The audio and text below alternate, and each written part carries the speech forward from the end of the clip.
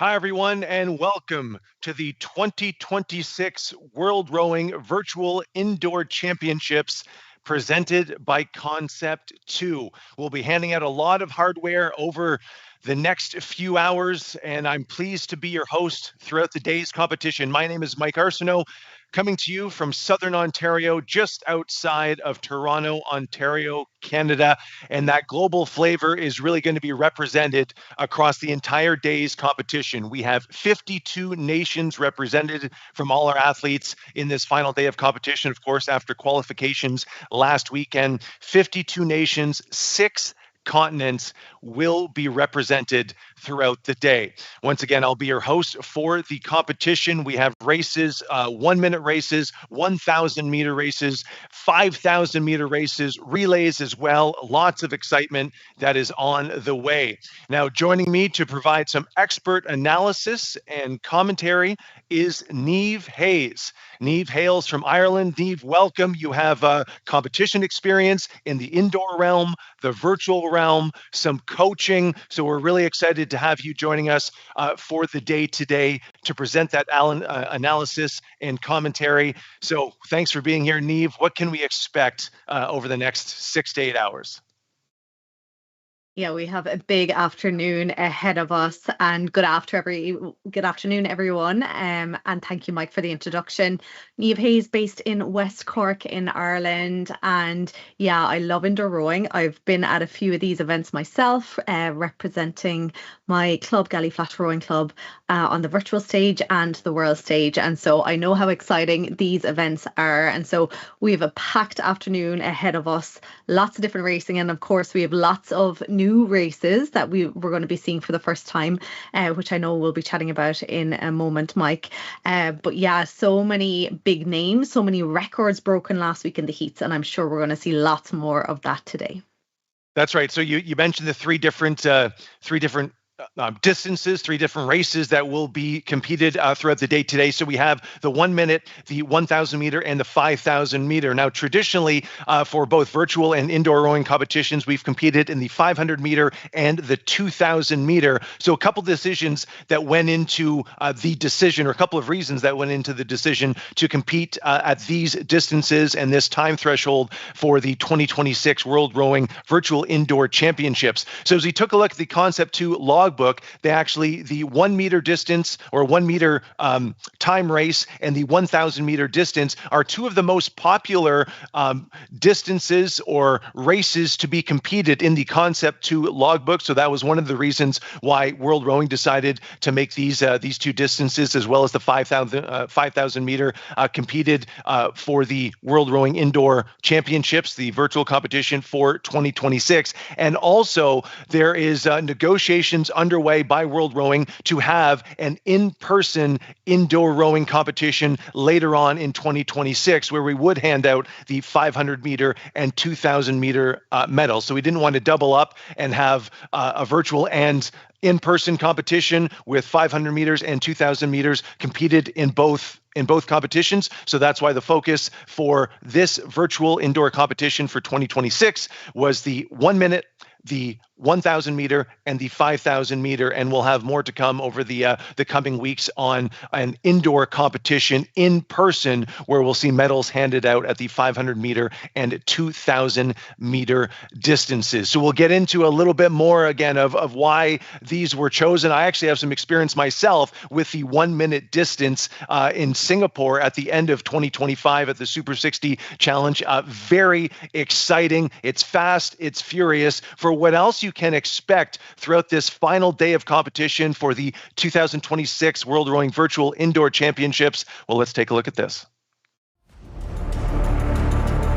Welcome to the 2026 World Rowing Virtual Indoor Championships, presented by Concept2, where the world comes together to race, no matter where you are.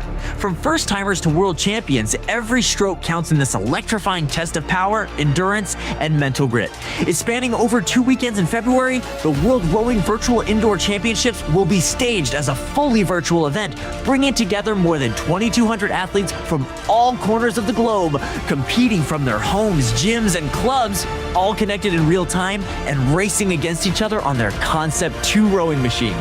Using Time Team's home race software, the competitors will be all connected virtually. While racing, competitors will know their placing as their indoor rower will be running in race mode. This will allow them to see their position in a race on their rowing machine's monitor. There are 3 types of races competitors can enter. Individual distance races over 1 minute, 1,000 meter or 5,000 meter, and the relay races, where teams of 2 will race over 1,000 meters and teams of 4 will race over 5,000 meters. There is a new format this year. Qualified athletes will compete in knockout heats. It is then the world top athletes per category in each event that will qualify for the grand finals to determine the 2026 World Rowing Virtual Indoor Champions. Following the completion of the grand finals, medals will be awarded to the highest placed 3 finishers in every age category. Are you ready to take on the world? Join us for the 2026 World Rowing Virtual Indoor Championships presented by Concept2 and make history from wherever you row.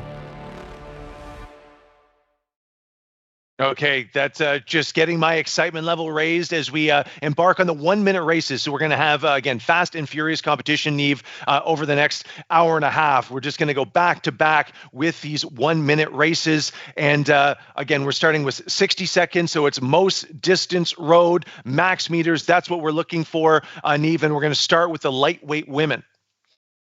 Yes, indeed. First category of the day, it is the lightweight women. And how this is going to work, we're going to see 3 races back to back, which will all have lightweight women involved in them. The first up, we're going to see the masters category. So that's starting at the 50 to 54 age range, all the way up to 75 to 79. That will be our first race of the day. They are going to see how much they can row, what distance they can row, the maximum distance they can do in that 1-minute slot.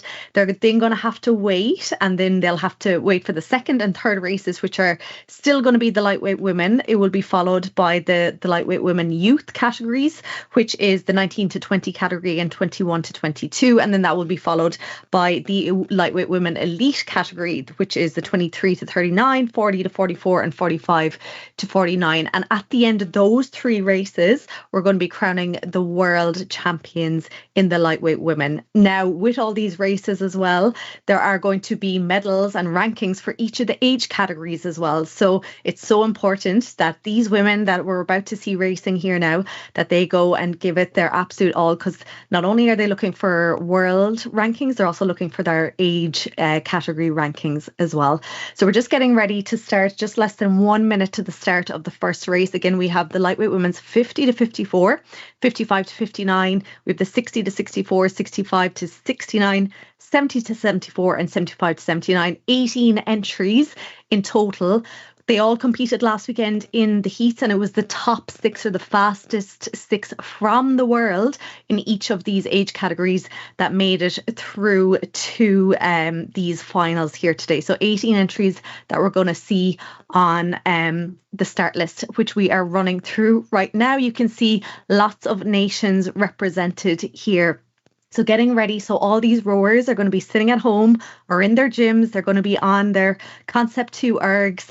And we're just seeing a false start there by lane number 15. So basically what happens when there's a false start, we just have to give a second for all the Concept2 ergs to stop, because the flight wheels start when someone starts pulling their strokes. So we just have to wait for everyone to kind of reset, and then we'll be getting going again. Here's the map showing where all the competitors are from. You can see UK, you can see the USA, we can see over in France, we have Turkey, we have Germany, we have Finland. And the great thing about the virtual indoors is that, as you can see on your screen, we're getting great shots from around the world. We're seeing into people's homes, we're seeing into people's gyms, we're seeing their setup. I suppose one of the criteria of the virtual championships is that they have to film their race to make sure it is the rower who entered is doing the race, to make sure they're doing the correct time and things like that. It's just a verification mode, and that allows us to take a look at see the shots of the rowers as they compete, which is a great trademark of the virtual championships. So again, they're just going to be looking at their screens now on their rowing machines or their ergs, and it's going to be telling them to stop rowing. And then they're going to get some commands on their screen to sit ready. attention and row. We're going to see that on our own screens now shortly. So they're all hooked up to the same system, home race, and so they're all getting the same commands at the same time to make sure everything is very even. So here we go. That was the go, and it looks like it is a nice clean start here. The first race of the day, the Lightweight Women's Masters, and we'll see them updating. Now, if you're watching at home and on your screens, when it comes up the different names, you'll see the different colours, and the colours represent the different age categories. So right now in the Lightweight Women's 50 to 54, we have Rita Salala of Finland. Now, she was the fastest through the heats last weekend. She did 304 meters, so she had the greatest distance out of all these rowers, and she's showing that here again now. She's up at 49 strokes per minute, leading out her category. Down in the 50 to 55 to 59, they're the little red boats that you can see. Samantha Ayers of Great Britain, a name that we often see at the indoor championships. She rode a 301, so 301 meters, so just 3 meters behind Rilta. So let's see, it's looking like she's slightly ahead here now at the moment in the overall category, but leading out her age category as well. Then in the 60 to 64, I'm just waiting for my own screen to update as we get through the times. 60 to 64, they're the little green boats. And yes, as we're done, again, just waiting for updates. Looking like Rita Salala, 306 meters. So she beat her own time from last week by 2 meters. We can see her on the screen there now. Then in the 55 to 59, Samantha Ayers, 309. So she smashed her own distance, 8 meters extra from last weekend. She goes into the lead here now so far in the overall, the Masters category, and leading out her age range as well. So again, there's going to be medals for both the overall winners out of the lightweight women, where we add together the Masters, the youth and the elite. And then there's also medals for the age categories as well. Well, Neve, we're moving right into the next race. We have the lightweight women, the youth category, under 17 to 21 to 22. So the time to beat right now, 306 meters. So we'll see how the younger women do with this 1 minute sprint. It's really all out speed, power, not a lot of time for really any technique or any strategy. It's just pull as hard as you can. Let's take a look at the start list, and they're off already. They are indeed. They are off already. Just getting my own screen to update here now. And yes, we're seeing 6 competitors here at the moment, the 19 to 20 being led out here by Habiba Hussein of Egypt, up at 58 strokes per minute. This is the thing with 1 minute, you are just going to go for it. As you said, Mike, technique kind of goes out the window a little bit, and it's just about pulling as hard as you can. It's all about that anaerobic power and all out effort. In the 21 to 22, then Anastasia Kozar of Ukraine, she's up at 52 strokes per minute. And here we go, we're already at the finish. I barely have time to take a breath, and it is done. But 304 meters there by Habiba Hassan, but 316, putting herself into the lead overall. Anastasia Kozar of Ukraine there with a split of 1:34.6 in that 1 meter race. Just some really great performances. And this is an element, Neve, where it can be a little bit stressful for these athletes too, because it is so fast, it's so furious. You're dependent on your own internet connection, right? So I'm sure that the nerves, can you just give us an idea as we wait for the next race of just what that moment is like? Because you can be as prepared as you want for the actual race, but there's some things surrounding you, some variables that you can't really control. So how do you maybe just focus on what you can control and not those outside voices or outside things that might be impacting your preparation?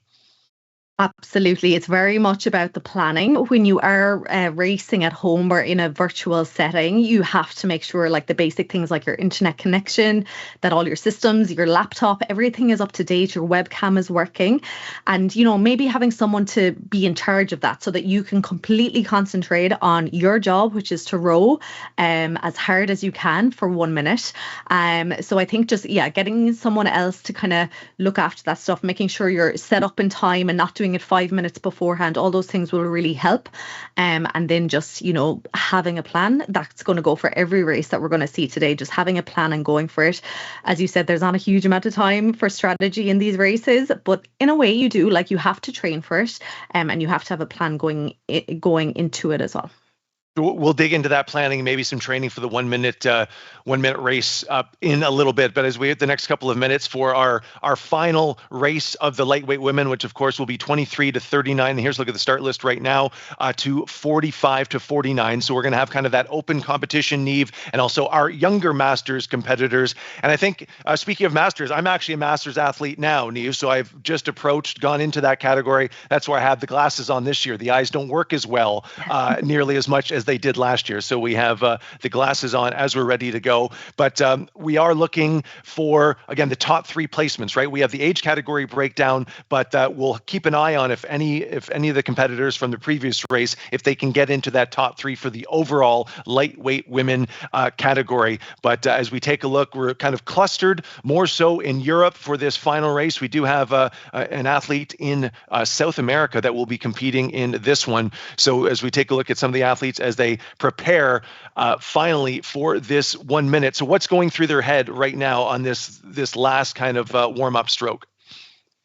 Sure. Well, it's all about staying kind of warm, keeping heart rate up. You would want to do a very good warm up when it is, even for the short race, because it's going to take a lot of effort out of your body. So good warm up. And here it's just about getting everything right. You can see her there, just giving a tap to the muscles, just making sure that they're activated, just wiping the hands, making sure they're not too sweaty. You can see a lot of them have their headphones in with I'm sure, their favorite music pumping. So it's really about just staying in the zone and not having to worry about anything but the 60 seconds ahead. So they are getting the command here to stop rowing. So everyone will be sitting ready, making sure that the flywheels of all the ergs come to a stop so that everyone starts on an even keel. It's so important. So yes, we have 16 entries here in the lightweight women. This is the elite category. So this is the 23 to 39, the 40 to 44, and 45 to 49. 316 meters is the distance to beat at the moment. That was set in the last race there. So let's see what happens here at the moment. From the heats, it was Kenzia Zinchenko of Ukraine, 321 meters, as well as Tatiana Metamed, individual neutral athletes, also 321 meters. So let's see if they can do any better today. At the moment in the 23 to 39, it is Carolina Leonhardt of Argentina. She is up at 51 strokes per minute. She's leading it out. They're halfway through, 30 seconds done, 30 seconds to go in the 40 to 44. At the moment, Laura Allen of Great Britain is leading that one out. Closely followed by Mona Ardelano, and then in the 45 to 49, great race here by Linda Predel of France. She's leading that one out, but we're coming into the last 10 seconds. It is Tatiana Melamed who has overtaken Carolina Leonhardt. Let's see who gets there. 3 seconds to go. Gillian Tovey of Great Britain also there. And it is Tatiana Melamed, 323 meters, so beat her own heat distance from last week by 2 meters. Gillian Tovey just got in there at the end. Great Britain 321, and Carolina Leonhardt of Argentina also 321. So looking like we will have to wait for official confirmation, but they are looking like your top 3 throughout those 3 categories. Some really impressive performances from all of the athletes in the lightweight women's competition. So we'll have the lightweight men starting up shortly in just a few minutes. But actually, we have another member of our broadcast team here to provide some expert analysis and commentary, Camilla Hadron-Harrix. If you are familiar with indoor rowing, outdoor rowing, watching our coverage, you're definitely familiar with Camilla. Camilla, welcome. Happy Saturday. Good afternoon to you as well, because again, that global flavor, we have some people in the morning on Saturday, others in the morning on Sunday, depending on where you are across the globe. Camilla, how do we find you on this Saturday afternoon?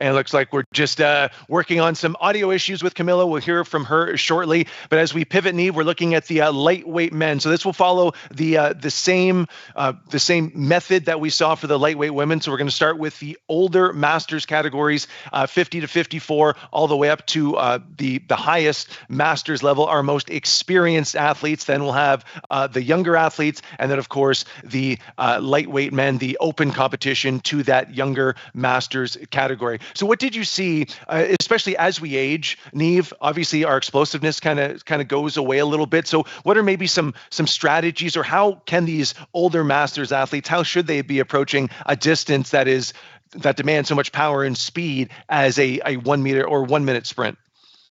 Yeah, absolutely. It does. It's challenging as you get older. I guess the one thing with rowing and what we're seeing and reading through a lot of the rowers' bios is that they're actually starting at later ages. And we have an 84-year-old in this first race, so you're never too old to row.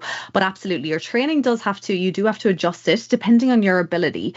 But, having a good aerobic base, it doesn't obviously come into it massively when it's 1 minute. It's very much an anaerobic race. But having a good base is going to serve you well, and doing a lot of, a proper warm up, a lot of rehab, things, muscles and joints and things, they change as we get older. And so it's very much about, particularly when you're going high intensity like this, is just making sure that you have good mobility in the joints, you have good activation of the muscles. So warming up is going to be really important here.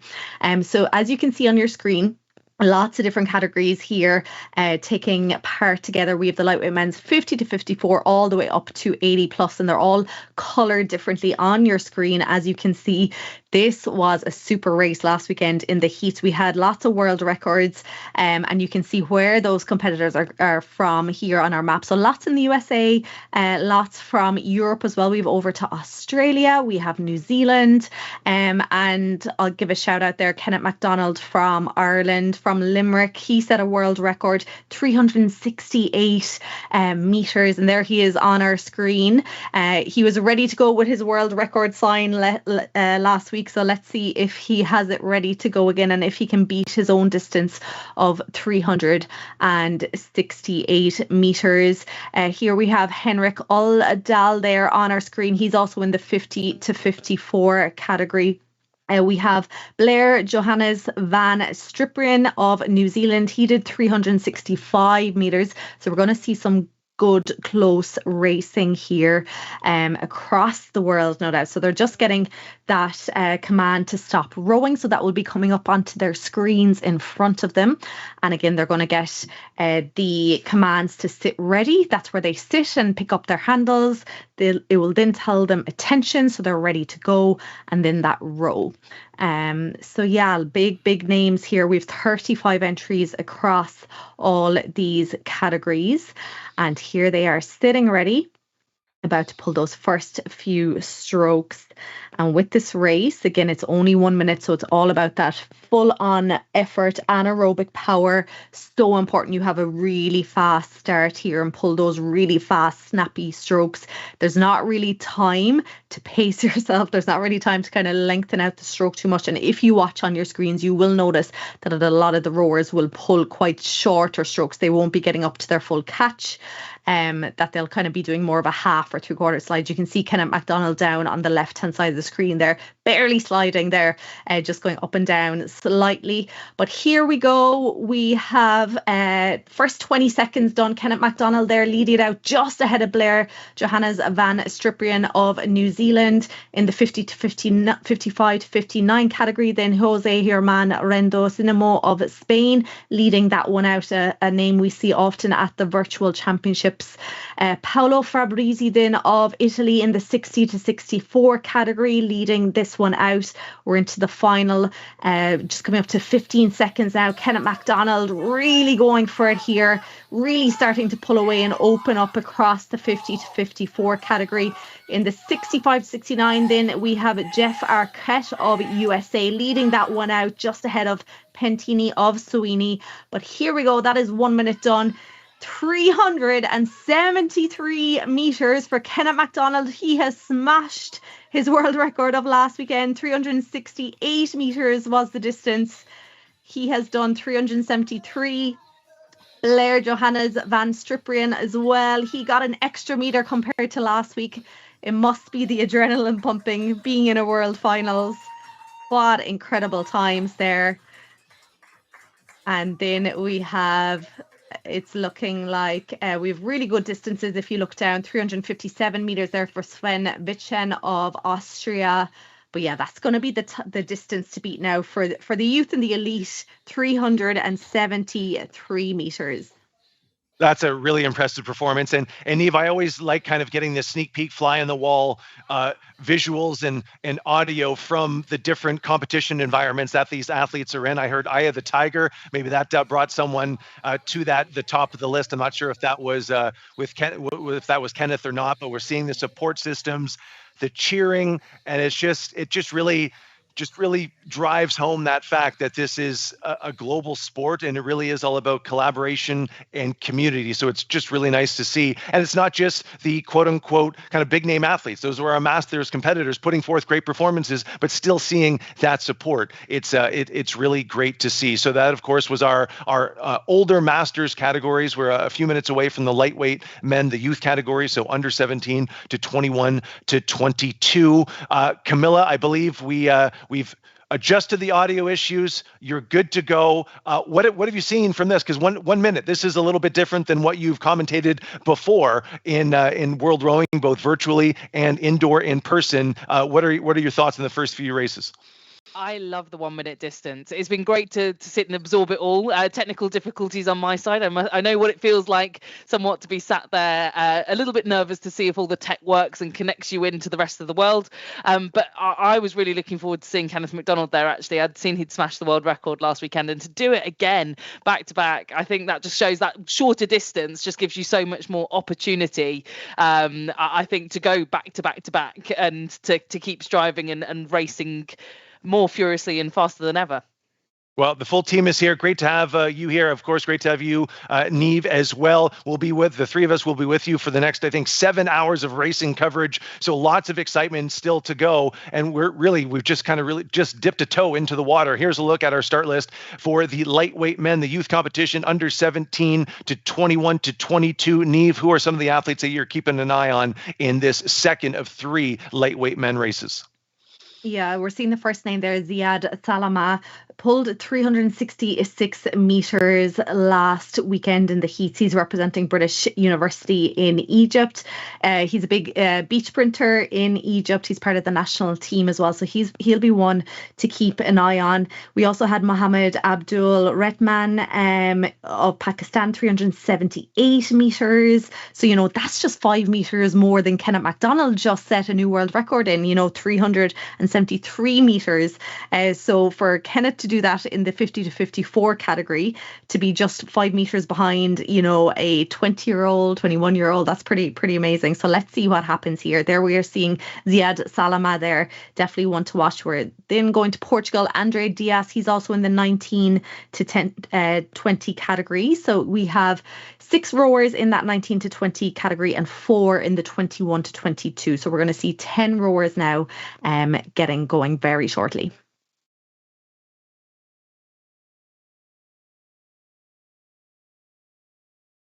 The athletes just making final preparations. Again, a 1 minute sprint, lightweight men under 17 through to the 21 to 22 category. The calm before the proverbial storm. Absolutely. We can see them breathing hard here. The heart rates are going. They have good warm-ups done. So they're getting the command to sit ready now. So you'll see all the arms nice and straight. They're sitting up nice and tall. And these first few strokes are so important to get off to that really strong start. So here we go.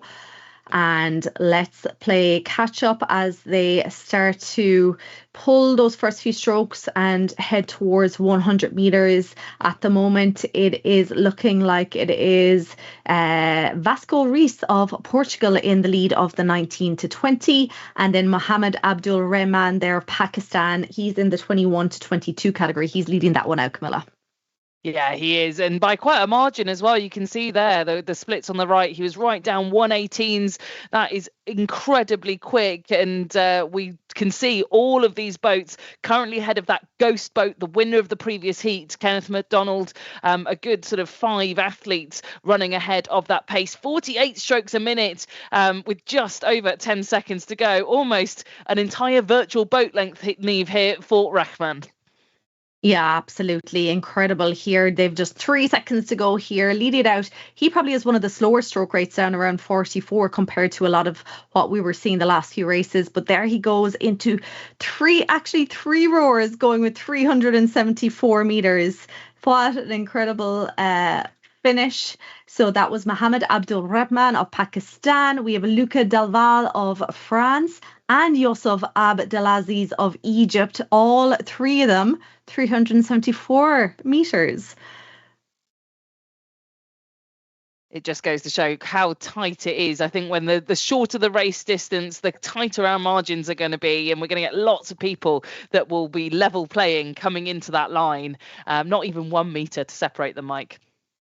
Yeah, just really tremendous performances from all of these athletes. And we talked about, Niamh, of the Masters competitors, that anaerobic capacity, the power speed starts to drift a little bit. The athletes we just saw are really in the prime of their lives in terms of that power and speed applicability and that anaerobic effort. So that was some pretty impressive distances rode there. We'll see how the open competition, that 23 to 39 category, and the younger Masters competition, let's see if there's any spoilers to the party in our top 3 positions for the lightweight men competition.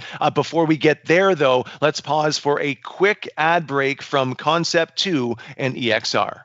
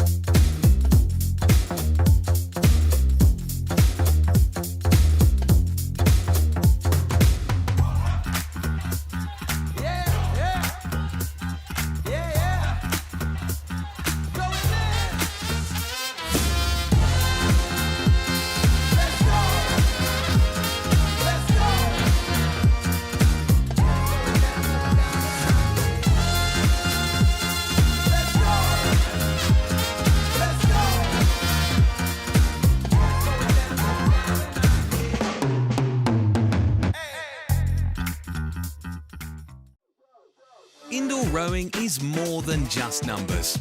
It's making friends while working out. It's having fun and getting strong, stroke by stroke. The EXA app has it all. Share your passion with a worldwide community. Explore mesmerizing locations. And push your limits with training plans.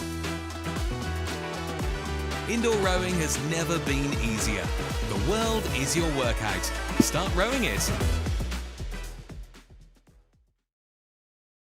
Well, my big takeaway from that is just indoor rowing is a sport for life. And we're seeing it in today's competition with athletes in their teens to athletes in their 80s, all competing. And of course, we all know that indoor rowing is a great mechanism to improve your health and fitness as you age. Okay, so our next race, ready to go, lightweight men, 23 to 39 to our lower level masters. Camilla, there's a look at our start list. Who have you identified as someone who might be standing at the top of the podium in about 60 seconds? This is one of the hardest ones to call because Giovanni Ficara, somebody coming in with a lot of pedigree, a world-class Italian rower. We've seen him many times on the under-23s, seniors, rowing out on the water. But we've also got some great indoor pedigree. Macapelto, the Finn, was actually the person to record the most meters, 378 through last weekend's heat. So we could see him in and around that podium. But we've also got people who are previous world champions in things like the 500 meters. So I guess, Niamh, it's about applying all of those things that they've learned through racing the 500 meters across all of the different competitions, this brand new kind of world rowing category on the 1 meter stage, 1 minute stage even. Absolutely. I keep saying 1 minute, 1 meter as well, you know. We're getting very confused. So 1 minute race here, to crown the champions of the lightweight men's. So here we go. We are all first 10 seconds done already, and it's looking like Joonas Mäkipelto of Finland, who won through the heats last weekend. He is in the lead here now, up at 61 strokes per minute. Justin Stevens of USA, former national rower, classic rower with the USA. We've seen him in Coastal as well over the last few years. He's up at 66 strokes per minute here. He's just behind Mäkipelto. Down in the 40 to 44, then Damian Alonso of Spain leading that one out, and then really close in the 45 to 49 between Tyson Witt of USA and Alexander Scheffler of Great Britain, a former medalist in indoor rowing. Already into the last 15 seconds, Camilla. Yeah, this is where we're going to likely see our podium placings, as Mike said. We're keeping a big eye on Joonas Mäkipelto, the Finn. He also holds the Guinness World Record for a number of pull-ups in 24 hours. So can he add yet another world title? Yes, it seems like he can.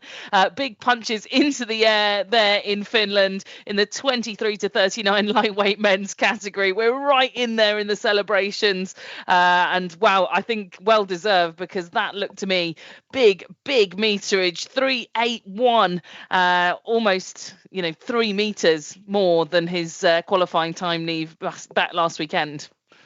Absolutely. That's some going to improve by that amount. And particularly, we haven't even mentioned about like the lightweight category, because, they competed last weekend, but they would have had to weigh in and again today. And so they would have had to mind what they were eating and what they were doing all week. So to be able to actually come out here today and do better. And we saw it in all of the categories here today, and throughout the 3 men's lightweight categories, they all outdid themselves compared to last weekend. One thing I will say as well, what a brilliant performance from Rekman in the previous race as well. You can see there, he's right up there in the results in that young category. That was the youth category we had for lightweights in the previous 1 minute race. He's right up there with this open elite sort of level. The 23 to 39s, one of the biggest categories we have where we'd expect to see the medalists. So brilliant that we've got some up and coming lightweights as well in this category, Mike. Well, what is the old adage? A picture tells 1,000 words. From our winner from Finland there. You didn't even need the commentary. You could just watch the pictures to see who won that race. It was just incredible. And also kudos to the cinematography. I'm not sure who was filming. It was not a static shot, some movement around there, really building the drama and the sentiment there. So a tremendous performance. I should note, we're getting very excited with some of these world records. They're all unofficial until confirmed by Concept2. So we're seeing some unofficial world record performances by some of these athletes. So just something to keep in mind as we move through the competition. But some just really impressive performances. I need to tell myself that this is still the lightweight competition too. We're going to see these distances increase even further as we get into the open competition shortly in just a few minutes. But just from both of you, from the men's competition, are we going to see over 400 meters? Like how close to 500 meters could we get from our 1 minute winners from the open competition coming up shortly? What's our prediction? So I think going to 500 probably is a little bit out of line, I would say, or it's a bit too far ahead of a lot of the rowers that we'll see, but we'll definitely see well into the 400s, particularly within the elite men categories. The women as well, like we saw some amazing times last week in the heats, or amazing distances, well up close to 400 meters as well. So we're going to see some great athletes. And what we're seeing a lot in the kind of elite and in the open categories is a huge amount of either former or present CrossFitters and weightlifters, and they're coming over to try out this 1 minute distance in particular, and they're doing really well at it. Well, speaking of seeing the elite athletes in these performances, let's hear more about them, because we're seeing their performances that they're putting on the competition floor. But what makes them tick? Let's take a look.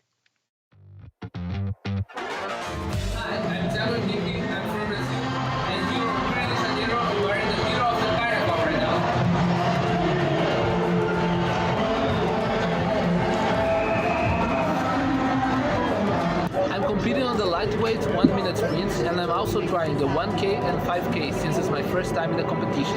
I enjoy the World Rowing Virtual Championships because it pushes me to my limits and also lets me try myself against rowers worldwide. Hi there, it's Dr. Julian Kennedy of the United Kingdom of Great Britain and Northern Ireland. I'm a lightweight man, 70 to 74, entered the 1 minute and the 1K. I'm not too bad at rowing. I've been doing it seriously now for the last 5 years. And I hope to keep aging at bay by continuing this great sport. Hi, my name is Mel. I'm from the UK and I'm super excited taking part in my first ever rowing competition. I'm taking part in the 1 minute, 1K and 5K. Why not for the first one?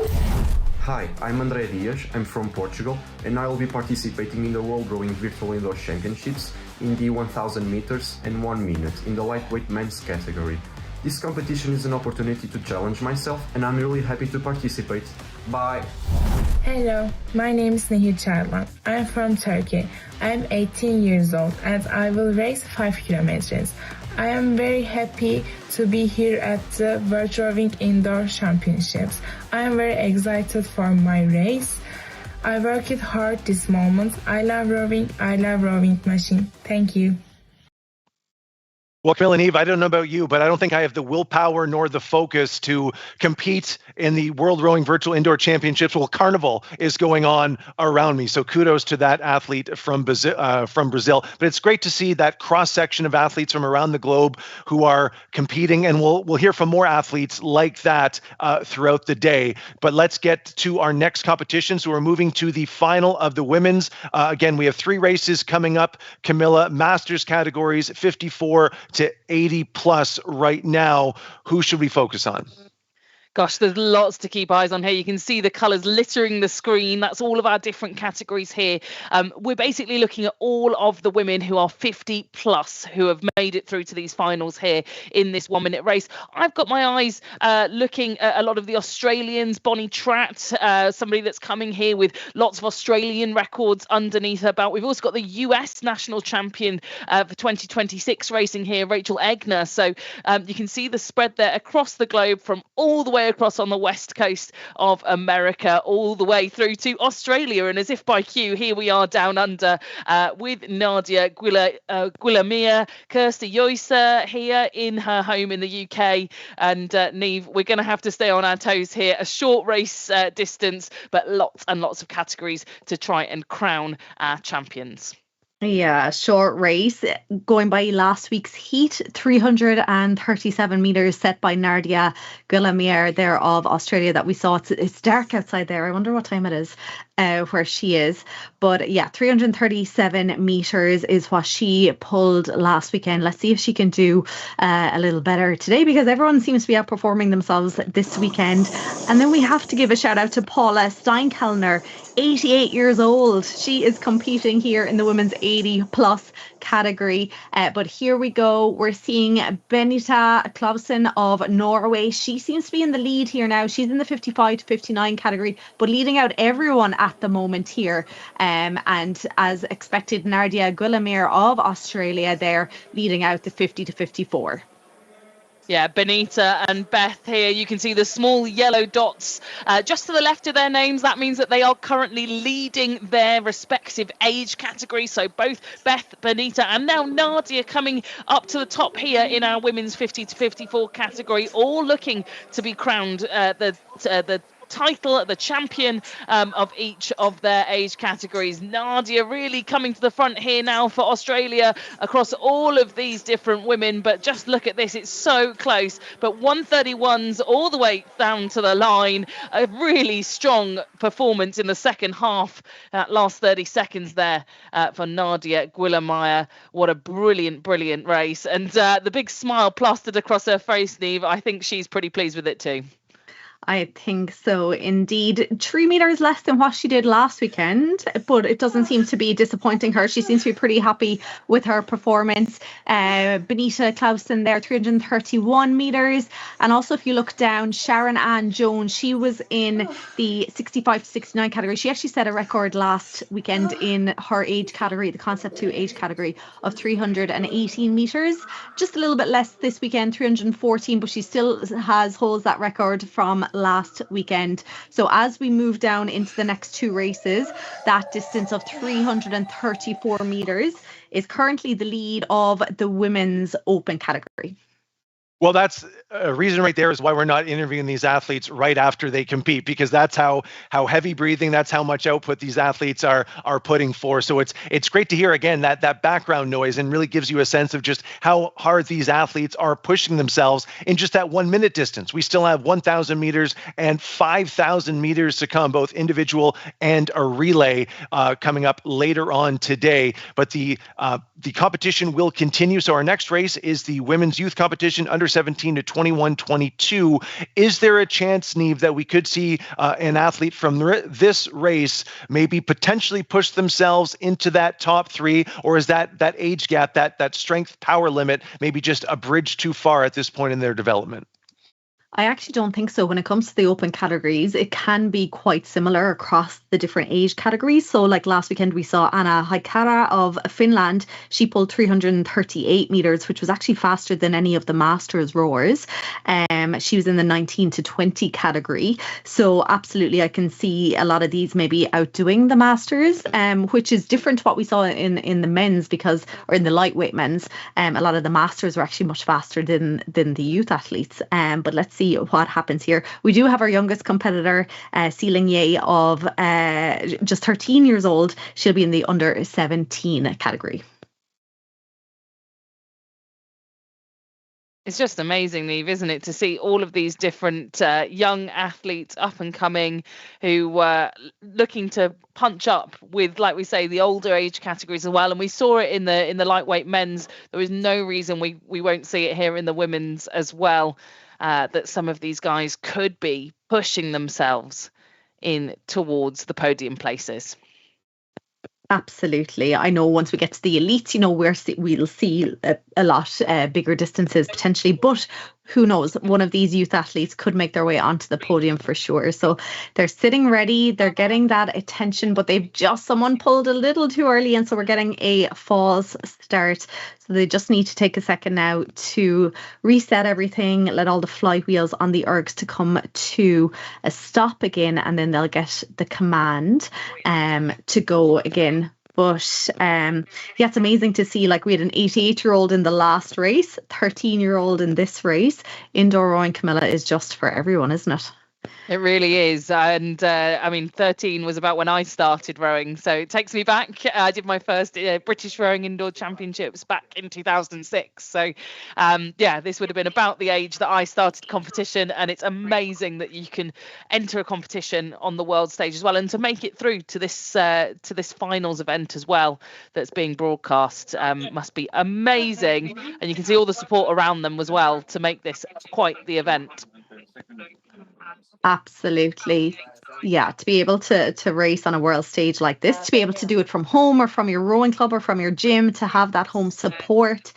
I think there's a huge number of advantages to actually racing in your own setup, in your own living room or your own garage or your own gym. It's just, you have your home comforts. You don't have to worry about traveling or jet lag or anything like that. So a huge amount of advantages, I think, to the virtual competition.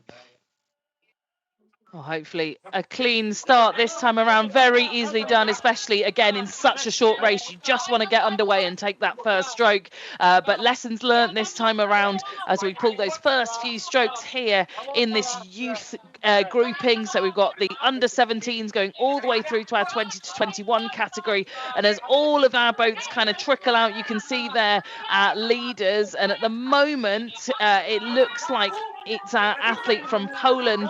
It's Julia Trzwikowska who's in the lead. Yes, indeed. And she's actually a gold medalist from last year. She was the under 17 category and a gold medalist in the 500 meters. So we know she's a strong rower. But look at this. She is powering it out with 15 seconds to go. Down in the 21 to 22 category as well, Doris Meinbeck, a name that we often see in the rowing circles, from Estonia. She's looking very strong, up at 53 strokes per minute, a split of 131. Looks like she's potentially going to lead this one out. Let's see her distance. 341 meters. We spoke about, were they going to beat the Masters, and they absolutely smashed it. Yeah, Doris Meinbeck. She's one of those people that we always see at the World Rowing Indoor Championships, virtual or not, a 7-time world champion in indoor rowing and 2 times a silver medalist. We should be expecting that kind of performance from her coming back here again, and only 21 years of age. Hopefully we see her continue her march to the top of the podium in later categories. But there are all of the results there from all of those youth categories, Mike.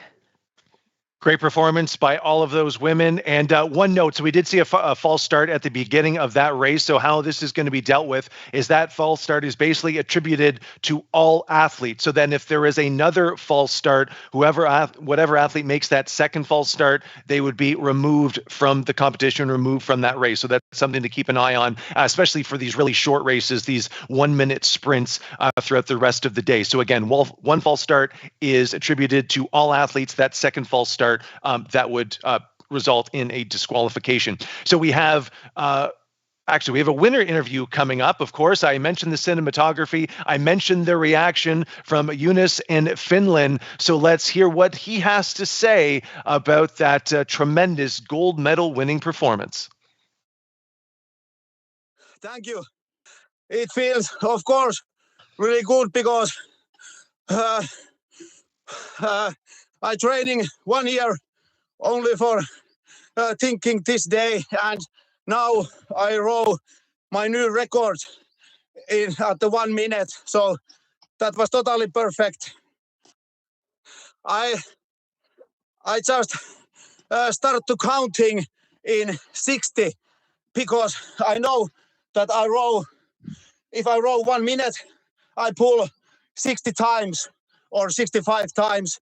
So I just started to counting that I pull 60 times as hard I can. Next what? Go. Oh, of course it is a new pull-up world record because I have a lot of world records for pull-ups. So that's the reason why it's easy to count 60 times because I try to make pull-ups. So next goal is a little bit more pull-ups. Well, it makes it sound just so simple. So just do 60 pull-ups in a row, and then you can put a performance like that on an indoor rowing machine. Why didn't I think of that? So simple. What a tremendous performance. And Camilla, you can see just how tired he still is. I mean, he was inside and then outside doing that interview, still trying to catch his breath. But let's move on now to our final race of the 1 minute competition, the Open 23 to 49, our youngest Masters competitors. Anyone going to get close to that 400 meter? Who's your prediction, Camilla? Well, you've got to be looking at Var Hansen, haven't you? She has just been an absolute whirlwind of talent. She's smashed through world records time after time, and I really hope that here at the finals we're going to see a brilliant performance from her. But we're already underway, and there she is at the top of your screen. Boat number 1, Var Hansen of Denmark is who we are looking at. And you can look at those splits, including underneath her, the Finnish athlete as well, all going down, down, down. 118, 117s. This is huge here for this women's open category, Neve. It is huge. Yeah, we expected big things from Hansen. She holds the record in her age category for 366 meters. She hit 364 last weekend in the heats. I feel like she's going to try and do one better today. But at the moment, herself and Viis Varpatsku of Finland are fighting it out for that top spot in the 23:39. Ashley Drayton there of Canada in the 40-44. She's leading that one out. And a name we often see, Ella Fox. She was 4th last year in the Versa Challenge. She's leading out the 45-49. Here we go, last few seconds, and a big push here by Hansen at the end. Let's see what's the distance she is going to get. Will she smash her time from distance from last weekend? It is a 3:68. So that is beating her time from or distance from last week, and potentially a new record. We'll have to wait and see, get verification from Concept2, but looks like it may be a new record in her age category.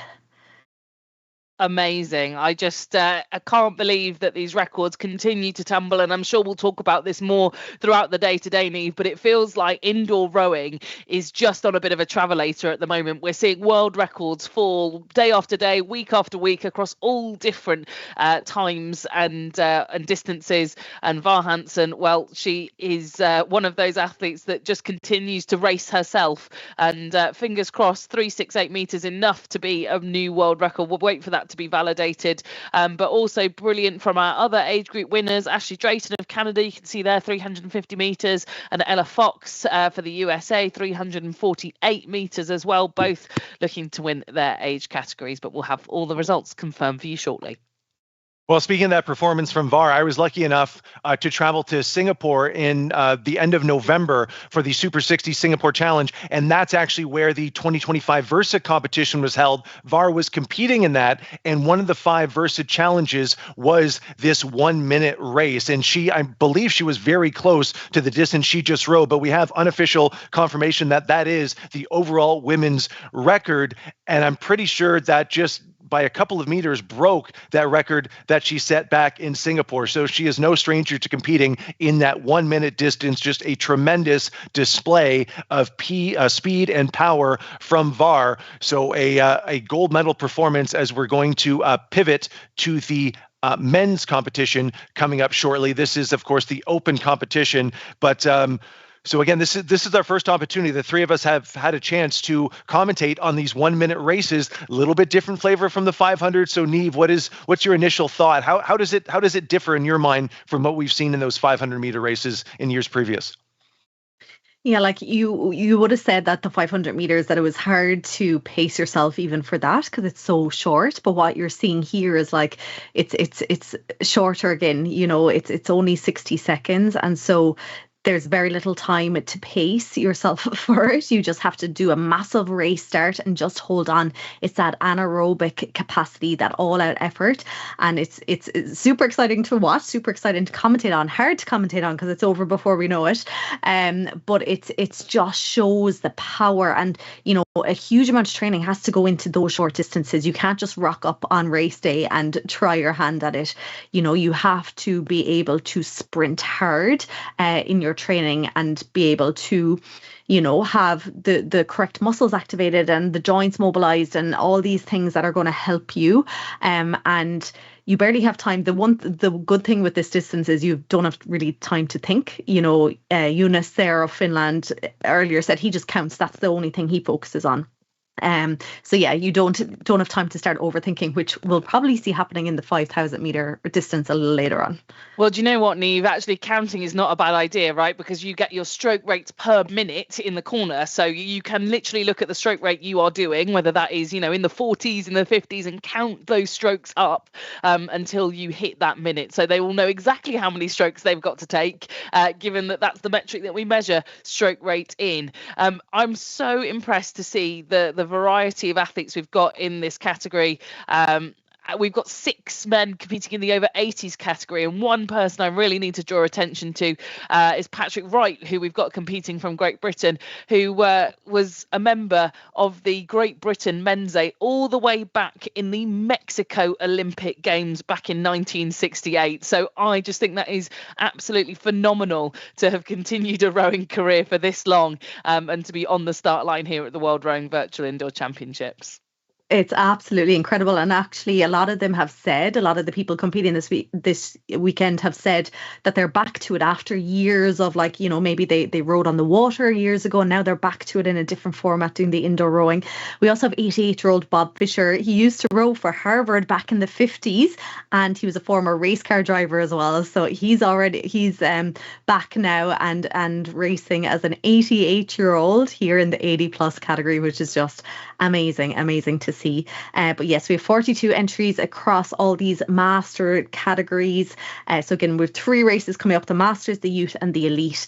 And here we go, starting off with the Masters. And from last weekend's heat, 4:01, so 401 meters. Looks like it could be the distance to beat. Yeah, over 400. That's that sort of going into that next level of competition here at the 1 minute. We're watching the meters climb and climb as we go through all the different categories. As it stands at the moment, it's the Norwegian, it's Landsem that leads the way here in this men's 50 to 54 category. But hot on his heels, Matthew West of Great Britain. You can see they're both leveling out 1:15, and actually, in fact, as I say that, Matthew West just pulled a couple of strokes at 1:14. That pace per 500 meters. So let's see how this all shakes down in this final 20 seconds, Neve. Yeah, last weekend we saw Landsem and we saw Schauder, who's currently in that third position. They both hit that 401 meters. And you can see here now Schauder of Germany starting to move here with the last 5 seconds to go. Matthew West still holding on as well. He's a former gold medalist at the indoor championships. But let's see what the distance is. Oh, both of them 4:03. What? How could you write that? They were both 4:01 last weekend, 4:03 this weekend. So both outdoing themselves and putting themselves up at the top of the leaderboard for the men's 1 minute piece with 2 more races to go. Oh, I just love that look of elation on Hovard Landsam's face from Norway. You saw we were right in there with him as his fist pumped and just absolutely delighted with that performance. A step on from last weekend. And yeah, I just love to see the joy in the faces of all these athletes, Mike. Well, really impressive. So 3 athletes eclipsing that 400-meter mark, and that's from our older masters category. So I'm going to set the over-under at 450 meters. That's going to be the top distance we are going to see over the next 2 races. We'll see if that prediction comes to fruition. Next up, we have our youngest athletes, again, under 17 to 21 and 22. Neve, which athlete on this list really kind of sparks your thoughts on someone who could eclipse again that 400-meter mark that we've seen in the previous race? So we didn't see anyone beat the 400 meters last weekend in the heats, but we were pretty close. So Yaroslav Yakarov of Ukraine, he's in the 17 to 18 category. He hit 393 meters.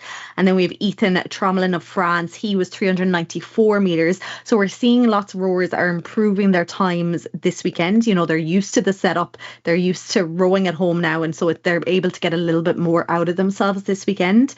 So potentially could see them getting up around that 400 meters. And we do have 2 14-year-olds competing in that under 17 category. So 24 entries across these 4 ages. Quite the setup we've got from some of these youth athletes. You can see there we're now jumping into Yaroslav Zakharov, one of the athletes that Neve has just mentioned that could be going to the lofty heights of near to 400 meters. We've seen Zakharov competing at many World Rowing Indoor Championships in the past, and we're in sports halls, we're in homes, we're in gyms.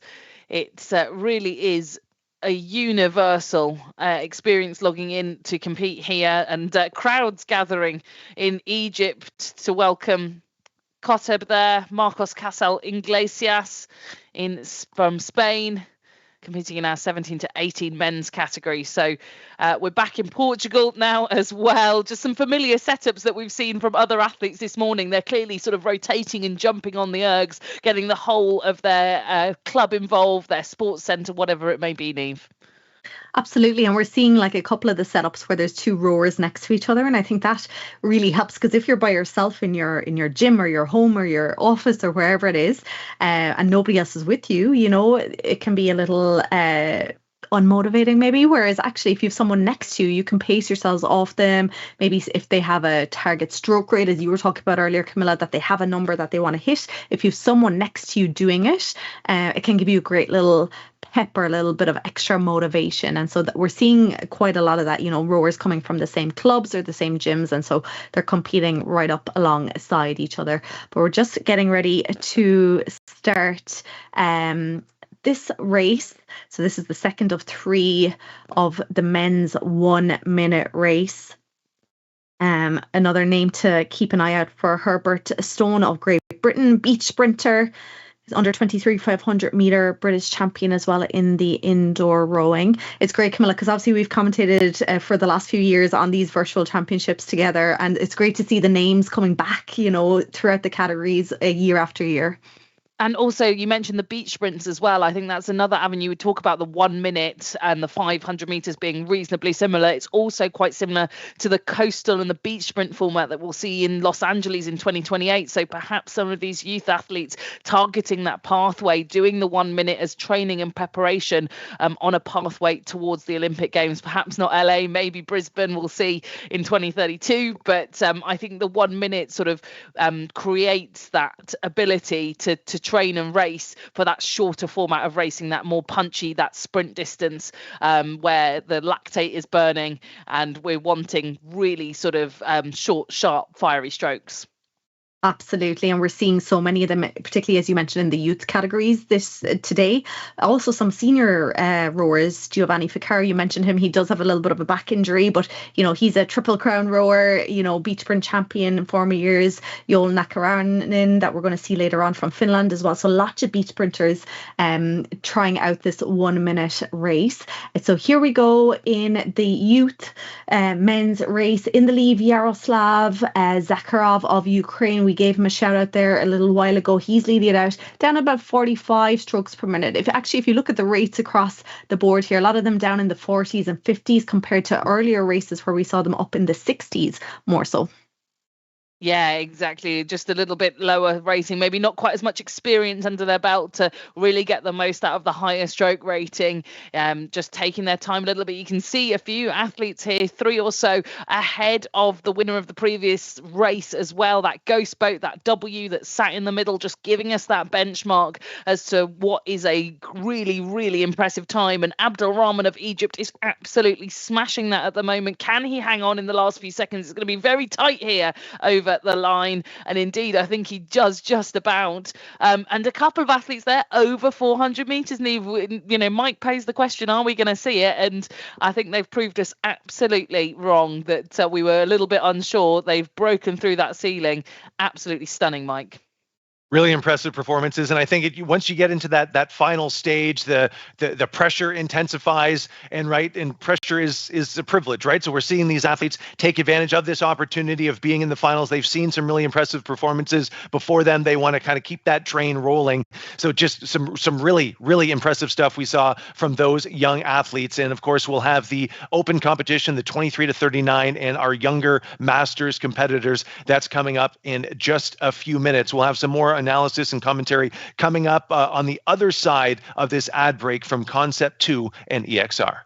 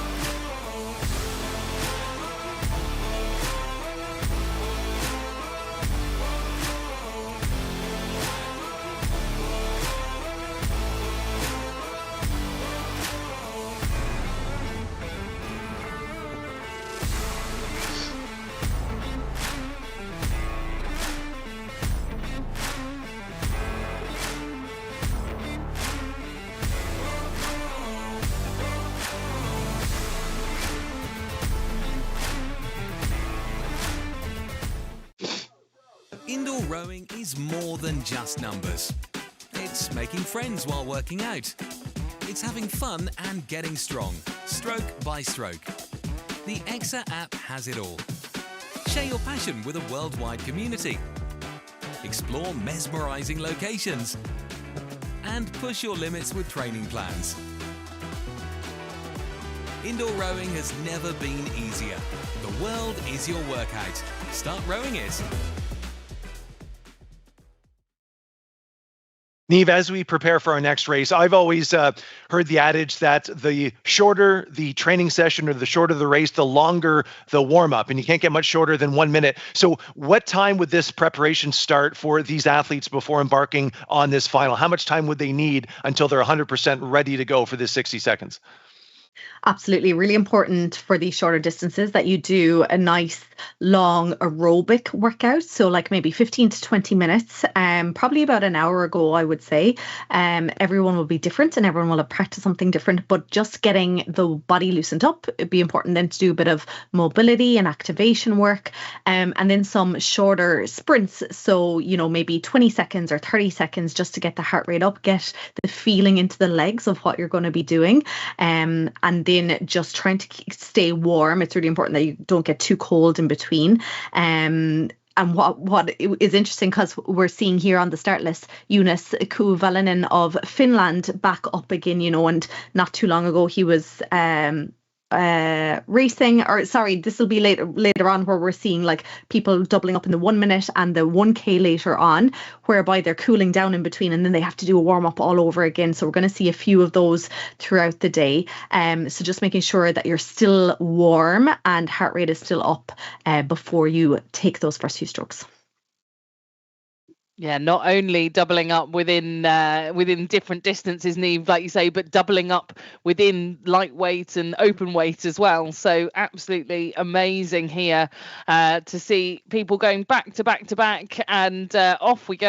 And you can see that winner of the previous heat Ghost Boat being left trailing, as we'd expect here in this open event. This is where we're expected to see the best of the best, and currently at the moment it is the Dane that leads the way here out the front. Thomas Vintner, the 26-year-old, he did 434 meters last weekend. What can he produce here, Niamh? Yeah, looking like he's on a track at the moment. That was a new record last weekend in the 19 to 29 age category.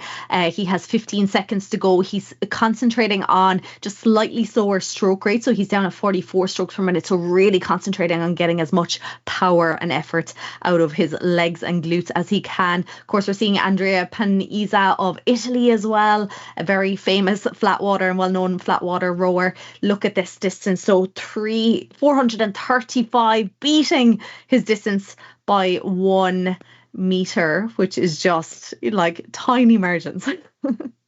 Tiny margins, but they all matter, you know. Over 1 minute, that's a huge kind of percentage improvement, right? We're really not talking about much.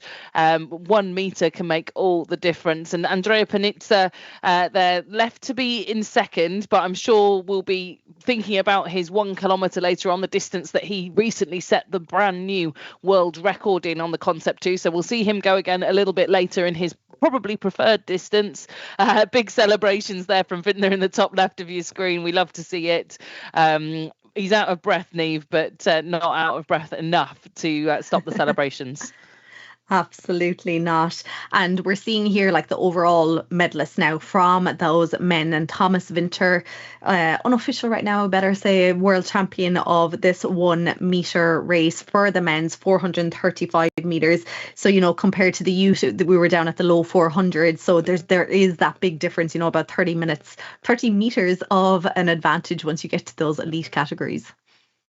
Well, let's talk some stats. We have some records, unofficial records, of course, to discuss. So Vinther, the world record that he held was 435 meters. So he tied that. So we'll call that a world record tying performance by Vinther with his gold medal there in that race. And just backing up to the women's overall competition, we saw Var Hansen win with 368 meters by 2 meters. That breaks her distance covered at the Versa Challenge that I mentioned at the end of November. So some very impressive performances. Again, unofficial, a new record in the women's competition by Var Hansen, the overall record. And for Vinther, he ties his record at 435 meters. You're both competitors. Is he pleased with that, or it's literally another millisecond and then he broke the record? What would his thought process be tying his overall record in the 1 minute sprint, Camilla?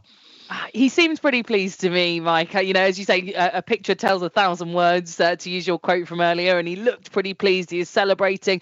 And again, I'll reiterate what I said earlier with the 1 minute. 1 meter is such a hard gain. You know, over 2 kilometers, you can expect to maybe, you know, have a rate of improvement of a few seconds. But here, when it's so condensed, 1 meter, you know, to equal the very best in the world that he set himself, I think he's on par with his best ever performance. So I don't think he can sniff at that, and I reckon he's probably pretty pleased. And with the 1,000-meter distance, Neve, that we have coming up, how much variance will there be for athletes who are doubling up from the 1 meter to a 1,000? Are we going to see similar athletes on the leaderboard, or will we see, again, as we get that distance to 1,000 meters, so we're generally adding another 600 meters or so? Will there be different athletes at the top of the leaderboard, or will that variance be less than we might expect? We are definitely seeing double ups. A lot of people are doing both races. The difference being, yes, the 1,000 meters is an anaerobic distance, but you do need to have a big aerobic base under you to be able to sustain that 2.5, 3 minute race that it will be for the different categories. So yes, we'll see a lot of doubling up, but we'll see a lot of people who have that big aerobic base. Maybe they're runners, or maybe they're cyclists, or maybe they're rowers who do spend their winter doing miles and miles and miles, either on the ergs or the water. The 1,000 meter will suit them much better than, we'll say, maybe the people who just concentrate on those really short distances. Well, as we're going to pivot to our final 2 1-minute races, this is the adaptive men and adaptive women. We're going to start with the adaptive men. And Camilla, a bit of a change with the categories for indoor adaptive rowing. We have 7 categories, IAR 1 to 7. Can you just give us just a bit of a breakdown on what these categories represent and how they're related to other sports that feature adaptive competition? Yeah, of course. And I think it's been quite a welcome change, actually. I've seen a lot of really positive news amongst the para rowing community, talking about how there's better alignment now, more breadth, more ability to sort of align yourself with the categorization. So what you'll see, what we used to have at the Virtual Indoor Championships was the Paralympic classifications, PR1, PR2, PR3. So just 3 categories that you had to be classified into formally. Now we've got the IAR. So we'll see IAR 1, and it goes all the way through down to IAR 7, getting progressively less impaired when it comes to the movement in relation to rowing. So IAR 1, for instance, unable to use your sort of legs and trunk and limitation of one or both arms. And then we progress all the way through to IAR 7, which has sort of much more ability to use all legs, trunk, arms and limbs in relation to the sport of rowing. So getting progressively less impaired. So we'll see all of those different numbers. Neve and I will talk you through it, but that is the major changes, that we've gone from 3 categories, PR 1, 2 and 3, to IAR 1 through 7, allowing athletes to categorize themselves more in alignment with things like the Invictus Games, which use the same system. Yes, absolutely. And we are seeing a lot of the rowers, or a lot of competitors here who have done Invictus Games over the years, and they're coming over to the indoor rowing. So yeah, we have 24 entries here in the IAR men categories, the indoor adaptive rowing between categories IAR 2 all the way down to 6 in the men here now. So again, it's a 1 minute race. They have to row the greatest distance that they can within that time frame. We have some distances from last weekend. Milan Lakovic of Slovakia, 372 meters. He's in the IAR 5 category. In the IAR 2 then, Theobald Wagner on your list there. He's the top name representing France, 283 meters. We have Yener Aras of Turkey, was a professional runner before having a motorcycle accident, and now he's making his way into this IAR race. So yeah, we have some big distances, well into those 300 meters again that we're going to be seeing, similar to what we saw in the last few races. Yeah, and we've got such a huge variety of ages as well in this competition. Our sort of youngest competitor across the adaptive categories, 21 years of age, going all the way through to Harald Sauer of Germany, 70 years of age, as you've mentioned. So it's a big age range, as well as range of different impairments. And we're just waiting for the final few moments here now to get underway with this 1 minute. And I can see here on screen as well. We've got people using their rowing machines in so many different ways, Neve. I think that's one of the beauties of this sport, is that you can come to it with so many different approaches. We can see wheelchairs, we can see people who are using the rowing machine with just one arm. It's just amazing to see the variation and the utility of the rowing machine that can be used in these events. Absolutely. Like, we're seeing a lot of the rowers, you know, they've had a hand amputated or legs amputated. As you mentioned, someone there in a wheelchair and just using those upper body. A lot of people on the rower but not being able to slide, and just again using that upper body power. It's just incredible to see. If we look down across the leaderboard at the moment, from Turkey, you get Dukan Bozert, a 19-year-old. He is a Paris Paralympian back in 2024, medalist at the indoors last year as well. He's just about holding on to the lead in the IAR 4 category. Up alongside him, Josef Dukan of Czechia. Down in the IAR 5, then Abdullah Ale leading that one out ahead of Milan Lakovic from Slovakia, that did that big 372 metres. And here we go, we're already done, Camilla. 1 minute done. And big distances pulled here again. Yeah, 379, further than we saw in any of the qualifying last weekend. That is a brilliant meterage there from Abdullah Al Hay of the Kingdom of Saudi Arabia, the 38-year-old who I know has been really working hard on entering a lot of indoor rowing competitions around the world. And I know that the Saudi Arabian program have really been expanding their rowing communities across indoor, coastal and flat water rowing. So a brilliant result there in these finals, but they're really, really hot on his heels. Lachkovic there in second place.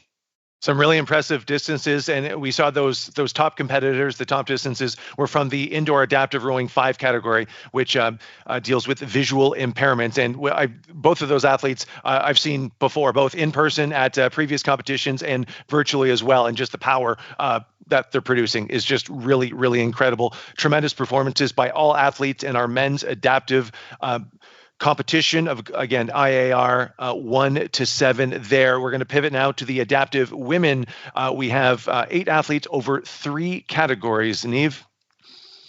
We do indeed. We have the IAR 4, we have IAR 5 and IAR 6. So 7 entries here across those 3 categories. So not only are they looking for top ranking in their own category, but a top ranking overall as well to get that world championship as well. So a few of the names, if you look at the red boats in the IAR 5, Nurkan Kakaman of Turkey, she pulled a 3:13, so 313 metres last weekend in the heats. Erica Souzo of France, then 299 metres, para rowing team in France. She's part of them there. So we're going to see some good distances here again, up around that 300 metre mark. Yeah, we'll be keeping a close eye across all of these, and fingers crossed we'll see some of those scores tip over 300 metres for those athletes that produced that performance last weekend, Roya and Nurkan. But maybe we'll see, 299 metres, Erica Sazo of France. Can she break through that 300 metre barrier? We will wait and see.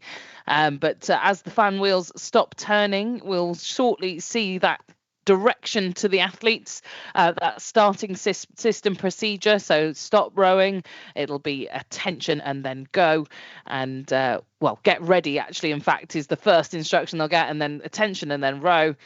And we'll wait for all athletes across the globe. What an amazing system we have here to be able to connect all of these athletes in all corners of the world to race each other head to head from wherever you are, that they are going up against one another. And there is that start system procedure, and a nice clean start, it seems, across the board for all of these athletes as we get underway with this 1 minute. Yeah, and you mentioned, Camilla, there a while ago, the positive feedback that's been given since these IAR categories were announced. And we see there Ilanka Buwalda of New Zealand.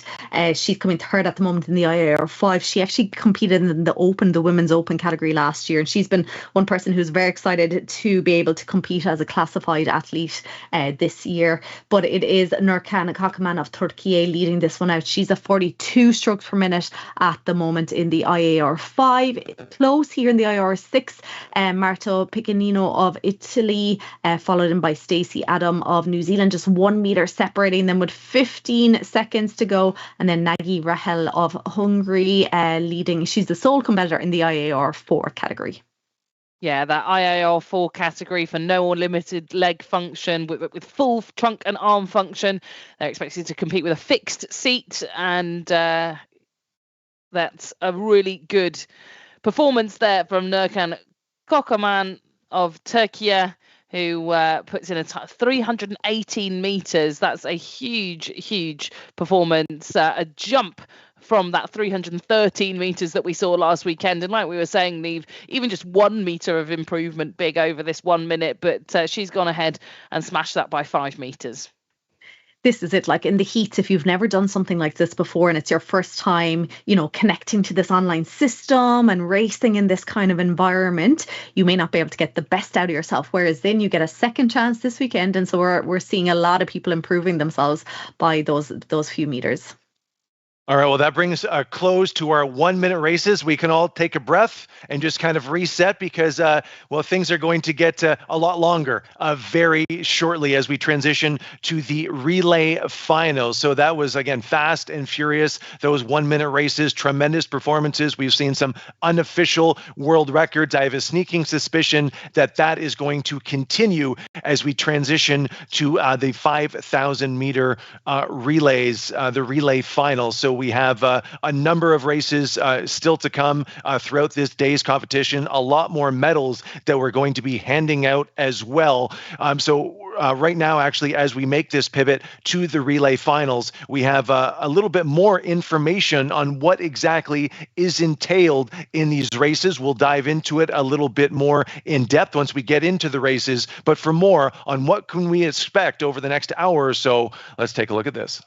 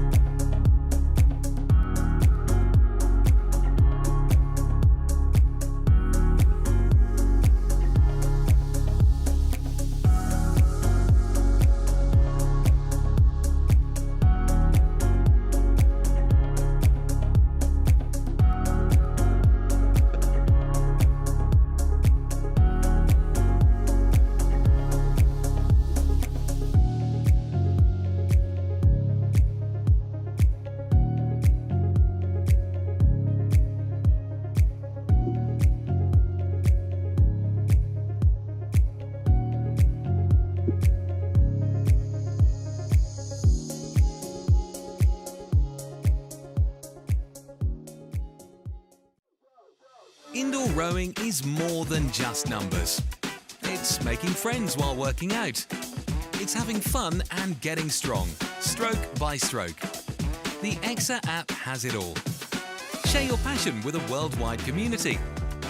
Explore mesmerizing locations. And push your limits with training plans. Indoor rowing has never been easier. The world is your workout. Start rowing it. Relays are a single distance row completed by a team of men, women, or a mixed team. There are 2 different formats this year.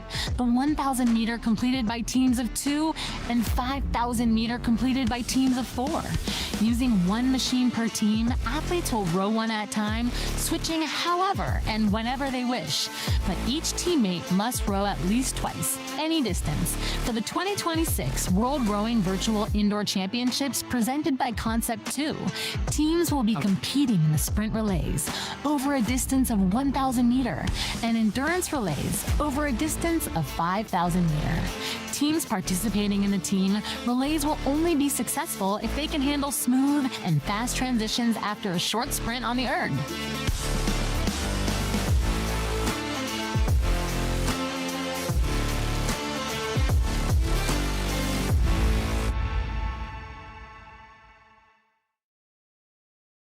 Okay, and we're going to be starting with the 5,000 meter distance relay mixed finals under 19. So Camilla, what's the change up? I know there are some mandatory changes for these athletes. If you can just take us through those, what can we expect with these teams of 4? Yeah, of course. So like we saw in the video there, we've got a team of 4 who are going to be switching in and out to cover that single distance. All 4 athletes have to cover some of the distance, so they will be chopping and changing. The one thing that we must note is that the other athletes aren't able to support or help hold the athletes into the rowing machine. So they are allowed to support and help, but from outside of that team, it's all internal. So we've got teams competing from 4 different locations here in this mixed under 19 event, and you can see there each of the teams that are gathered around the rowing machine, and like I was saying, the team itself can support with holding the straps on for each rower, but no external support from outside of the team is allowed to help. So we'll be watching them all sort of chopping and changing. Somebody from the floor holding the foot straps in will be going onto the rowing machine. The person from the rowing machine will be going into supporting. So it's like a sort of orchestrated dance that we'll be seeing. They'll have all practiced this, and as we get ready to go, this is a much longer distance, but we will be still seeing quite a lot of sprinting, Neve, because like we said, because they're only doing a short portion each and they're rotating round, they'll still be approaching this much like a sprint, right? Exactly. So it is 5,000 meters. It is an endurance race technically, but you are doing, we don't know what distance they're going to be doing. They might do 100 meters each, 250 meters each. They might swap over after 500 meters. It's completely up to them what distance they do. 4 rowers, 2 guys, 2 girls. The only thing is that there has to be at least 7 changeovers. So each rower has to row at least twice, but they can literally go on and row for 1 stroke if they want. It's very much up to them what distance they do. Going by last week's heat, the time kind of that we're looking at here, 15:21.4 was the winning time. That was SGL1. They're currently leading this one out, and we're already seeing that changeover looking like around 250 meters there. They're starting to change over for the SGL teams. Now, that's something I've not seen before there, Neve. We've got 1 athlete holding both foot straps in underneath that ergo there in Ukraine. And you can see here, this is what I'm used to seeing mostly in terms of technique, is that you've got 1 person out on either side in the team of 4, whilst 1 person's on the ergo and 1 person's resting. So interesting to see a different approach there being used. And like you say, much like the different distances that they'll each be rowing, there are sort of different changeover techniques, a little hop there from the INA team as well, between how they approach each of these interchanges. Absolutely. We're going to see some interesting kind of fallovers and rollovers here as we see the different changeovers. That was a much kind of more reserved hopping off the machine. I think the rollover, actually, you can save like a second or 2. And it really comes down to that. It's saving those like point whatever of a second every time. Like the time, again, it's over a long distance, but the top 3 times last weekend in the heats, 15:21.4, 15:24.9, 15:28.3. So, it's very easy to make up those extra few seconds if, I'm sure they spent the week practicing those changeovers, and maybe that team where 1 rower was holding the 2 straps, like what we're seeing here from Ukraine, perhaps that was the fastest way. They figured out that was the fastest way because it gives 3 or 2 rowers a complete break, and they can reset themselves mentally and physically while 1 person is under that extra bit of pressure holding down the 2 straps. Now you can see here the technique here by the Ukraine team, very slow controlled strokes, which is not something we usually see in these very explosive short sprints. Well, Neve, I was going to say that's proved me wrong, because there was me saying a lot of the teams will approach it more like a sprint because they're taking turns. They're sharing out that 5K distance. But Ukraine approaching it more like a traditional 5K. You know, if I was to go and hop on the ergo now and go and row 5 kilometers, that might be a little bit more like the pacing that I would choose to do as an individual. So maybe it's that they're going for longer, longer turns. Like you said, each athlete has to do 2 turns, but they're going for much longer turns. In comparison to, if you look at either side on the left and right hand side of your screen, Ukraine are in the middle, where it's much shorter, much sharper. They're jumping on and off. They're sort of trying to ratchet up the meters, ratchet up the stroke rating, and they're just doing far more changeovers than I suspect Ukraine will do. Look, we've seen 2 changeovers already on the left hand, right hand side of your screen, whilst the same athlete's been on for Ukraine. Absolutely, Ukraine just did a changeover, but they're sticking with this technique. I'll be looking to see what the female athletes end up doing, because the 2 males here, really, they're quite tall athletes, it looks like, from here, so they're using that leverage and going for the really long, powerful strokes. Like at the moment, they're sitting in second position, so they're in a really nice place. That team from Poland, UKS Mos Elk, they are leading it out, though. The shorter sprints seem to be suiting them. They're holding on to that lead. They were third last week through the heats, and they're after putting themselves really into the lead here now. They have over 25 meters of a lead. May not seem like much, but it is when you're doing these sprint racing. And actually, they're starting to open up a lead here now, about 30 meters of a lead here. They have 1,500 meters of the race done, so still quite a bit to go. 3,500 meters to go here. And again, looking at the rates, like that Polish team, 47 strokes per minute, Ukraine down at 30. Like I don't think I've ever seen a relay with such a short or slow stroke rate. Yeah, I mean, they're surprising us in many realms, right? They've got one person holding the straps. They're at a really low stroke rating. They've approached this in a totally unique way to the rest of the teams here. And I just wonder what they've seen in this. Now, you talked about what we'd see from the women here. Now, look at, they've done a changeover for Ukraine, a much higher rating, a much bigger sprint. So maybe it's that they're just trying to kind of even out their splits and have a really consistent, everyone holding very similar splits. They've got a target pace, and the women are just having to sprint that little bit harder for a shorter period of time, and the men are holding it for a longer distance. I don't know, that's my guess, Neve. Yeah, I think you're right. The women seem to be jumping off much sooner. They're doing a much shorter distance, and again, like this, they would have had time to prepare for this, and they probably figured out that this is what works for them. The guys do a longer distance, concentrate on that power, slower stroke rate, and then the women just come in and they close up the gap a little bit by those shorter, sprintier strokes. It seems to be working. They're still sitting in that second position, but definitely, like if you look at the crew from Poland, UKS Mos Elk, leading it out there, staying around that like high 40s, low 50s stroke rate.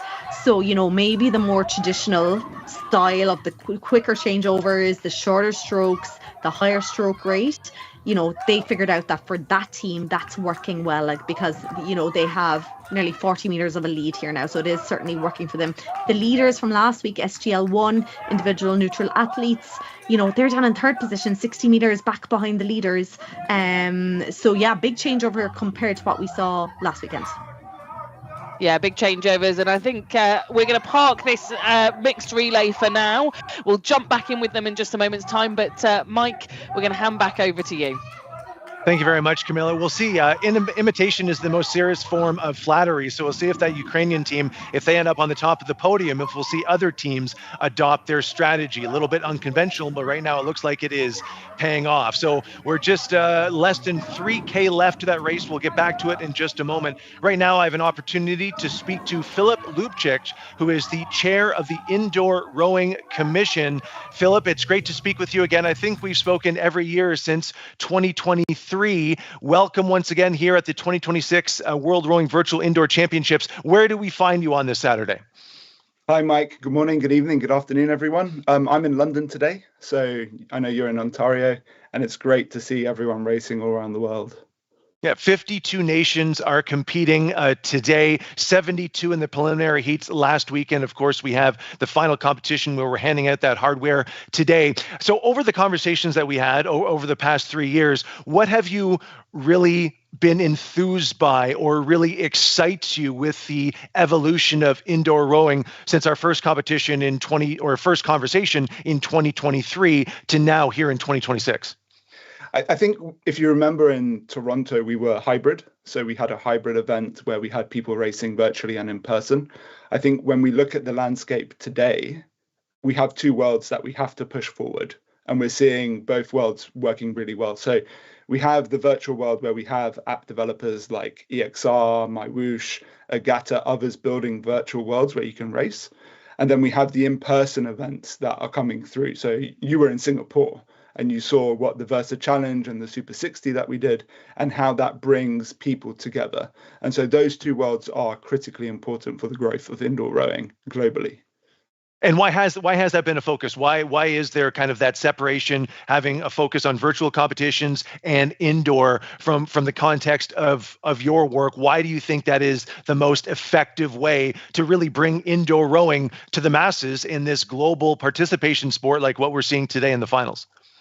I think we have to be realistic about access. Who can travel, who can move around the world. It is expensive to travel and race. So we have to really look at how do we bring the sport to as many people as possible. It'll be very easy to say, let's just do it in person. But then looking at Mohammed in Pakistan winning a medal today, that's fantastic. And then we have racers from all corners of the world racing, all 6 continents being able and being given this opportunity. So we have to find ways of bringing everyone together. It means we have to invest in events like this. It means we have to look at how do we bring in person together over and over again. So it's a really exciting time to really drive indoor in both formats. Well, I mentioned this off the top that it's a little bit different race formats this year. We're generally used to the 500 meter, the 2000. This year we're doing 1 minute, 1,000 meters, 5,000 meters. Can you just give us a little bit from World Rowing, what went into that decision to have these races competed virtually at this point in time? So we were always thinking about having 2 events in 2026, one in person, one virtual. And if we're going to do 2 events, we had to look at offering medals that are different at each one. We're looking at athletes wanting to compete, athletes wanting to have the greatest opportunity to win hardware, as you say. And so we did an analysis of all the results in Logbook, talking to the Athletes Commission at World Rowing and talking to other groups to see what would be interesting, what would be entertaining, what would be fun for people to do. And that's why here you see the 1 minute, the 1K, the 5K, and plus the relay distances that are different to our traditional 500 meters, 2,000 meters. And it brings a different story because like here we're seeing the 5K relay is completely different to the 2K relay tactics, as Camilla was saying, how people are staying longer on the erg and then the women are jumping on shorter. It's giving a different perspective of how people attack these events. Well, I just have to say selfishly, as someone who's probably not as fit as they should be, I appreciate the 1 minute because I can definitely handle that a lot better than some of the longer distances. One last question for you, Philip, before we get back to the racing action. If you had a crystal ball, or if I gave you the option and we have this conversation again in 2029, where is the future of indoor rowing? In people's homes, in gyms, in arenas, everywhere. In hotels, like that really is the future of indoor rowing. The rowing machine is everywhere. We need to inspire more and more people to jump on the machine. We need to inspire more people to come and take part in this wonderful sport. And I think we'll see more and more competitions down the line, both virtually, in person, and maybe at some multi-sport events in the future. Awesome. Looking forward to it. Philip, thanks very much for your time today. Great to catch up virtually, and hopefully our paths will cross again in person later on this year. Have yourself a great day and enjoy the rest of the competition. Thank you. Bye. All right. That was Philip Lucic, the chair of the indoor rowing competition. Camilla, I'll pass things back over to you as it looks like we're just 1,000 meters to go. And how is the unconventional Ukrainian team faring with 1K left in the competition? Well, slowly but surely, Mike, the team from Ukraine have been clawing their way back at our team Uxmos Elk of Poland. It's now just 20 meters. It was a little bit less. It was about 10 meters, but the changeovers obviously pushed that back out. So Ukraine were sort of gaining and gaining until a changeover had to happen. So perhaps we could see that unconventional technique win out as Team Poland start to tire from that more sort of fast and furious style, Niamh. Yeah, like you have to remember that 5,000 meters is a long distance. You're rowing for 15, 16 minutes. And if you're going really fast and really short, snappy strokes for that amount of time, you don't have a huge amount of rest, whereas these Ukrainian rowers have nailed it and they have that bit of extra rest in between. It's down to 15 meters now between Poland and Ukraine. The golden stroke, they're called, from Ukraine, down to 15 meters. They're definitely the women are keeping that rate up in the 40s. The men again slowing it down back down to the 30s. But we're just coming up to about 550 meters to go. So I'm sure we might see a bit more of a sprint from those guys from the golden strokes of Ukraine as we start to approach the last 500 meters. But it is the Polish team still leading it out up at 75 strokes per minute. It just hit before it went back down to the 50s again. Yeah, I was wondering whether we would start to see a sprint from Ukraine, and here it comes at the middle of your screen, and you can see that meterage jumped all the way down to just 7 meters separating Poland and Ukraine from winning and second place here in this under-19 mixed relay. These teams of 4, 2 men, 2 women. If you're just joining us here, they've had to row 5 kilometers as a team, changing over, making sure every person does at least 2 stints on the ergo. And here we go. This is more like it from Ukraine. This is more the traditional style. They're jumping on and off. And there it is, the lead taken at the perfect time with 250 meters to go. They had confidence in their rhythm. They knew what they needed to do. And actually, Niamh, what it meant was that the men had saved something in the tank in order to be able to produce a sprint at the end rather than tiring themselves out 4,500 meters ago.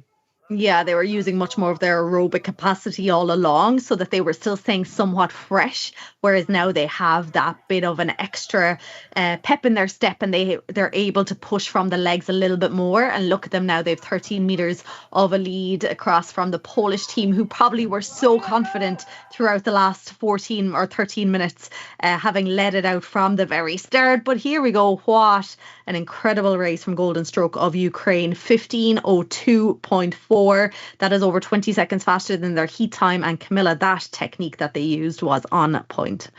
Yeah, I'm really astounded by what those 2 quite major differences that we saw. The sort of one person holding the straps, meaning that more people were resting, and that lower stroke rate through the bulk of that really difficult part of the 5K, and especially from the men in the team, keeping their powder dry, making sure that they had the energy at the end to sprint.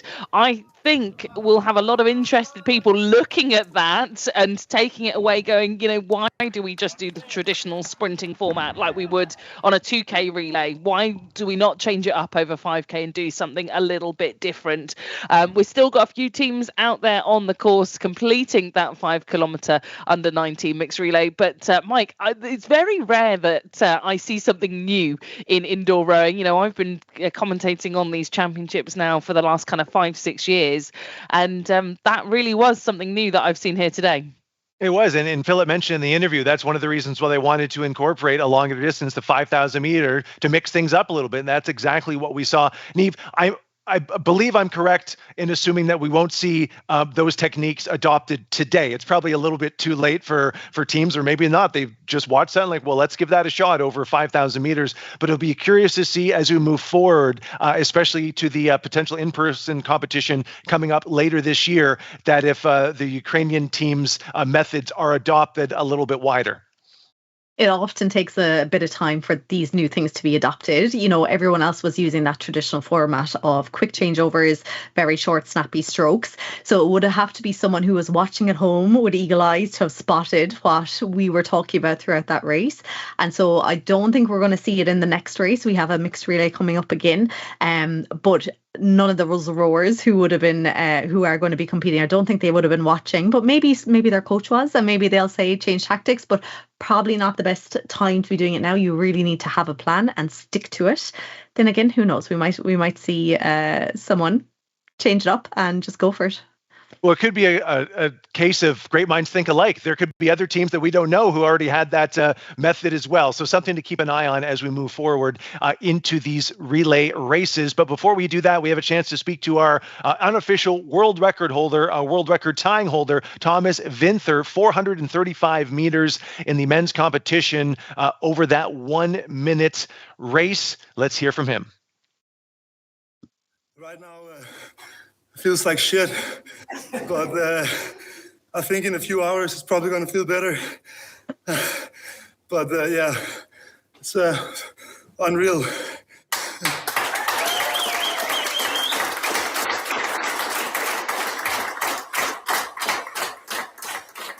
I thought I was hoping to get a 4:36, but I think it's still a world record.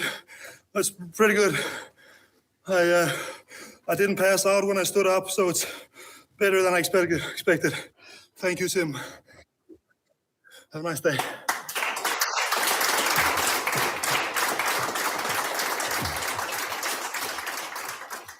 Well, great rowers, they're just like us. That's how I feel after I get off the indoor rowing machine. I just don't row 500 or 435 meters in 1 minute. Around 330, I think, is my best. But yeah, that was an amazing performance. And I think we're going to probably hear from and see from Thomas a little bit more as we move forward. But we have a chance to take a look at some highlights from that last race coming up. Camilla, if you want to take us through those.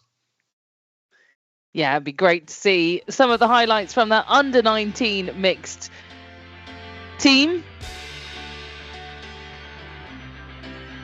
And just some great changeovers. We love to see that with the relays. And some great celebrations as well. A huge gamble paid off there for the Golden Strokes team from Ukraine. And yeah, as I say, I was just absolutely delighted that we're seeing some new approaches, and especially at the under 19 level as well. The youngsters gambling and trying something new. The future is bright for indoor rowing. It really is. So now we're going to transition to the relay mix category. So this is our open category, still 5,000 meters. So very similar to what we saw in the previous race. So we'll see if the older competitors, we'll see what techniques they adopt as we move through this relay competition. And just one note, I believe we have mentioned it, but on these 5,000 meter races, each team member has to perform at least twice during the race. So if you're good at math, that's at least 7 changeovers. But I think it's fair to say, Neve, at a distance of 5,000 meters, there's no concern that someone on the team is not going to row at least twice at that distance. Absolutely. Yeah, you want to share it out as much as you can over 5,000 meters. Again, it's like between 14 and 16 minutes of a race. So you definitely want to share it out. They are, like, from what we saw in the last race, very much sharing it out evenly, maybe bar what we saw from the team from Ukraine, whereby, you know, the guys were doing a lot longer distances than the females. But yeah, I wasn't sure what approach teams would take. Obviously, we weren't able to see it last weekend at the heats, but, you know, this weekend it was going to be new what we were seeing. And I wasn't sure if some rowers would literally get on and pull maybe 5 or 10 strokes, but you have to remember, like, that every time you get up and that changeover, that takes time. So ideally, the longer you can stay on while still staying at that peak power and peak output, the greater chance you'll have of getting a good time overall. And here we're seeing the map of where everyone's coming from. We have Finland, we have Greece, Egypt, Poland, Great Britain, Ukraine, Czechia.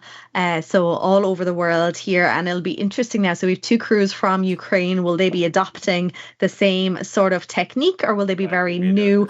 Last year, Camilla, you might remember that all the relay teams from Finland absolutely smashed it. Like, race after race, they were winning gold medals. And we have a huge name in indoor rowing, classic rowing, beach sprint, coastal rowing. Joel Nakarinen there, we saw him on our screen. And great to see here as well, LA7 gym. So clearly they're in a gym. You know, they're probably big, strong weightlifters. It'll be interesting to see the technique they would take. I would assume they'll be short, snappy, lots of changeovers, but who knows?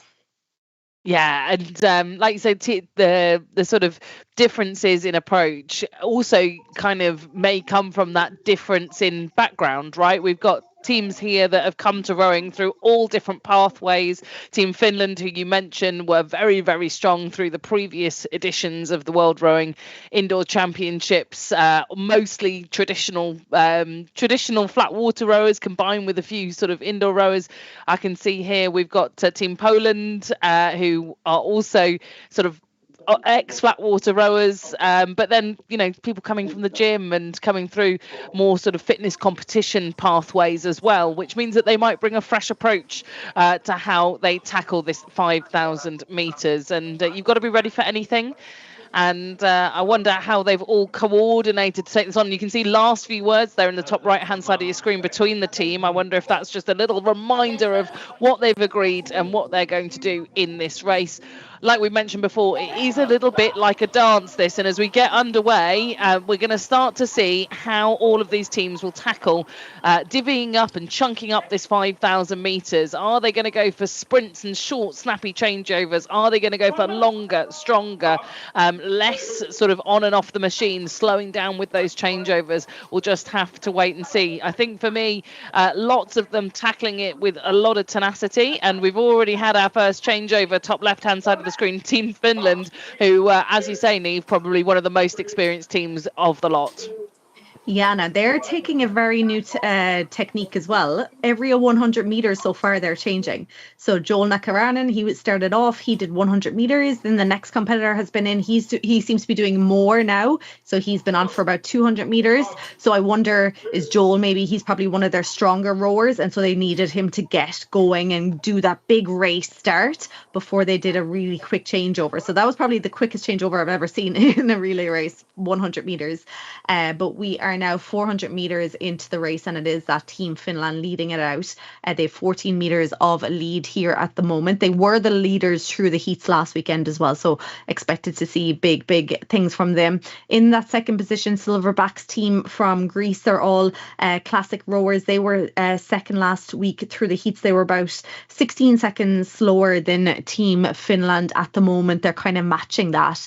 And then we've quite close racing between LA7 Gym. We have Poland, 2 Polish crews. We have the British Army. They're starting to move up through the ranks as well. And the Bohemian Jewels from Czechia. Yeah, that middle of the pack is really close, isn't it, Niamh? We've got out front Team Finland, who are sort of cruising away. They're extending that lead slowly but surely. And then the Silverbacks team sat pretty sturdily in silver medal position. But that mix between the 2 Polish teams, the LA7 Gym, the British Army, all sort of within that 50, 60 metres behind our leader.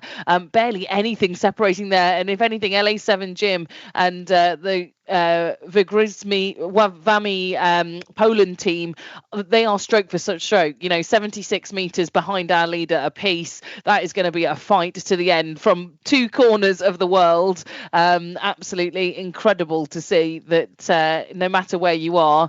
Yeah, and that was a push off the rowing machine there. Sorry, that caught my eye. I was so surprised. They were almost sort of helping the athlete off the ergo by just giving a gentle push to help them roll off there. Yeah, we saw actually very similar technique from that Ukraine team that we saw in the under-19s just a little bit while ago. So only one person holding down the straps there. So maybe they've been working together and they know what technique to use. I'm not sure how often they're changing over, but definitely that one person holding the strap seems to be a new thing that people are adopting. But we're seeing the more traditional style here from one of the Polish crews. 2 people holding the straps, 1 person waiting in the wings, resting up and ready to go. But here you can see the leaders here, Team Finland powering it out.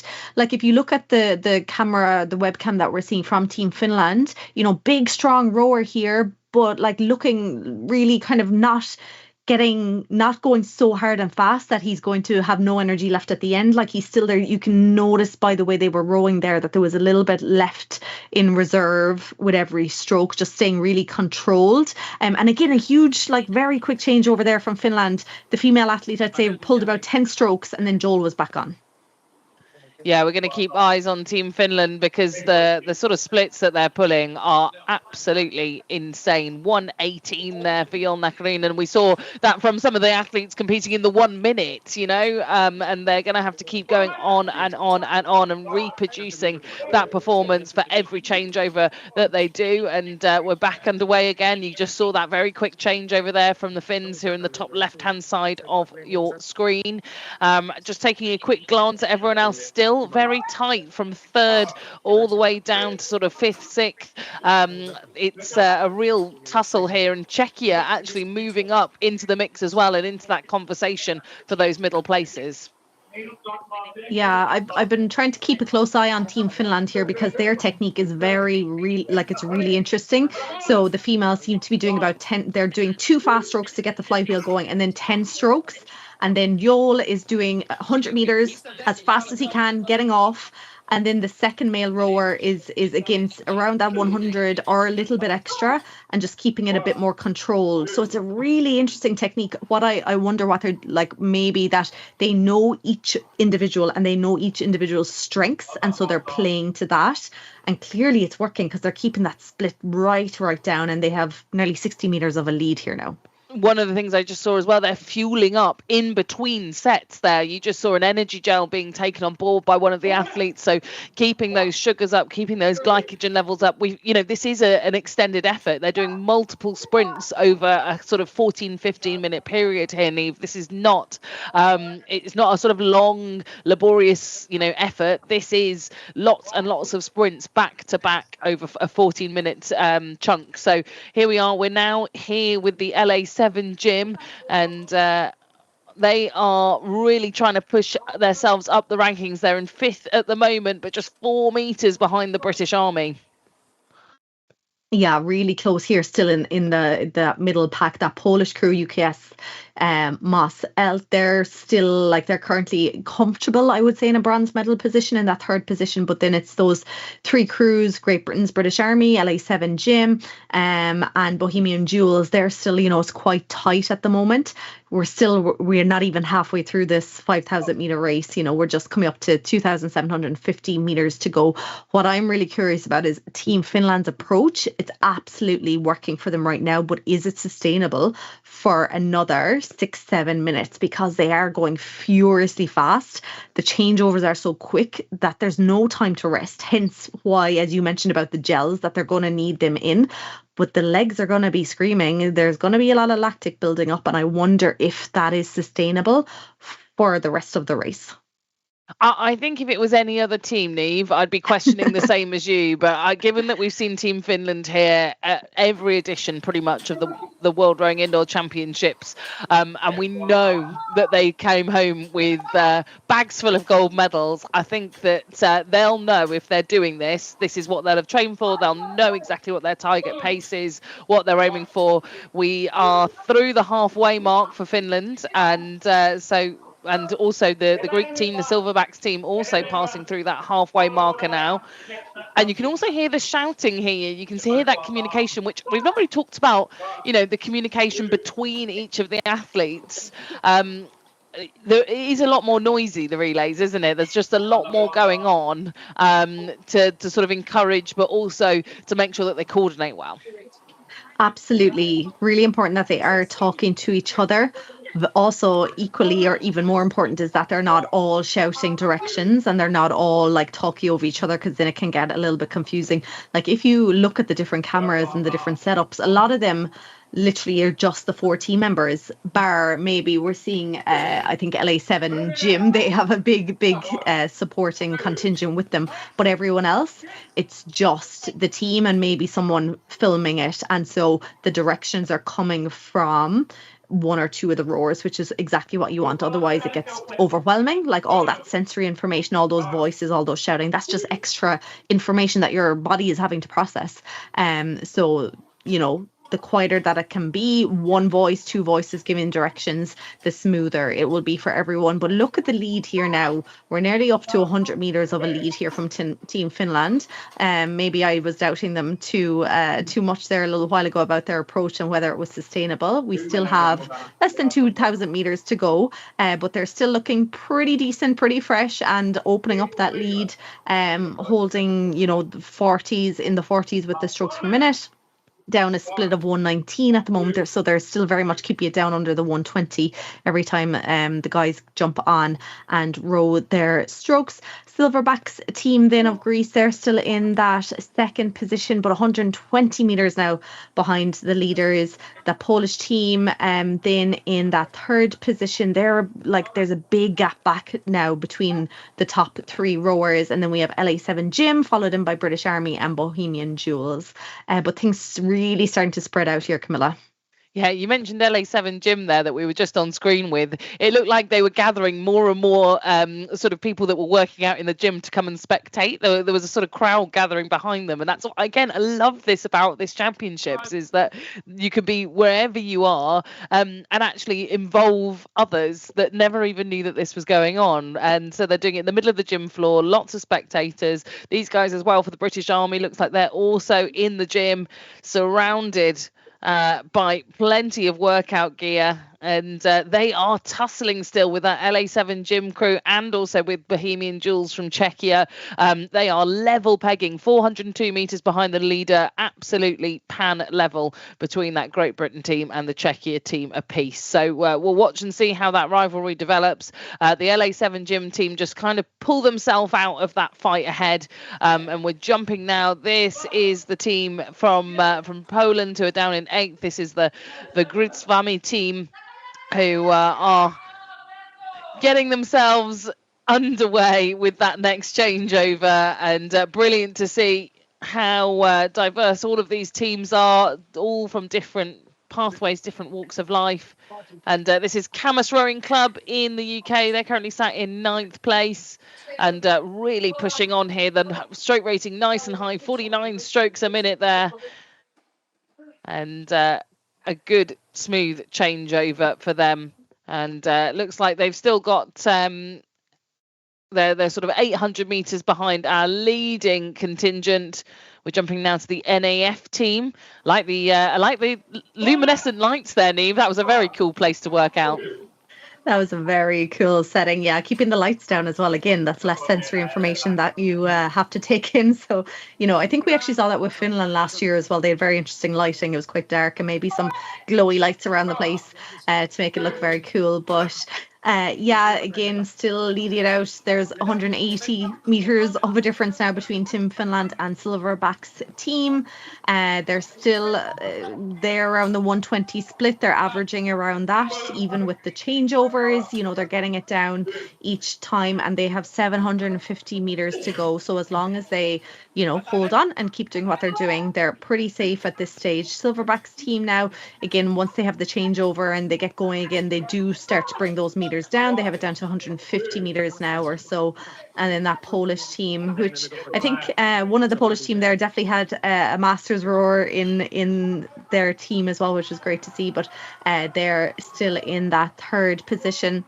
Things starting to ramp up now. You can hear the noise levels starting to increase as well from all the settings, all the different gyms and rowing clubs as they head in probably towards, we're saying maybe 2 minutes or so or less, particularly for the winners here to Team Finland at the moment. It was a 13.6 in the heats last weekend. That was the winning time. I think they're going to beat that today.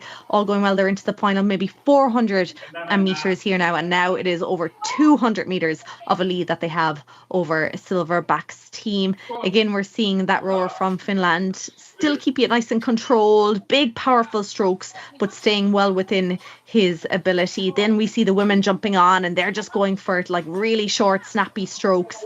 And again, even like the women are well down in the 120 splits, 124, 125, which is just brilliant to see. And here they come, final sprint, 250 meters, Camilla. Yeah, 250 meters to go now for Team Finland, who are streaking away. It's going to be the Finnish flags flying once more in the team relays. we've seen it year on year, and this year no exception for Jolna Karinen, Kis Kapatski, Ilmari Kesti and Anna Kuapala, who make up this team of 4 for Finland. And into the final 30 strokes, it's we're going to see who is going to take the honours to take them over the line at the moment. And I think it looks like the last couple of changeovers for them here. Last few strokes, 15 meters to go, and it will be with big smiles on their faces. Team Finland once again as the mixed relay champions.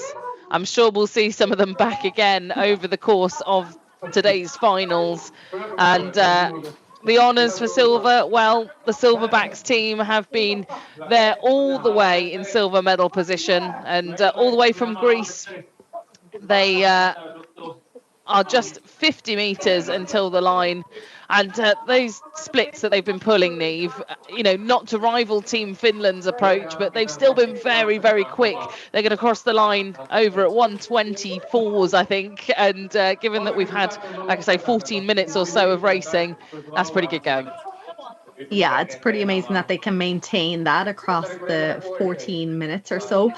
Finland there beat their time from last week by 20 seconds. They got under the 14 minutes this week. They were 13.6 last week, 53.3 this week, so 20 seconds faster there. So that was some improvement. So I wonder, did they change their technique, and actually the shorter, sharper sprints from them really clearly suited them.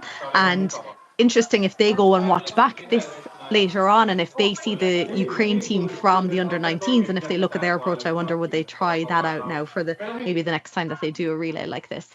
But there we have Silverbacks team 14:27.4, and the Polish team there 15 minutes 0.1, and then we have LA7 Gym. They're coming in that 4th position, 15:31.8. And then nice and close here was Bohemian Jewels, who got ahead of British Army here. They're representing Czechia. They're coming in 15:41.9. And then there was close racing between all these crews all the way down. It's British Army from Great Britain. They're coming into the finish line now. Again, they're splitting around, averaging 1:35.3, which is pretty good across 5,000 meters. And then we have the first crew from Ukraine, Czech Rescue Rowing Team Ukraine, 15:56. So a lot of crews there getting under those 16-minute mark. Yeah, Neve, I think that one thing that's really struck me as we've gone across these different relays, and you can see the exhaustion and elation in that team from Poland there as they come to the end of their mixed relay, is just how in unison you've got to be with what your game plan is, whether that is short, sharp changeovers or whether that is a more kind of elongated, longer stints approach.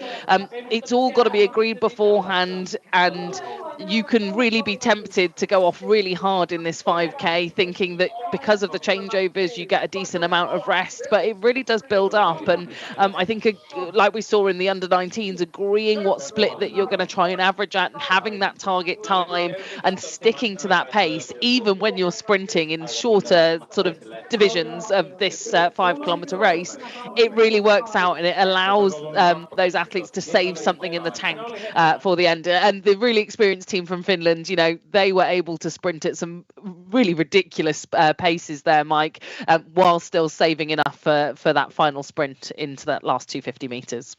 That's right. Team Finland taking the top spot. I have a sneaking suspicion with 4 more relays coming up shortly. That will not be the last time that we hear from a team from Finland. And Neve, you mentioned as well, just a clean sweep last year of the relays.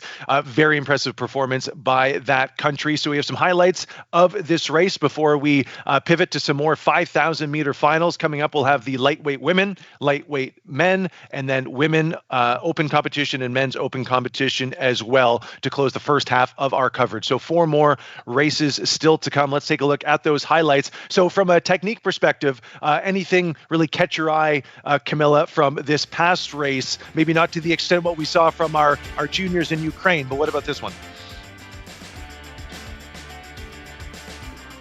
Yeah, I think that from a technical perspective, it was really, for me, all about those fluid changeovers, how quickly we could get athletes on and off the rowing machine, and whether that is by having a sort of very slick and smooth jump on, jump off, or whether that's a more kind of paced and patient ability to get yourself on and off the machine. That was really what made the difference for me.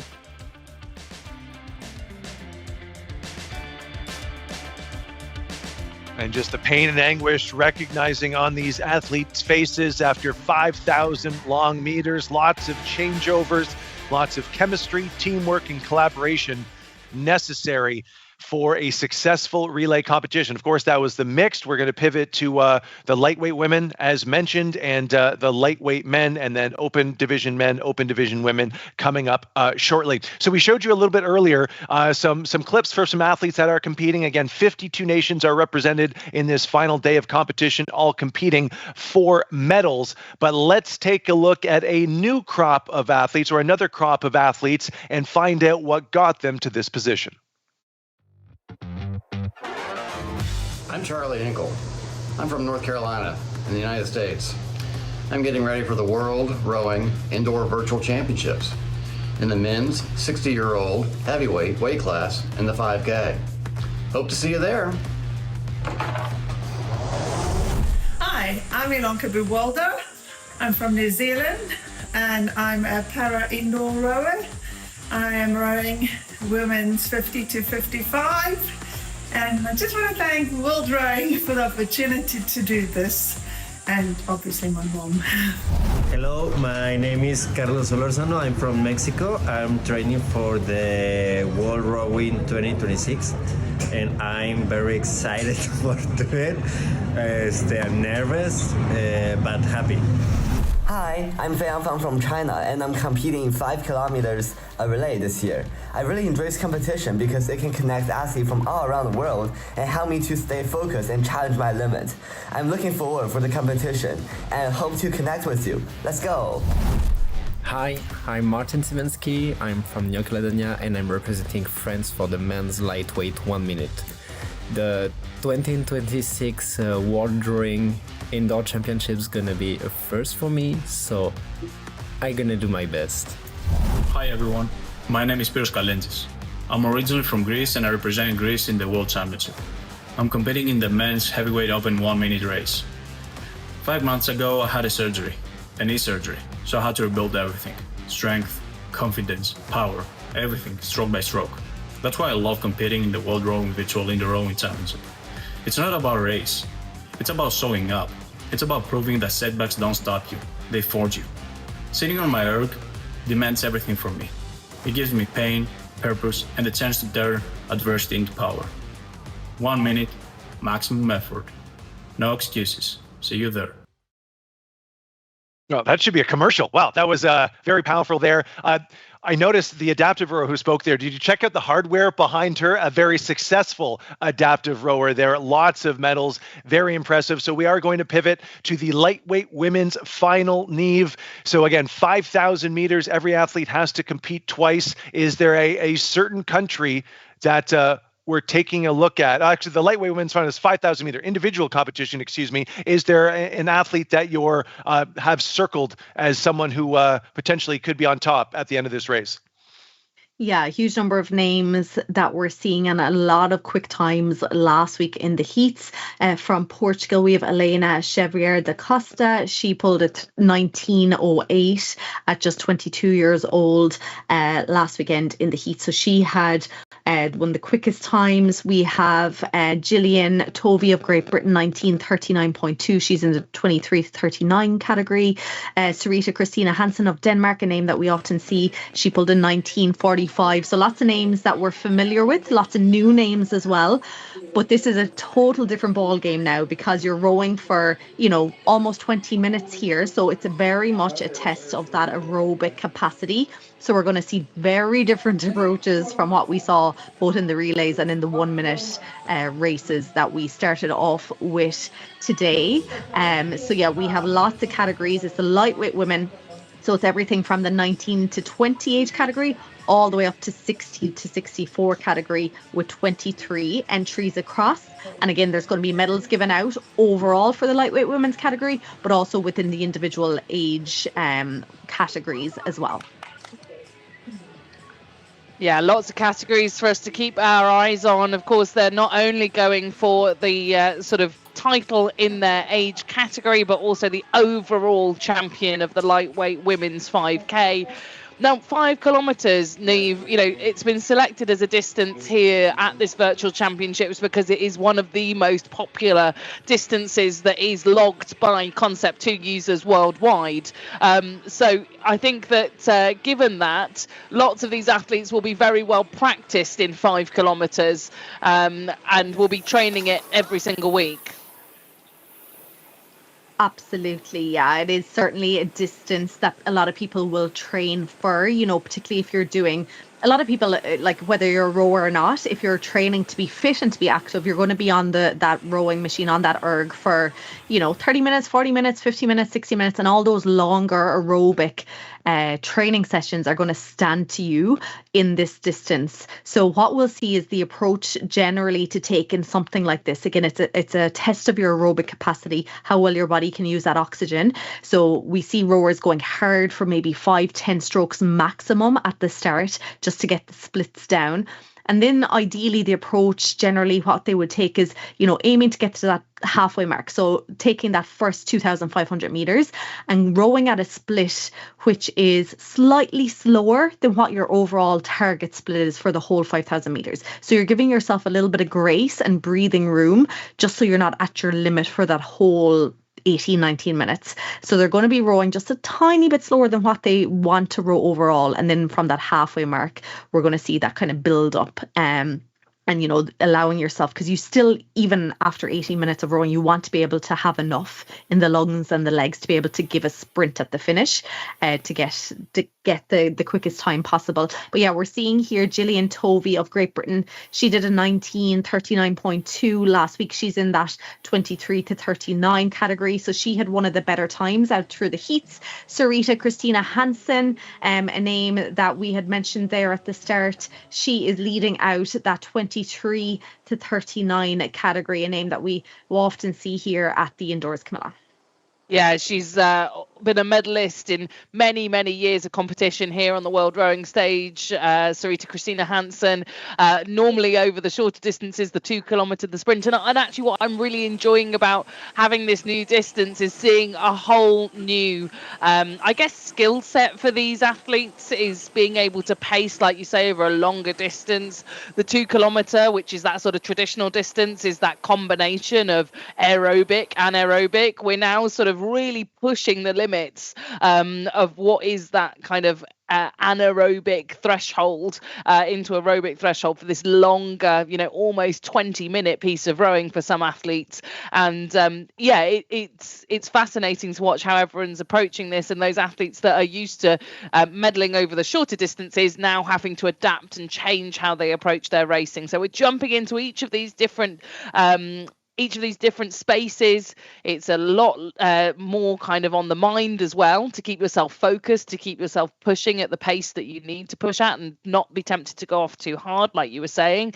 And look at the differences here. We've gone from blaring music in Portugal to silence in the USA. And I think that that's just a beautiful thing, that no matter where you are, the result can still, you know, be whatever you want it to be in the space that's best for you. Exactly. You know, these athletes are used to training in these facilities and they'll know exactly what works for them, whether it's quietness, whether it's loud music. And that's, again, you know, if you were at a indoor event where everyone's around you, it can be very loud, whereas you get to decide where you row, what the setup is like, how many people are around you. So a huge advantage of this virtual event, that you get to be in the comfort of your own space. And yes, we're seeing the cameras from all around the world there. A little while ago we saw Carla Mendes of Portugal. She's in the lightweight 45 to 49 category. She was rowing 33 years and she represented Portugal throughout her rowing career. She did a 1946.4 last weekend in the heat, so actually a really good time. We're now with Julie Drake of Great Britain leading out the 55 to 59 category, but at the moment overall in the lightweight women it is Elena Chevrier da Costa of Portugal. She was the fastest by a long shot throughout the heats last weekend, just 22 years old, and she has now nice distance, nice lead there across the rest of the category. Sarita Christina Hansen of Denmark then leading out her category, which is the 23 to 39, but right up alongside her that Gillian Tovey of Great Britain, just 2 meters separating them. They're still within that first half. They've 1,200 meters to go, so they've about a quarter of the race done, so quite a long distance to go. And what we talked about earlier was the mindset, and in a race like this the overthinking can very much start to creep in here. But the important thing, and Camilla, you've mentioned it so many times about having that plan and having, a strategy, and even whether it's the counting the strokes, like, the pull-ups earlier that we heard about, just having something to focus on, or whether it's like a little cue that you have for yourself where you concentrate on the leg drive or the catch or something for maybe every 100 meters or every 250 meters, that will just help to keep you focused. Yeah, absolutely. Neve, 5K was always my worst distance. I really did not like racing 5K, but these guys here, they are really very brave, putting themselves on the world stage and doing it. But I believe we're going to be jumping back to Mike now at this sort of quarter distance point for a bit of a catch up with Concept2. Thank you very much, Camilla and Neve. Some great competition on the competition floor globally right now with all those athletes in the 5,000 meter, 3.5K remaining. We'll get back to the race in just a few minutes, but I'm very pleased to announce that I'm joined by one of the co-founders of Concept2, Peter Dreisagacker. Peter, thank you very much for joining me. I know you and I had a chance to speak in person in Toronto back in 2023. It's great to speak with you here in 2026. Where are you joining us from today? I'm at home in this is my home office, which everybody has now. In Vermont. Awesome. Well, I know Vermont was the location of Concept2's founding, and 2026 marks the 50th anniversary of Concept2. Hard to believe. Back in 1976, you and your brother founded Concept2. Here we are 5 decades later. What would you say to Peter back in 1976 that you'd be speaking about Concept2 over a computer virtually about a competition taking place around the world? Well, to begin with, 50 years ago when we started with making oars, and we thought it would be a fun little business that my brother and I would do a couple days a week, make oars, and then have some other job to pay the bills. That was our vision. But obviously things didn't turn out quite that way, and they took off. And what do you attribute that to? Like, what do you think? I guess, why do you think indoor rowing has exploded in popularity since first developing the Concept2 back in the early 80s to now, over 40 years later? I think the popularity spread right from the beginning of the very first models of rowing machine we made. And I think it's because the people who adapted, the rowers, all this community that we're seeing now, are very...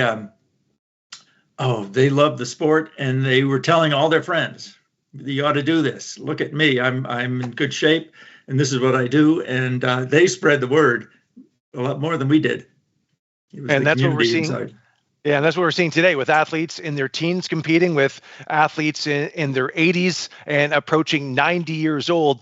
So indoor rowing, and you've been obviously a big part of this with the development of the Concept2, has really opened the sport up to people who will never get a chance to be on open water in an actual rowing boat. So what does opening up that avenue of global accessibility to the sport of rowing, what does that mean to you and your family? It means that... we were, for a long time, the rowing machine relative to the general public and fitness was a little bit of a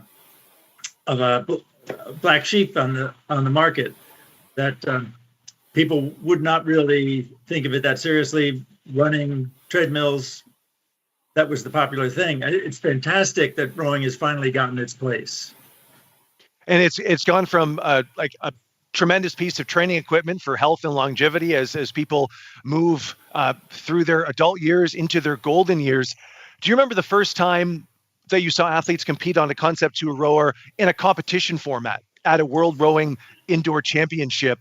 What kind of went through your mind after the initial development of I just looking for something to help me train for my on the water sport, and you're seeing people compete with your equipment? Yeah, it's really a two-part question. The first time we saw people competing, the competitions were small and local, and boy, it wasn't our idea to compete on the machines either. And we were invited down to Boston to see what was then the Crash B sprints, and there were maybe 90 people in the boathouse, and boy, a light bulb went off and said, "This is fantastic. People are doing this. I wish it was our idea." But it was again, it was the community coming up with the good ideas. Well, it's been a rocket ship evolution of Concept2 over the past 50 years. I'm curious, what are the next steps for the company as we move through the 2020s and into the 2030s? Where do you think Concept2 will go from here? Well, we've always thought that the customers and the people who use the equipment are the important part and the important thing that we focus on. And we've put in place a structure so we can keep that vision going of trying to support customers and in the community that we serve. Awesome. Well, Peter, everyone competing today, everyone competing last weekend, everyone watching, anyone who's ever been on a Concept2 indoor rowing machine owes you and your brother a debt of gratitude. Thank you very much for joining me today, and enjoy the rest of the competition. I know I saw you compete back in 2023. I hope your competition days are not over either. So, Peter, thanks for joining me. Perfect. Have a great day. Okay, well, that was Peter Dreisigacker, one of the founders of Concept2. Camilla, very cool to have the chance to speak with Peter. And it is amazing when you think of how the company started 50 years ago, the Concept2 indoor rowing machine back in the early 80s to now. It's mind-blowing, isn't it? It is. And no, it was amazing to have you, Peter, come and talk with us, because you see Concept2 everywhere now, and not even just the rowing machines, but the ski ergs, the bike ergs as well. It is a brand that is firmly associated with fitness, with whether that be rowing or otherwise. I certainly know that from my own home gym, which puts me through my paces every week on the ski erg, on the bike, and on the rowing machine. So yeah, it's absolutely fantastic. And all of these people here, you can see they're competing on Concept2s across the world, all joined virtually through a brilliant system run by Time Team, who allow all of these athletes to look at where they're pitching themselves in the rankings across their categories. And here we are with our race leader. This is Helena Chevrier da Costa in Portugal. She's in the 21 to 22 lightweight women category, so still a young rower in our youth categories. And she's broken through that 2 kilometers to go mark. This is where it really starts ramping up now. And it starts to go from less of that kind of long distance endurance racing, and we're starting to hone in now, Neve, on the sprinting stages of this race. Absolutely, yeah. We still have like a few minutes, probably about 7 minutes left in the race for a lot of these rowers. So at this point, they're gone through the halfway, and so they're ramping it up so that they're getting to the target split that they want to hit at the end of the race. So they'll be getting towards that now. By the time they kind of get to the last 1,000, they'll well be at that. But yeah, big lead there by Helena Chevrier da Costa, not only of her category, but of the overall in the lightweight women. She's absolutely smashing it here in the lead, keeping her split down at below below the 155 mark. She's about 154.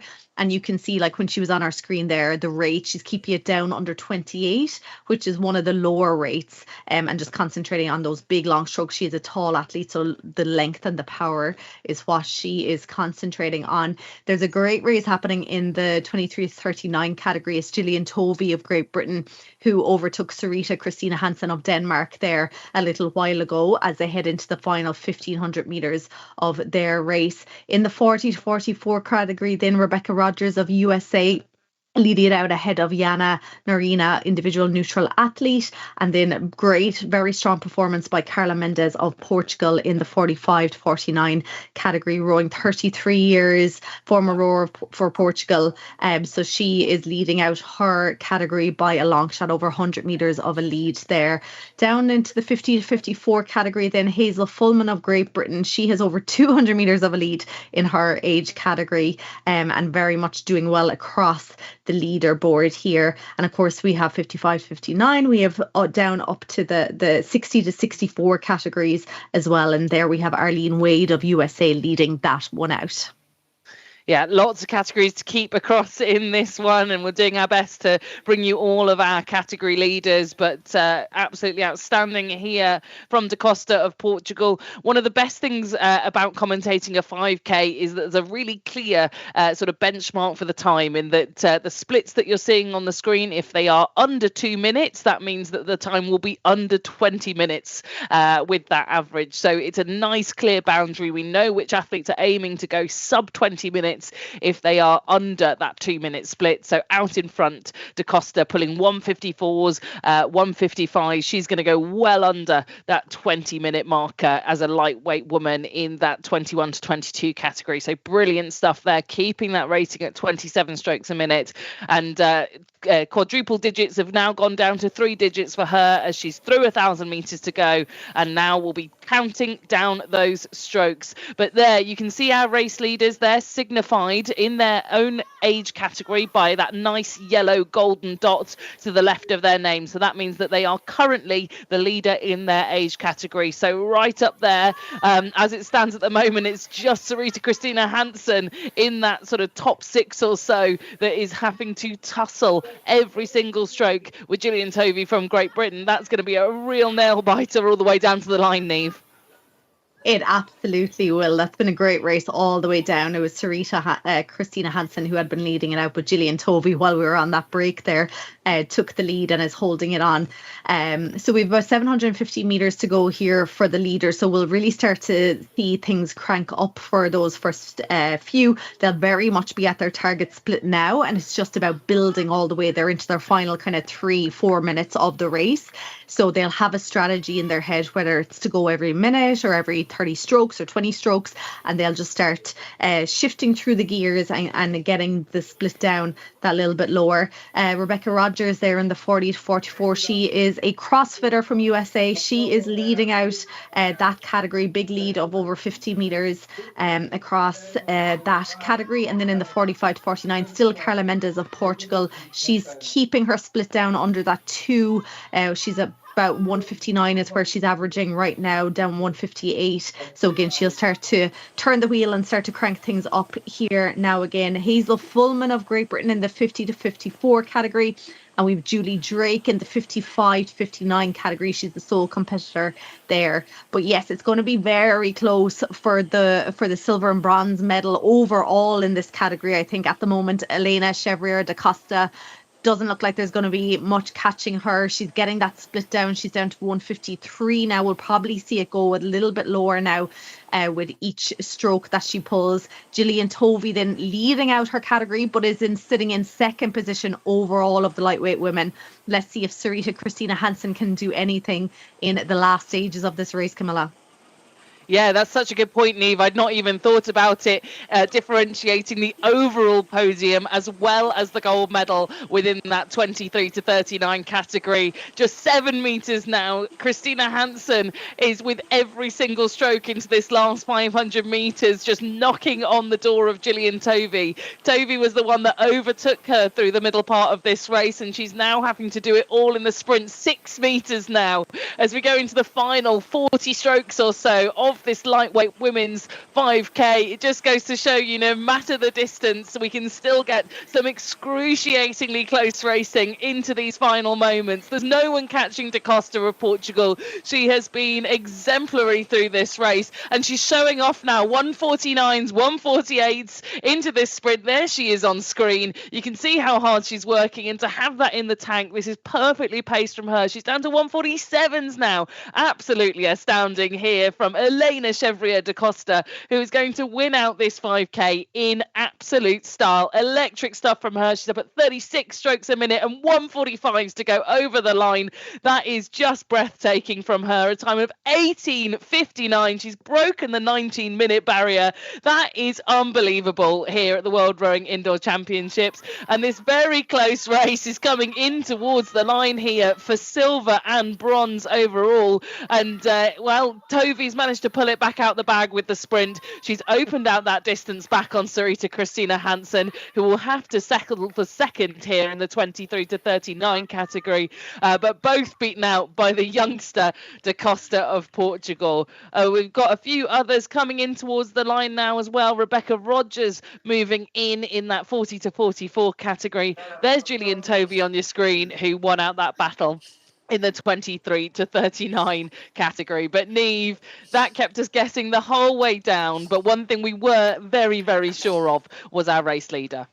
Absolutely. She raced to perfection there. You know, she kept her rate down. She was one of the slower raters. She was down around 28 strokes per minute for the majority of the race. We saw her do those fast few strokes at the start, and then she really, she stuck around the 155, 154, stuck with that right until the very end. And then once that last 1K came, she started to up it and then got down into the 140s for the last little bit, and just timed it to perfection. She still had enough in the lungs and legs to get her over the line. So brilliant there, world champion in the lightweight women's 5,000 meters. And the last of the competitors now just coming to the finish line. We have Paulina Maslanka of Poland there in the 23-39. She rounds out that category, finishing in fourth. We have Erin Beck of USA in the 40 to 44 category. Alison Outram of Great Britain in 45 to 49. Still have a couple of competitors in the 50 to 54, and Virtanen of Finland, Benedict Houghton of France, and then Julie Drake of the 55 to 59 category, sole competitor in that, leading out 20 minutes, 42.3. And we also have the 60 to 64 category that was won by Arlene Wade of USA, followed in by Claudia Giacomazi of Italy.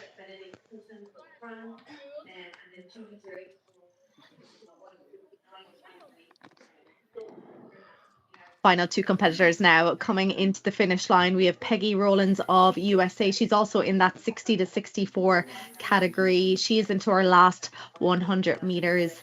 And then followed in, we have the final competitor in the 50 to 54 category. That is Kagla Atalay of Turkey.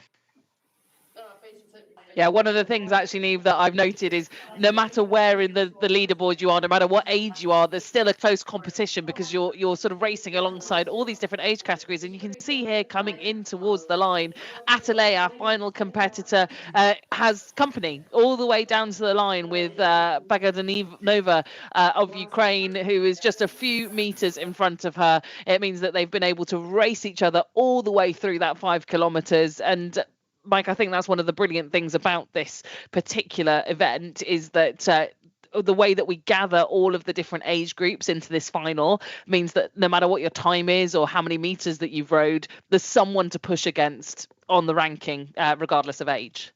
For sure. And that was kind of the biggest takeaway for me there. We saw the age groups a lot more clumped together the shorter the race you get. As you get to the longer distance, the 5,000 meter, there's a lot more variance and a lot more different colored boats kind of peppered in on the leaderboard there. So it looks like potentially youth is not as advantageous in the longer distances as it is in the shorter distances. But we'll let's take a look at some highlights of that really just tremendous performance by our athlete from Portugal, the gold medal winner, sub 19 minutes.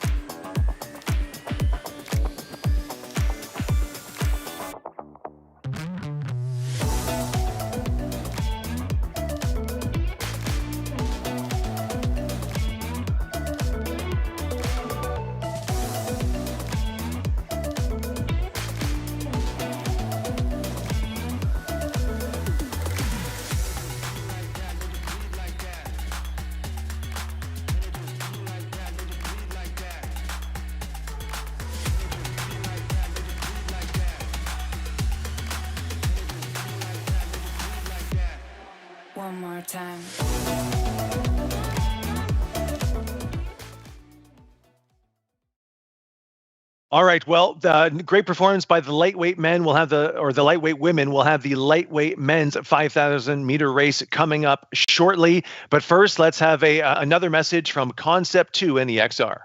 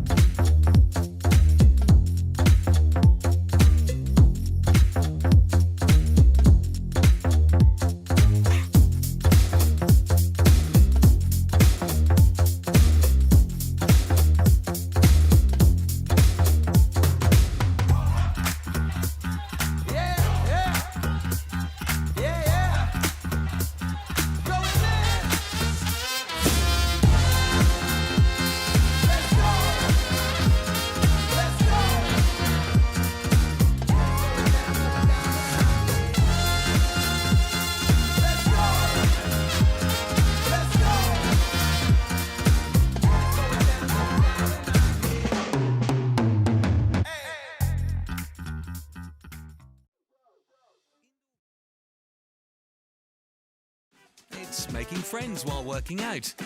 It's having fun and getting strong, stroke by stroke. The EXA app has it all. Share your passion with a worldwide community. Explore mesmerizing locations. And push your limits with training plans. Indoor rowing has never been easier. The world is your workout. Start rowing it.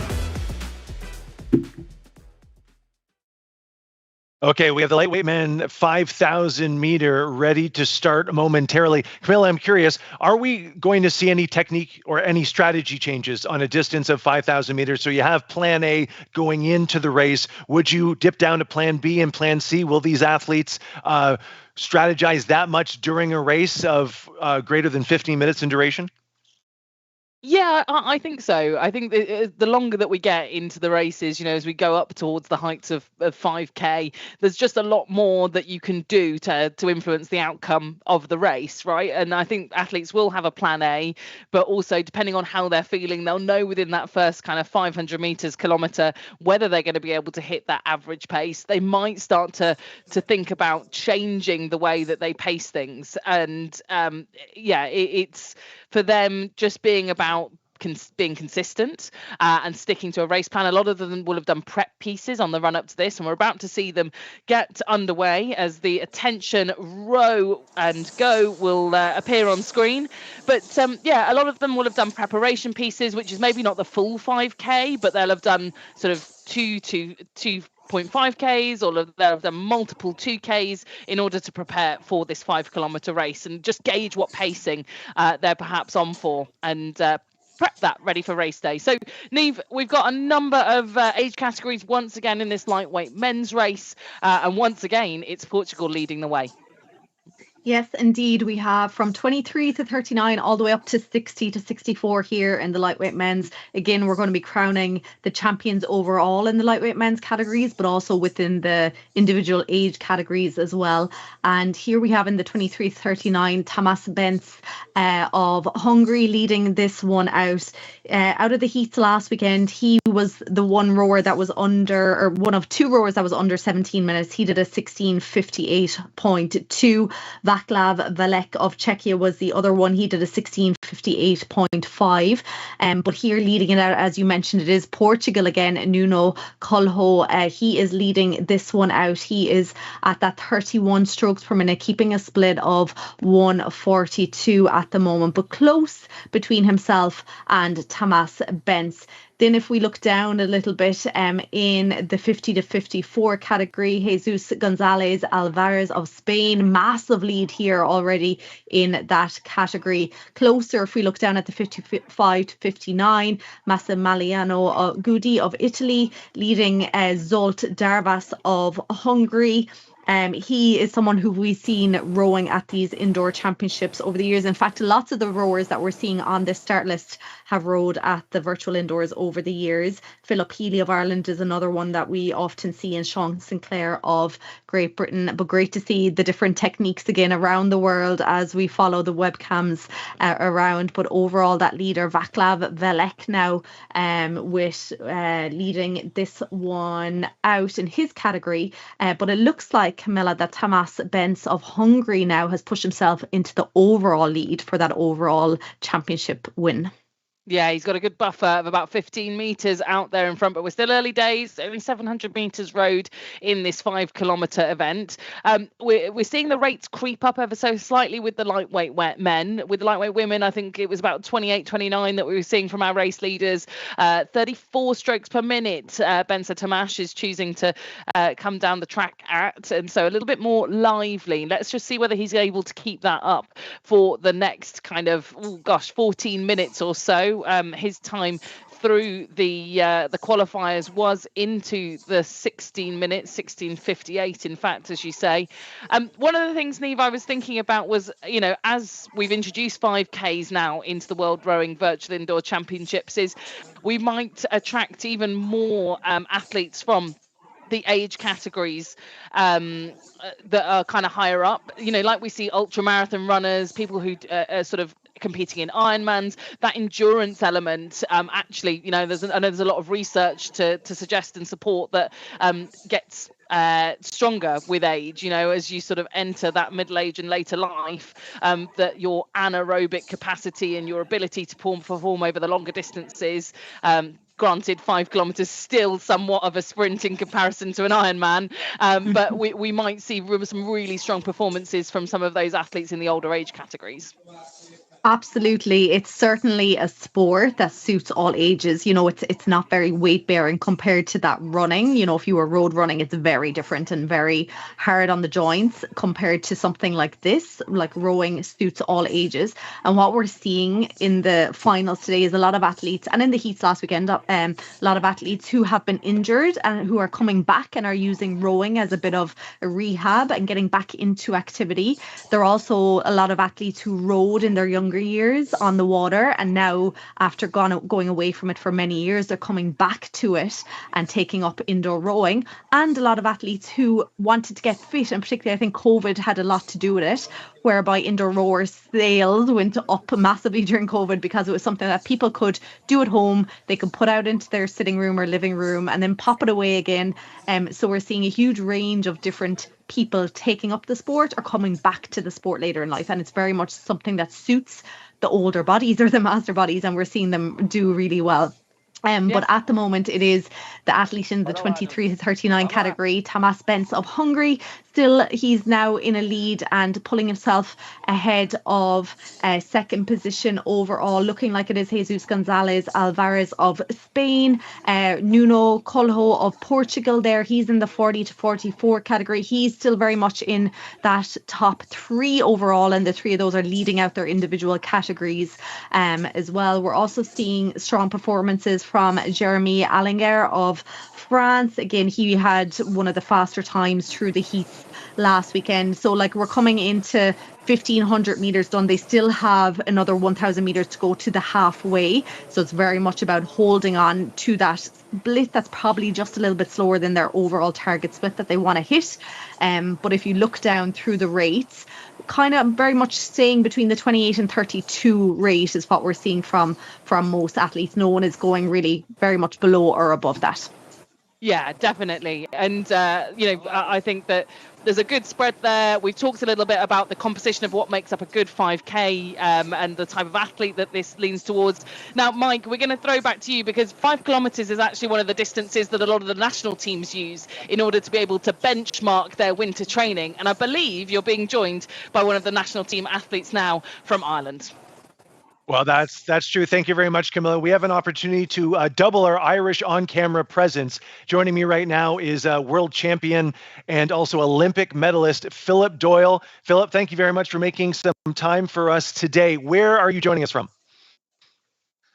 I'm actually joining you from outside of a dancing studio, Mike. So unfortunately, no rowing for me at the minute, which is a lovely change of pace for the winter scene. Unfortunately, I can empathize but not sympathize at the moment with everyone on the row machines down there at home. Well, we're gonna get back to that dancing mention in just a couple of minutes. Let's focus on the rowing for the next couple of minutes, though. So you are a world champion on the water, an Olympic medalist on the water. How do you incorporate the indoor rower into your training? Is it purely just a training piece? Do you do some competitions of the indoor rowing variety? How do you approach the Concept2? So usually, yeah, we would actually try and get onto the machines anytime the weather's not going to let us on the water. But there's certain like training sessions we'll do almost exclusively on machines because it gives you such a raw feedback. You know, the water has so many other variables, but the machine, you can't tell any lies. Like there's guys from the Serbian double there, they did the Serbian indoors the other day. You know, one was a 5:36.7 and the other guy's a 5:47.8. So like those are two absolute monsters. And myself and Fintan McCarthy raced them last year in the double, and they pipped us in the last 500 meters. And Fintan's like a 6:06 on the Concept2, and I'm like, my best is a 5:49. So certain things on the water like technique and other variables really come into play. So whenever you bring that indoor rower, it's just you and the screen, and there's no other distractions, like purely that, and that's it. Now, when we look at, so are you a little bit surprised? Again, you have a tremendous pedigree on the water rowing. Are you surprised that so many Olympic and world champions outdoor rowers have taken to the indoor rower from a competition aspect and use that to kind of stay fresh and stay competitive and stay hungry to prepare for their outdoor seasons? No, there's no surprise there at all, Mike, to be completely honest. Like the rowing machine is such a useful tool. Like as it's an outdoor sport, the variables of being outdoor just are so huge.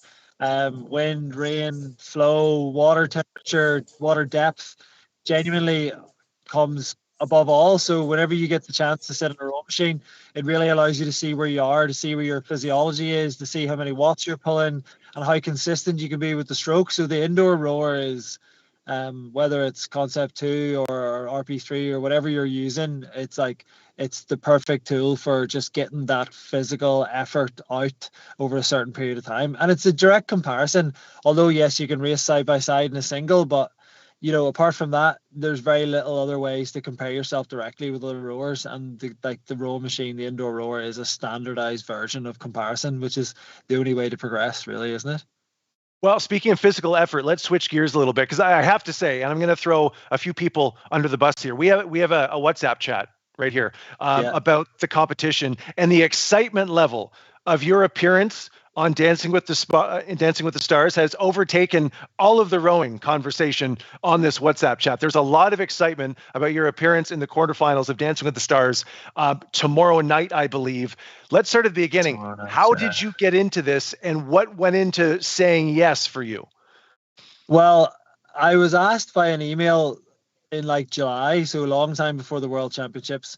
And it's always something I've wanted to do. I've been involved in a few charity fashion shows that are essentially dance shows back when I was younger in medical school, and that just sort of, I just enjoyed it. Like I've always enjoyed that, and I've always wanted to learn new things. So I was like, geez, imagine having a professional at something teach you non-stop for 3 months to see if you're any good.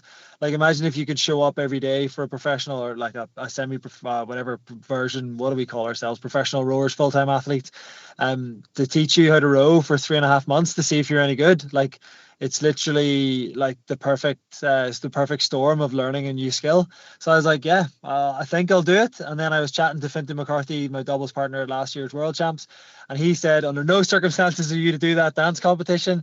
And then in true fashion of a high performance athlete, as soon as someone told me I couldn't do something, I said yes, I'll do it 100%. Then I threw myself into it full tilt essentially, because I was like, geez, if I'm going to do it, I'm going to try and win the thing. So now I've got the quarterfinals next week.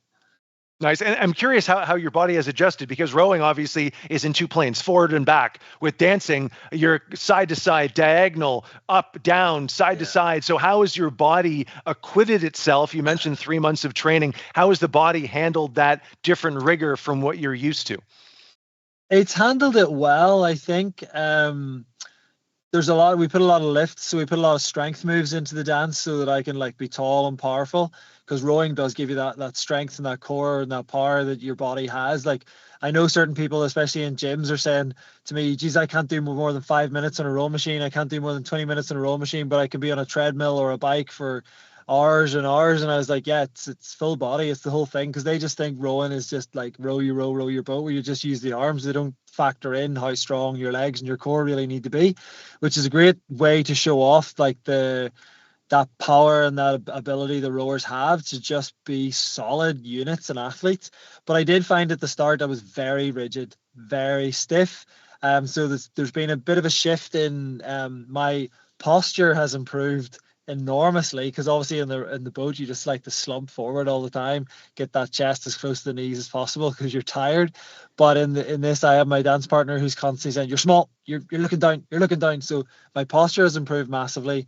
I've lost about 6 kilograms in weight, which is not ideal, so I'm going to have to try and put that back on somehow. I was 88.6 kilograms at the lowest, and I'm back up to 90.2. So yeah, the body has definitely adapted a lot to the dancing. Open movement, of course, but there's sometimes one of the choreographers will tell me, "Can you not do this with your hip?" And I just have to look him straight in the eye and I say, "I know my hips and I know they can't do that, so we're going to have to try something else."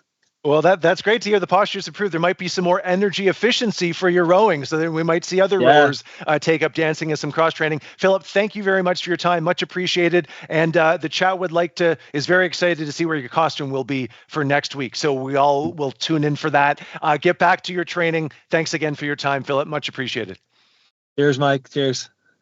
All right, Camilla and Eve, I think I asked all of the questions that you were hoping for from Philip's dancing. So I'll let you take it away and we'll go back to the race. Yes, thank you very much, Mike. We enjoyed your interview and your questioning very much so. And best luck to Philip in the next round of Dance with the Stars. But yes, back to the race, and still overall we have Thomas Benz of Hungary leading this one out, both the 23 to 39 category, but the overall lightweight men's as well. But someone who has kind of moved up the ranks there, Vaclav Valek, I had mentioned him earlier, of Czechia. He had a very strong score from last week. He was one of the rowers under the 17 minutes, and he's moved into the lead in his category, his age category, which is the 45 to 49 category. So he's sitting in third place overall in the lightweight men's, and looking for, I think he's coming for Jesus Gonzalez Alvarez of Spain, who is currently sitting in that overall second position. So not too much separating the two of them. We're coming into like the last 600 meters or so. So Camilla, here is where we're going to see the technique very much changing. Yeah, and it was interesting listening to Phil there talking about some of the kind of postural things, being able to, when you're tired and when you're fatigued, sit up, keep your form. And that's what we're going to see now, right? After 15 minutes of rowing almost, we're going to need to take some of those tips from dancing and plug them into the sprinting stage, because this is where form can start to falter, and it's where effort becomes a little bit laborious. So it's all to play for here in second place. Look at this, absolutely stroke for stroke in the final 500 meters between Valek of Czechia and Spain's Gonzalez Alvarez, both of them leading their age categories. But who is going to get that silver medal overall? It is too close to call. It is absolutely on our screens. We're with the 55 to 59 category. Massimiliano Gildi of Italy leading this one out ahead of Philip Healy of Ireland. And then we have Zolt Darvas.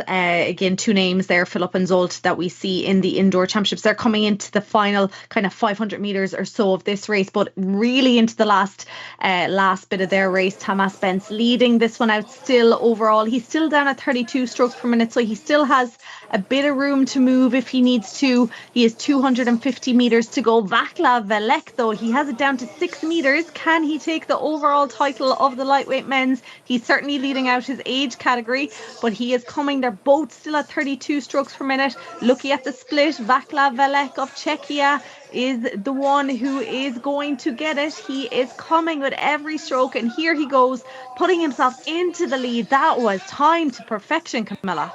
Yeah, this is the perfect negative splitting, the perfect pacing, saving yourself for where it counts the most. And rather than going backwards, striding forwards into gold medal position, Valak has been climbing his way up the leaderboard in this last 500 meters. And this is what you call perfect pacing. He's in the middle of your screen now. You can see his competition on either side here. And the athlete who's representing in the 45 to 49 category will be champion overall as well. A brilliant performance, 16:48.5, has managed to catapult himself from 4th to 1st. A brilliant performance. Tamas Spencer still very pleased with that placing, 16:51. Great from him as well.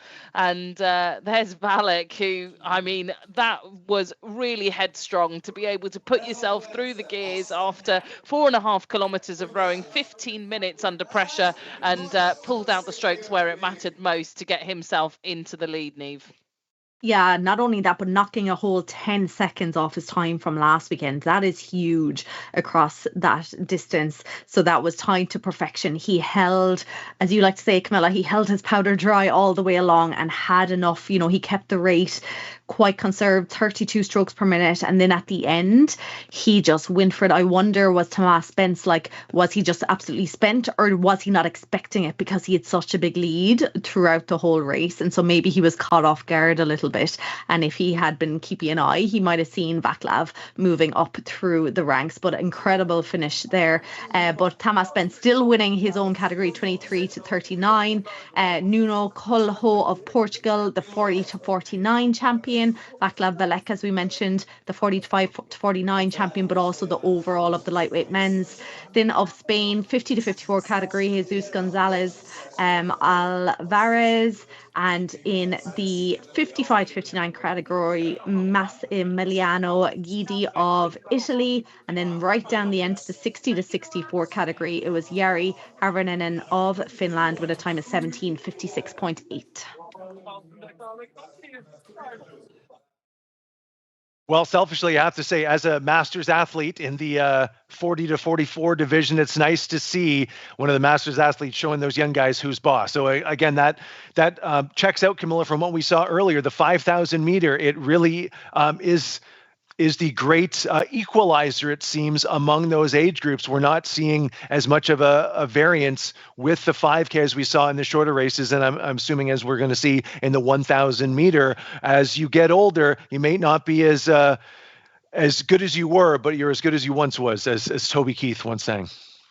Yeah, I think you're right. It is a great leveler. And I think that the time, as you increase the time that you're rowing, it just has so much more variability. You know, those strokes kind of build on top of one another like a pyramid, right? And you're sort of building you've got far more opportunity to be consistent, to build that pyramid, to build that performance, and consistency wins out over, I guess, bravery sometimes, I think, in the 5K, whereas I think you can get away with that in the 2K, in the 1K, in the 500 meters in the minute. You can be really brave and try and cling on for dear life. In the 5K, it takes no prisoners. You go out too hard and, 20 minutes is a very long time to row, and so it gives that advantage to people that maybe who have had a little bit more experience, who are a little bit more aerobic in their sort of physical makeup and those fitness levels. And I think it does level out that playing field to people who are in the older age categories as well.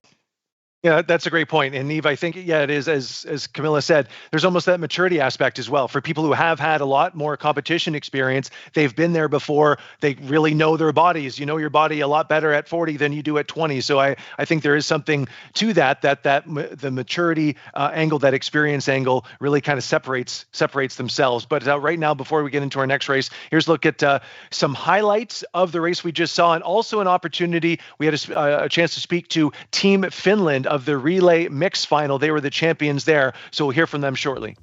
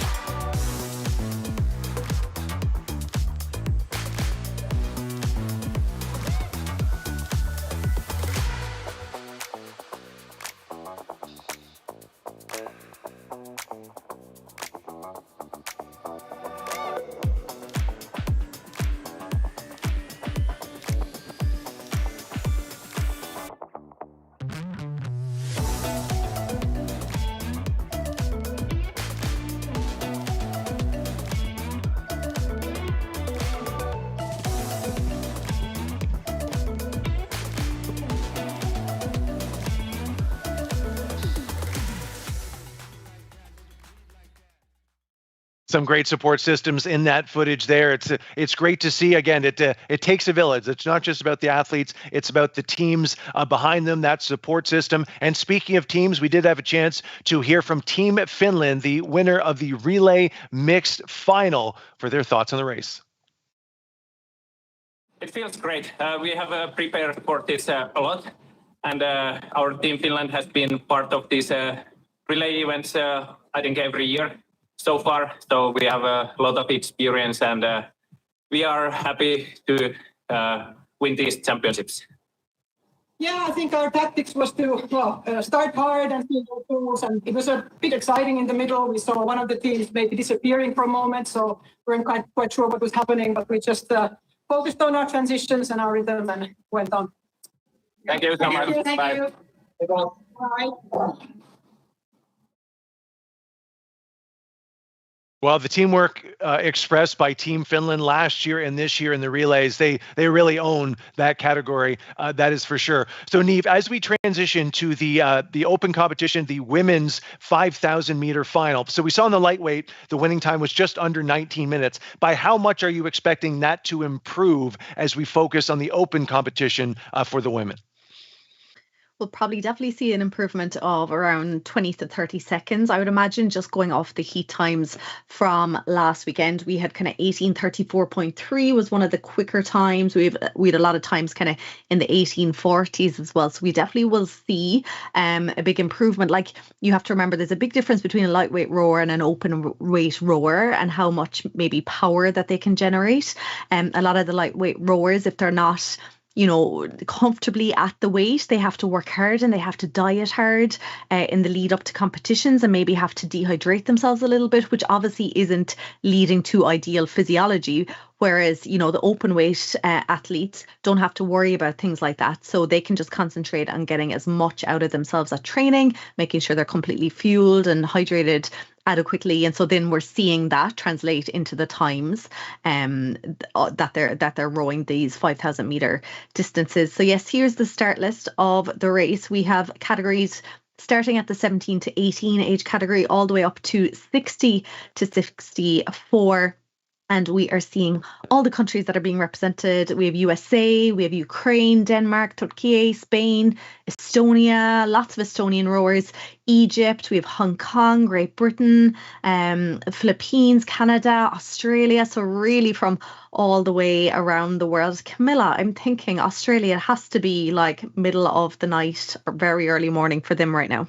I'm just trying to sort of count. Usually it's about 11 hours ahead of me in the UK. So I'm sure we're going to be joined by Eric Murray later, who will tell us exactly what time it is over in New Zealand. But as for now, I suspect it's probably about 5 o'clock in the morning in Australia, and it will be an early rise and certainly a sort of steep hill to climb for some of these athletes to get warmed up, ready and prepared, as you say, well fueled in time for this race. But trying to accommodate a global race, it's always going to be the middle of the night for somebody somewhere, isn't it? So that's the beauty of this virtual indoor event and the sort of universality of the participation. You've mentioned some great times that we're probably going to be looking forward to here, and one of the things I'm fascinated by is that our closest competition for the lead is going to come from sort of two very distinct age categories. We've got a 19-year-old who has pulled an 18:37 through the qualifiers, Maria Massian, and she's going to be going head-to-head with the 41-year-old from Canada, Lena Belanger, who pulled an 18:34.3, the fastest time through last weekend's qualifiers. And so it goes to show you, no matter the age, you can pit for that lead. And I think we're going on for a really tight competition as I'm looking through the qualifying times all the way down this leaderboard. Straight out the gates, though, this isn't necessarily going to be indicative of what we'll see through the final 500 metres, as we saw in the lightweight men's race. But it is a great start for Maria Robel of Ukraine, who goes out at a 1:46. Now, I think a lot of the athletes underneath, you can see by their stroke rate, have settled down already onto sort of 28 to 30 strokes per minute. That's the race rate that I think we're going to see for a lot of these athletes. Very little there on screen in the 17 to 18 women's category. Brilliant to see the 17-year-old from the US here competing. And we go all the way through in terms of ages up to athletes in their 60s. So we'll keep jumping into each of these different boat bays, gyms, home offices, wherever you are around the world. But our race leader at the moment, Niamh, as predicted perhaps, is Maria Ángeles Macián of Spain. Yeah, leading out her age category, which is the 19 to 20, but also just overtaking Maria Robal of Ukraine for the overall title at the moment. Maria Robal, she's in the 17 to 18 category, so she's in the youngest category, and she was leading it out. I wonder, because she definitely went off the quickest. She had her split down to around 145, 146, and held it for the first 300 meters or so. But I'm wondering, did she hold on for too long? Because now she's gone up to about 158, holding around 30 strokes per minute. So let's see if she went off a bit too quick, because what's happening now is she's starting to move back the field a little bit on the overall rankings. But Maria Ángeles Macián of Spain, she is that overall leader, but she has tough competition from Jorge Liola of Estonia. She's down at 26, and we're seeing her on the screen at the moment, 26 strokes per minute, looking very comfortable, very solid, taking her time with a split of 153. So if she's looking that comfortable now, and if she kind of keeps that pacing going, she'll surely have something left in the lungs and the legs towards the end, but still very early stages at the moment. The 19 to 20 category, if we look back up there, Ellis Kristal Hein of Estonia, she's after putting on a bit of a push here now, and she has it down to 4 meters between herself and Maria Ángeles Macián. And then really close in the 23 to 39 category for that second and third position, Amy Renwick of Great Britain, followed in by Eli Wood of Great Britain.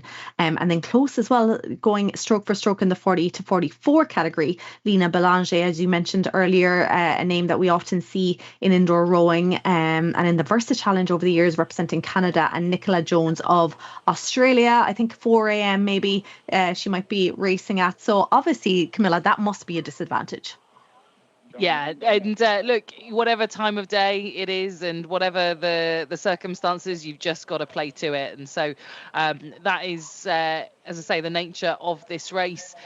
Great to see. One thing I must say, great to see that the brand new world record in the 5K is listed up there at the top of the board as the ghost boat. Georgie Rowe of Australia, who did that blistering time of 16:49. I don't think we're going to see that beaten here today, but it just goes to show you how phenomenal that was when that was set just a couple of weeks ago by the Australian rowing team member. But you can just compare the pace of these extremely talented athletes below to that of Georgie's time, and they're the only woman to go sub 16:50 ever. Absolutely remarkable stuff. So that ghost boat is on there at the top just to show you what the world record pace is. But like I say, that is simply outstanding. And anywhere near that, like I say, we've got some really good contenders here. Maria Ángeles Macián closest to it at the moment, but hot on her heels,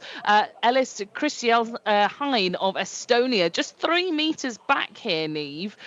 She's a little bit kind of more content on the pace, 26 strokes a minute. She's all the way she's down at 152, so sort of a split or so off that of the pacemaker Macián, but could be again kind of saving something for that latter half of the race. We'll have to wait and see.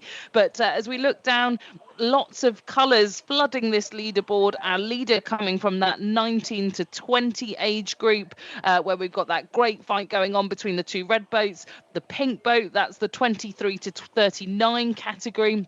Currently headed out by Terje Leola of Estonia, who's setting a great pace of 152 down at 26 strokes a minute. So lots and lots of contenders there. And I must note as well, we've got Doris Meinbeck back again. We saw her earlier in the 1 minute.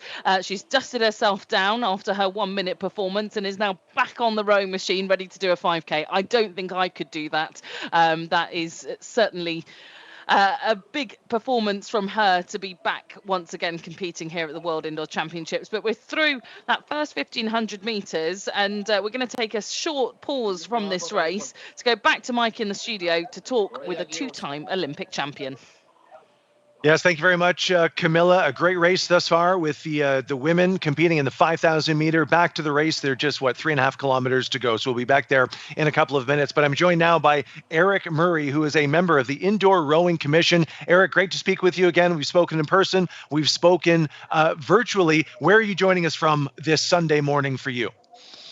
Well, it's Sunday morning here in New Zealand, 6 o'clock. I heard you talking about what it is in Australia. It's probably 4 o'clock, depending. If they're on the West Coast, it could be even earlier. But yeah, no, happy to be here because I tell you what, indoor rowing has grown so much in the time that I've finished my career. And I'm just thankful that I could be on the Indoor Commission to sort of help develop a lot of what we're seeing now. And I think there's been some really good growth work that's been taking place in indoor rowing, and it's great to see. And so what is the goal of the Indoor Rowing Commission? Like the group that you're a part of, obviously we've seen a lot of growth since we first spoke back in 2023, but what is the goal? What are you hoping to achieve? Oh, we just want to make indoor rowing accessible, and one thing is that people use indoor rowing, indoor rowers every day. And I think there was a great British study in 2019 that said there were millions of people a year in the UK a day that were using an indoor rower. So what we want really to happen is people that are using an indoor rower to say, look, I am a rower, and sort of join the rowing community and be part of what rowing's about. And we see under the umbrella of World Rowing now, we have coastal, beach sprints, classic rowing on water, we have indoor rowing. So the community's just growing, and that's what we want to see. We want people to be able to identify and say, look, I'm a rower, and to be able to do a lot with indoor rowing. We have the luxury of it being virtual. Ideally, we'd love to have some in-person events where people can come and compete, but there's not too many restrictions. We have weight categories, age categories. We can race whatever we want. This is the first time people are seeing a 5,000 meter, which is different. Normally we're sitting to the classical, 1,000 meter, 2K, but we can do whatever we want. And I think that's the best part about it, because there is a niche for everybody that uses a rowing machine, whether they are short and sprinters or whether they do like the longer endurance type of rowing. I want to dig into the global aspect of the sport a little bit more with indoor rowing. And again, we're seeing the global impact, 52 nations competing in the finals today. Is there an area of the world for the Indoor Rowing Commission that is a specific area of focus for, say, the rest of the 2020s? Or what types of goals are you looking to achieve over the next 3 to 5 years? Oh, we want to just keep pushing it out to the world, and I think the accessibility and the fact that we can be connected to do races or to do competitions. There's activations all over the world that we're running. Singapore, we just had the Super 60s. They had their 60-year anniversary, so we were running a 60-second event. There's nothing stopping, and I think that's the best part about it, is that we want to get everybody engaged, and there's not too many restrictions. You need a rowing machine. Obviously, at the moment, the gold standard is Concept2, but that's not limited to the types of rowing machines that we'd like to see people racing on, or competing on, or training on, for that matter. So, you add all the bits and pieces in of competition, but also having health and fitness and mental health, everything else. We've got a platform for people to be able to either just compete or to just be there, and in pushing these age limits. We're seeing so many different age groups. Where do you normally see too many events where you've got people in an older category being part of world championships? As a combined, they're normally set aside to be part of like a different type of event. But that's I think one of the key elements is that there's not too many restrictions, and we just want everybody involved. Yeah, that's great. Now, I'd be remiss, Eric, if I didn't utilize you for some strategy as a two-time Olympic gold medalist. So I'm curious, for an event like this, the 5K, how much preparation on the day of the race does this go into this for these athletes? Is this 2 hours before, 3 hours before, especially if you're thinking like yourself, your start of the morning, middle of the night for some areas around the world? What is the preparation leading up to a 5K for some of these top athletes that will be finishing on the top of the leaderboard? Oh, look, you've got to have been up for at least a couple of hours if it is an early morning, because nutrition's the key. This is a very aerobic based, cardiovascular type work, and so of course, we may see people that have gone anaerobic a little bit quick and they're going to suffer now. But the whole idea is to make sure you've got those glycogen levels and everybody's had their carb loading and everything early in the day. And then that will allow them to get through this, because it has to be a constant pace. You have to try and figure out what you can get onto, what speed you're willing to hold. What is your target? What have you practiced for? It's a difficult one because the practice on it's not super fun. But being able to just be consistent and holding a pace that then that you can sustain. And normally, this is the great part about this event, is normally this is just a test for elite athletes. 5Ks are generally a test for elite athletes in their programs. But now we've got it as a competition that other people can be involved with, and that's what we're seeing here. So, we'll start getting down to the wire here, because if you have used, we're 3Ks into it, we've got 2K to go, so there's still a good amount of time. And it's really about, have you paced it well enough to survive, really? Last question for you, Eric, before we get back to the race. So if I gave you the pick, you have the 1 minute, 500 meter, 1,000 meter, 2,000 meter, 5,000 meter, one race for the rest of your life, one distance. What are you picking? Well, now that I'm retired, it'll be 1 minute. But I enjoy it. I think that this is a great part, because I think you'll see different athletes that are good in different ways, in their specialties. And some people like myself were long distance. I held long distance world records, but my short stuff wasn't great because I probably just didn't have as much power as some of the other people did. So, it's been able to do that, because that's what we want to have and we want to achieve with these athletes, is finding out, what is your forte, and if you want to do longer distance, there's nothing stopping us from having, dare I say it, like a marathon world championships, and seeing all of these people that sit on the rowing machine and love doing long distance. And so that is the key element. And I think, we're seeing indoor rowing in a very good space. We want it to grow, and we know that it's growing. And, the more that we can do to put framework around it and have events like this, the more people we're going to be able to reach. Awesome. Eric, thank you very much for starting your Sunday morning with us. And our entire broadcast crew is now trying to figure out how we're going to fill content for potentially a marathon of indoor rowing. So thank you for putting that out into the universe. Have yourself a fantastic day. Eric Murray, two-time Olympic gold medalist and member of the Indoor Rowing Commission. Camilla, 1,200 meters to go, and we have some Canadian content on the top of the leaderboard. Yeah, you'll be pleased, Mike, coming to us from all the way over in North America, because it is the Canadians. It's Lena Belanger that has been making her way steadily up to the top. She was in third when I last looked 25 strokes or so ago, but she's really timed this well, pushing herself out into the lead. She's down at 1:49. She's really saved herself for this final 1,250 meters. I mean, it's part of her race plan. Usually we'd start to see people, once we get into that final kilometre, start to ratchet up and start to sprint a little bit earlier from her, maybe, as I say, part of the plan and what she's practiced, but she's not up there alone. There's still lots of tussling going on around her. You can see our early race leader, Maria Macian of Spain, just slipping off the pace ever so slightly and tumbling down the leaderboard, allowing for the Estonian Leola to come climbing back. It's been a great race developing so far, Neve. We've really been kept on our toes here, because the lead has changed numerous times and our top three have all been shuffling like a deck of cards as we come into the final sprinting stages. 1,000 meters to go, and it is Belanger out in front, Neve. Yeah, absolutely. And the interesting is that tussle between the top three positions. They're all very different age categories. Lena Belanger of Canada, she's in the 40 to 44 category. Again, another example of those older. When I say older, I don't mean to offend anyone. the older athletes actually really doing well in these longer distances compared to the younger athletes. So she's leading it out, and she's in the 40 to 44 category. Then Terhe Leola of Estonia, she's in that 23 to 39 category, the one we would tend to call the elite category, or the open category. And then, as you mentioned, Maria Macian of Spain, she's in the 19 to 20 category, just falling back slightly off the pace. She's still very much leading out her age category, but she's down into that third position overall in the women's 5,000 meters.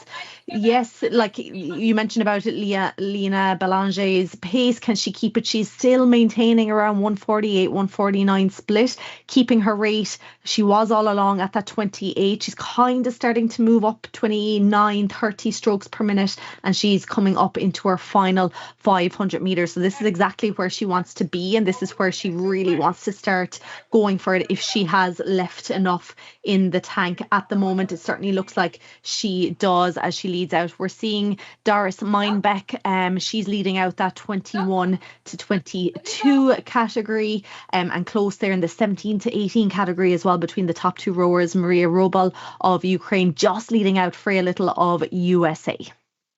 Yeah, it's all very close, and that fight that you mentioned there, separated by only 4 meters between Rubble and Little in that 17 to 18 category. So the two of them still honours to be won with 500 meters to go in that youth age category. But out at the front of the field, it's now Leola of Estonia. It's changed once again. The Canadians slipped back. Bellanger, it looks like we are. Oh no, apologies. That's in the 23 to 39 women. I'm just looking on the leaderboard there because, like we've already said, Lena Bellanger outside of that, she's in that 40 to 44 category, in this category here that Nicola Jones on screen is competing in. But she's our overall race leader. Bellanger, she's still at 149s. Amazing stuff. She's paced this extremely well with 250 meters to go, about 25 strokes left to row of this 5k race for the Canadian, and she's done it again. She's stepped down to 147s. She's up the rating, 32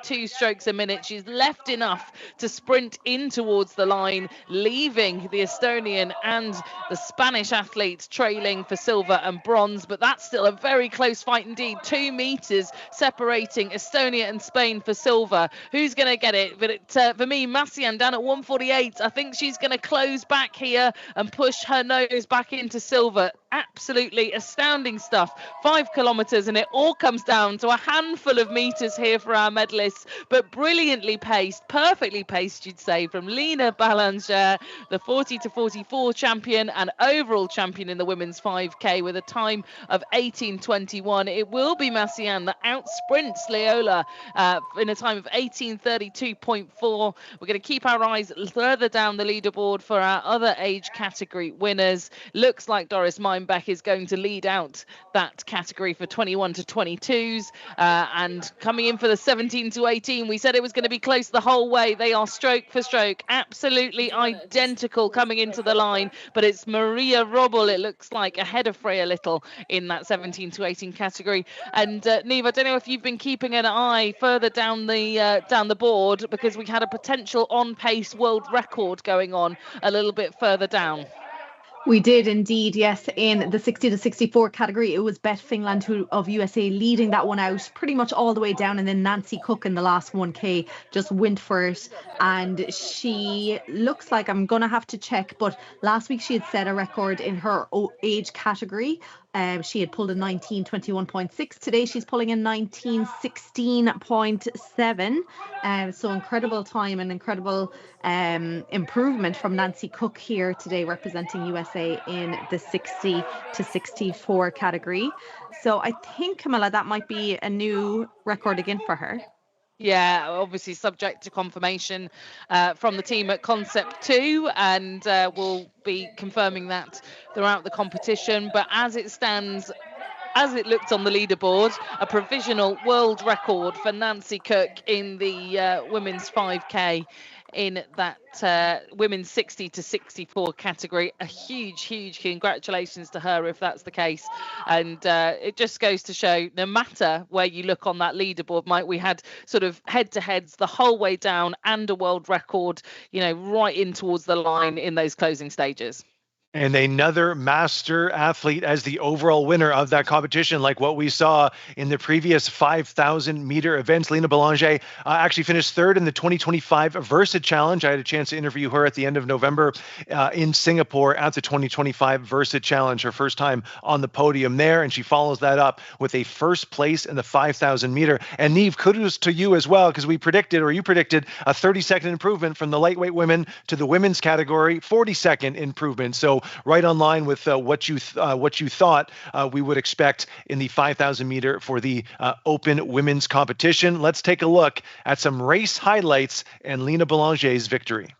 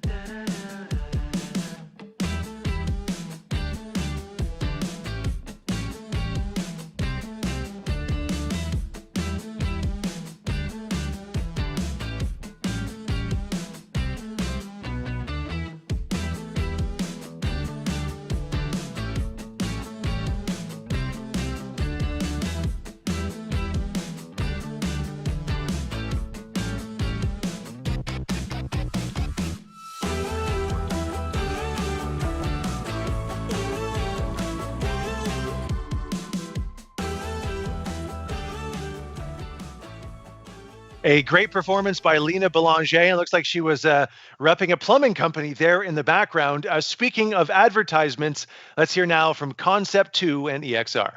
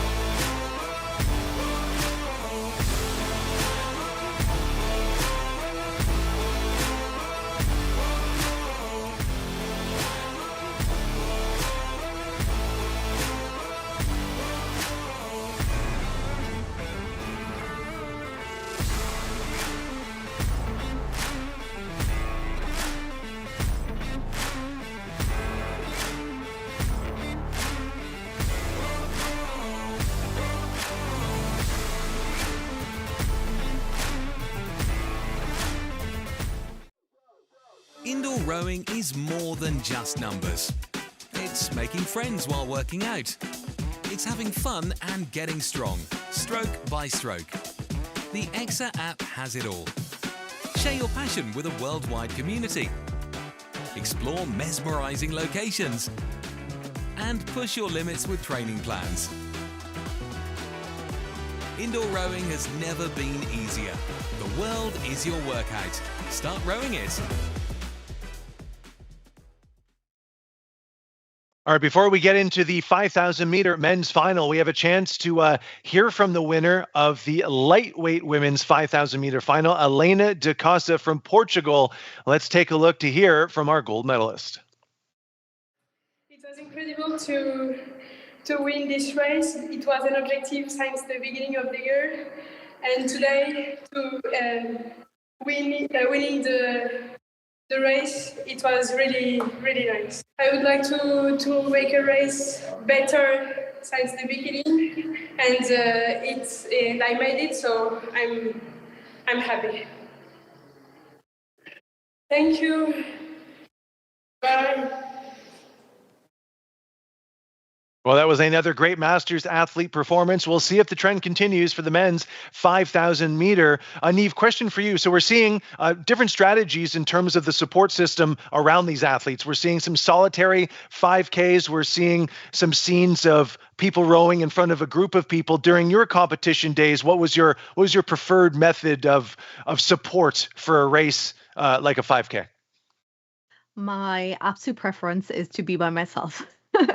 There's just something I just like someone standing over me, but that was just my personal preference. Obviously, I competed at the World Championships in Paris in 2020, and so you're in a big stadium and there's people everywhere. But at the end of the day, there's nobody next to you, or you're by yourself, and so you're able to stay in the zone.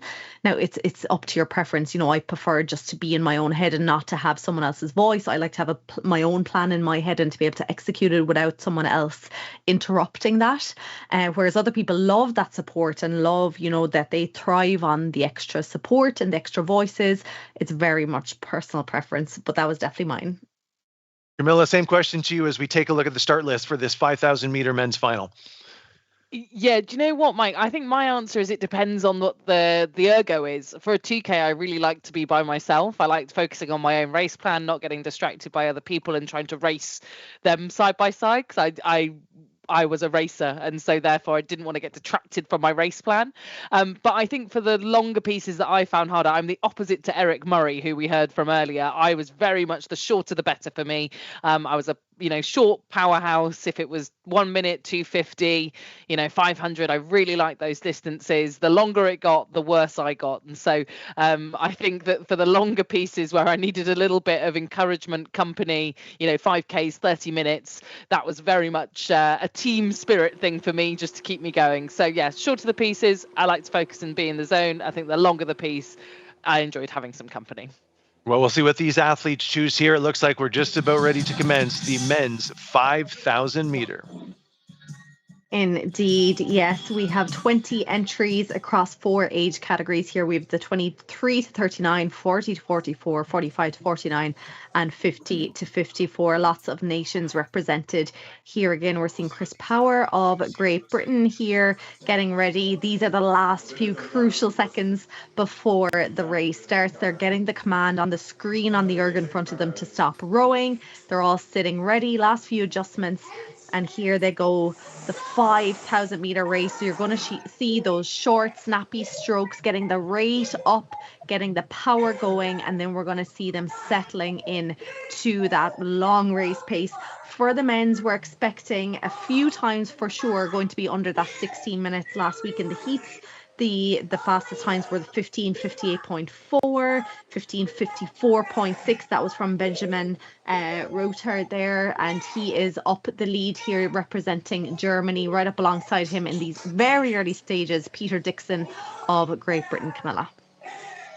Yeah, and you can see there for a very short amount of time, the Polish athlete Tomasz Czycocki was actually ahead of the pace for Olli Zeidler's world record, the German who also set the 2K world best time this week on the Concept2. But I'm sure we'll see that sort of sail off into the distance somewhat. I think that's a sub, or very close to a sub 15-minute time, if I remember correctly. But we'll jump in with each of these athletes now.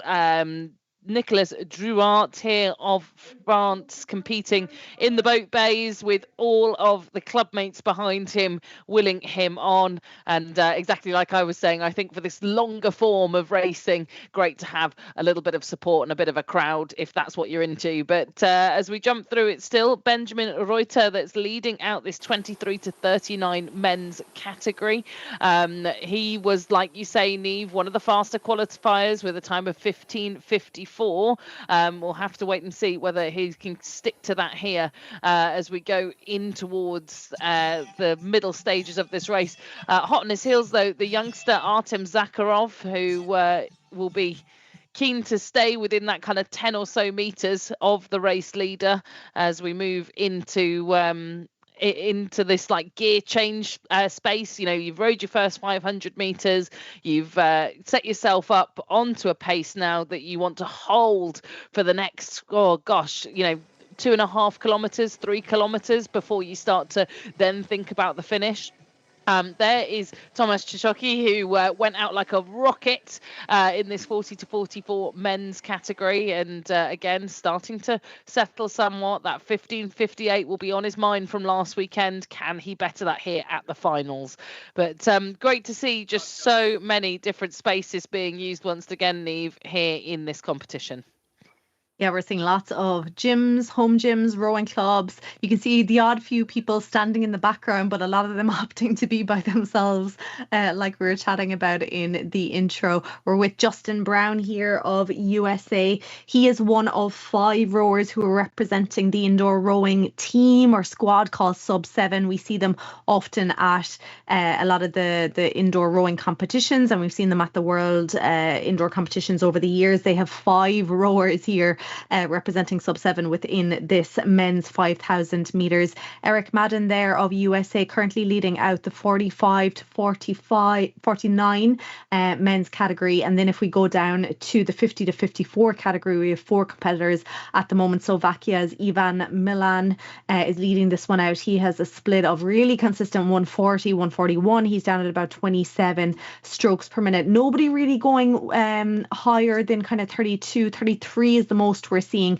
at the moment from Benjamin Reuter, who is still leading out that 23 to 39. But once again, we're seeing maybe slightly older athlete leading out the 5,000 meters, like huge lead here from Tomasz Cicioki, Polish rower, who is keeping it at 135. And every time he comes on screen, you can just see how chilled out he looks, how in control he looks. He's a big athlete and he's just using his power, keeping that rate down a little bit. And I'm sure he'll, keep something in reserve towards the end. But right now, leading out the men's overall category of the 5,000 meters.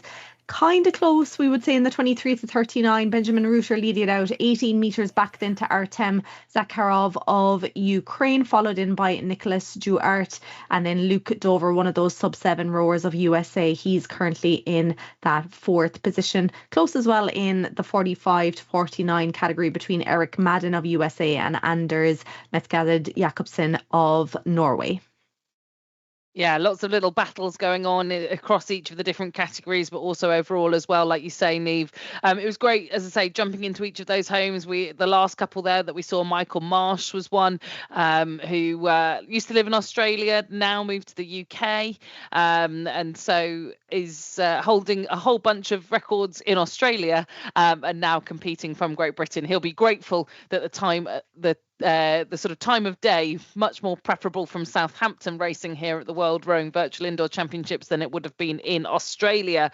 But as we now look at this race between these 3, still quite close, 100 metres over the course of 5K, really achievable to close down for those that trail in that group. But we're now jumping back to the overall picture here in this men's 5 kilometre. This is the last race in this sort of section of the programme. We'll have a short break after this race before we'll be jumping back in at 7:40 CET. But as we go through 3,200 metres to go, it's still Poland's athlete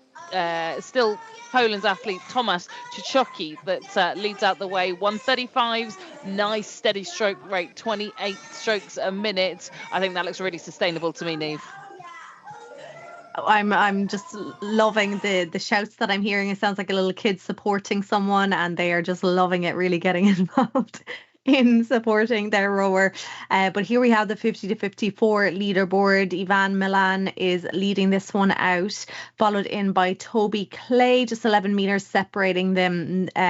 Not too much over the course of this race. They still have well over halfway to go here. Gregor O'Neill's then in that 3rd position, followed in by Michael Marsh in sport. Looks like he has a lovely fan in front of him, keeping him nice and cool there in Great Britain. It must be very warm there, is it, Camilla? I'm not sure I could call it. It's probably warm compared to the last few days that we've had. Great to see that close race there. Toby Clay, one of the British athletes actually, who's got a long list of accolades to his name. A gold medalist from the World Rowing Indoor Championships back in 2023.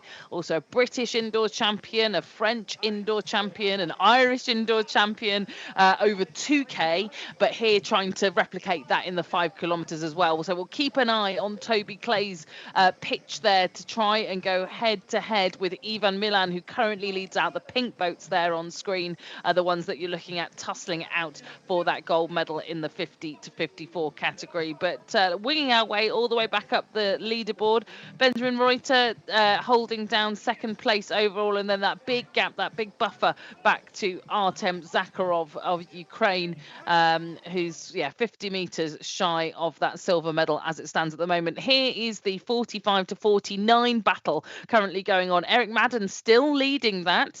He was the race leader when we last caught up with this group. The 45-year-old joining us from the USA, just 9 meters ahead of Jakobsen of Norway, also 45 years of age. There was a decent gap separating them. Previously, it was sort of 3 seconds or so between them through the qualifiers, but it could be even closer than that in this finals here. They've also got Andreas Werner for company. Werner's name definitely stood out to me looking through the notes that we got on each of these athletes through preparation.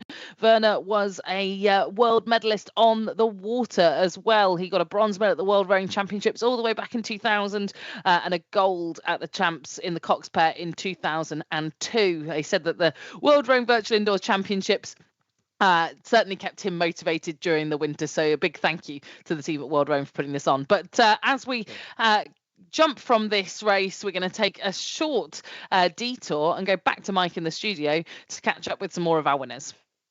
Thank you very much, Camilla. Looks like just over 2 kilometers left in this men's final of the 5,000. We had a chance to catch up with Lena Boulanger, who was the winner of the women's 5,000 meter and the third place finisher at the 2025 Versa competition. Here's what she had to say immediately after her gold medal winning victory. That was a race. Wow. Whew, that's good. Personal best by 8 seconds. It's pretty great. I always said that I am more a long distance person, and the 5K is pretty much my distance that I like to do the most. So having this year was really great. And I'm really happy to finish first. I had the pressure of finishing at the top last week, and I had to do the same today. And I did. So I gave my plan to Rachel here. And so she pushed me through, and I was expecting to hit a wall at 3,000 meters, and I didn't. So I kept pushing and lower my split, and I could still finish strong at the end. So I'm really, really happy. Finally, the stress is out. I can move on with my life. Bye. Well, there you have it. So the support system paid off in a big way for Lena. And it's interesting, Camilla, hearing her describe herself as an endurance athlete, and the 5K is her preferred distance, because that's what happened in the Versa competition. The shorter power demand events, she didn't do as well, and she really cleaned up later on in the competition as the endurance factor became more of a factor in that competition and led her to a podium finish. But it looks like we have, 1,500 meters to go in this men's race. How's the leaderboard shaking up at this point? Yeah, Mike, it was really interesting, wasn't it? Listening to the fact that she did a 6-second personal best on a distance that she said that she loves and she enjoys. Just goes to show you that people really rise to the competition. They rise to the level here at the World Rowing Indoor Championships to really perform at their best.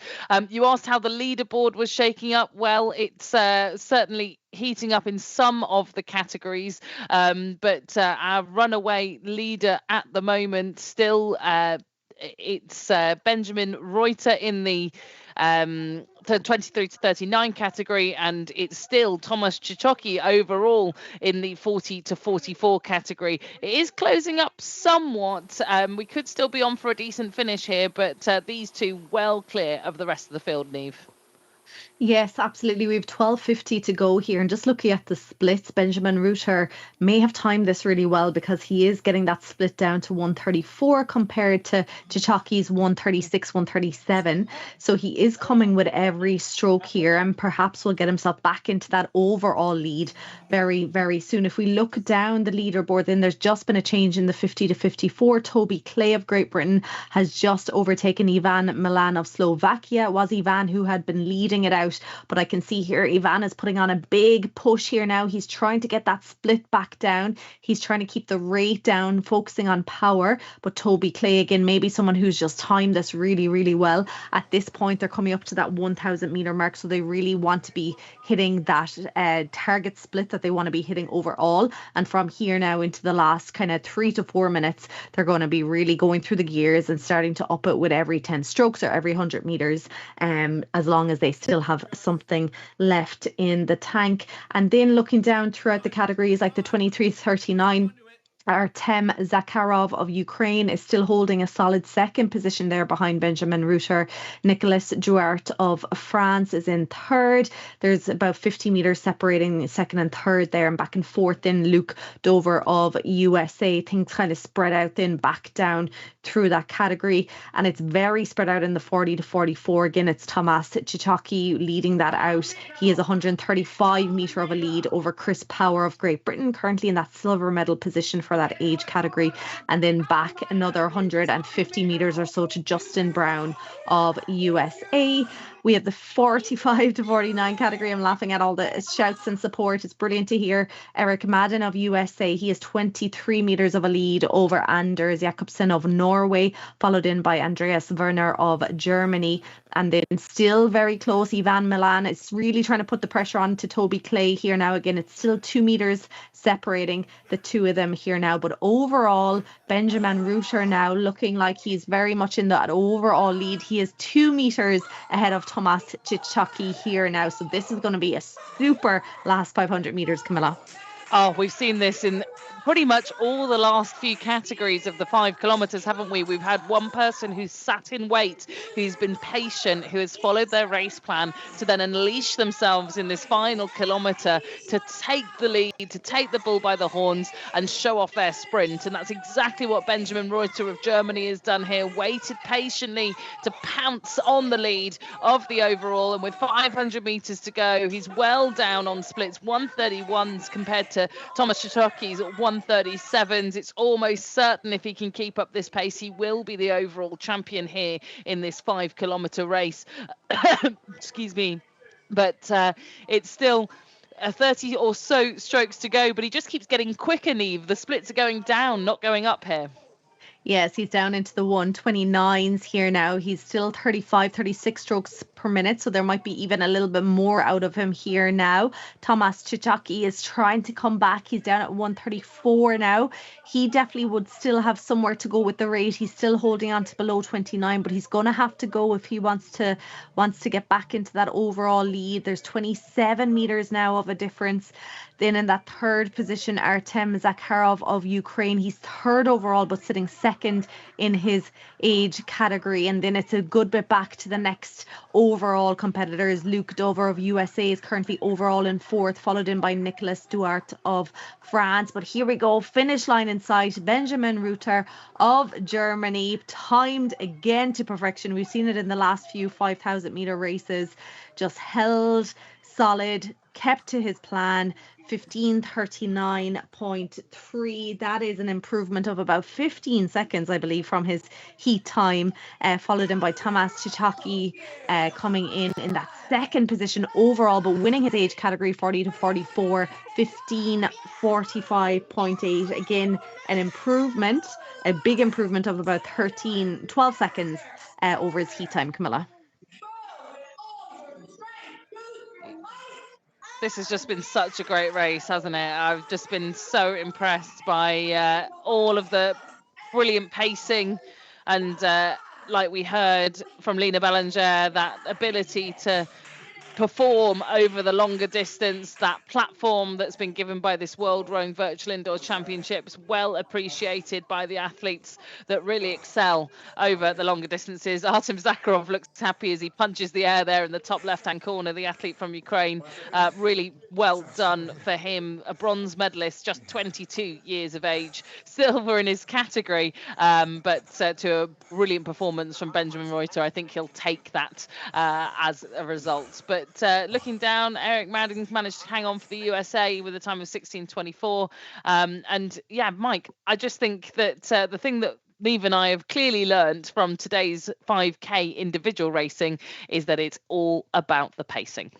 It's definitely about the pacing, and our master streak ended there. So Benjamin Reuter, for the under 40 generation, he acquitted himself well in that 5,000 meter victory. We'll see if we can potentially hear from him later on in our second half of the day's competition. But a tremendous race.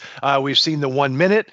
We've seen the 5,000. We've seen some relays. Still lots of racing still to come. Let's take a look at the highlights of that 5,000 meter in Benjamin Reuter's victory.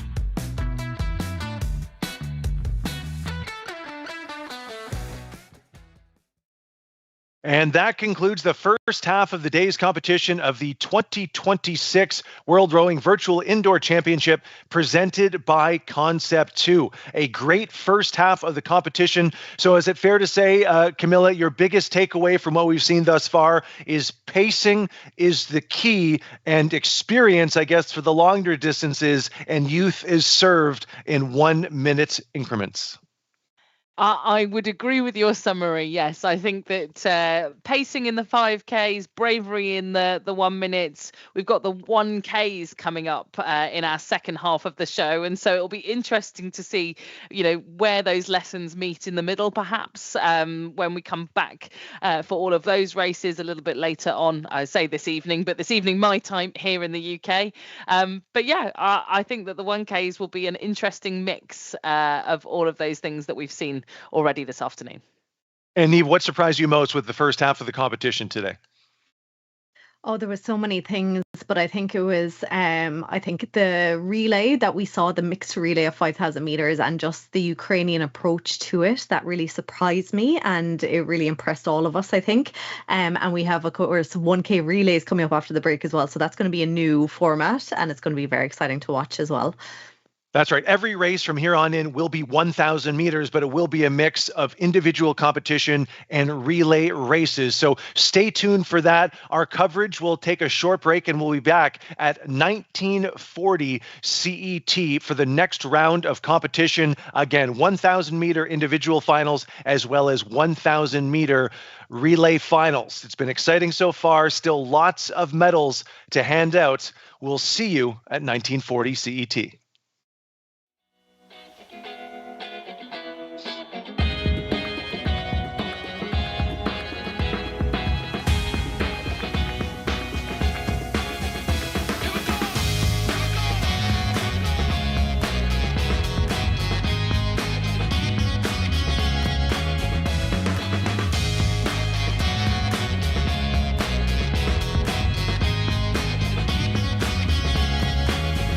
Here we go.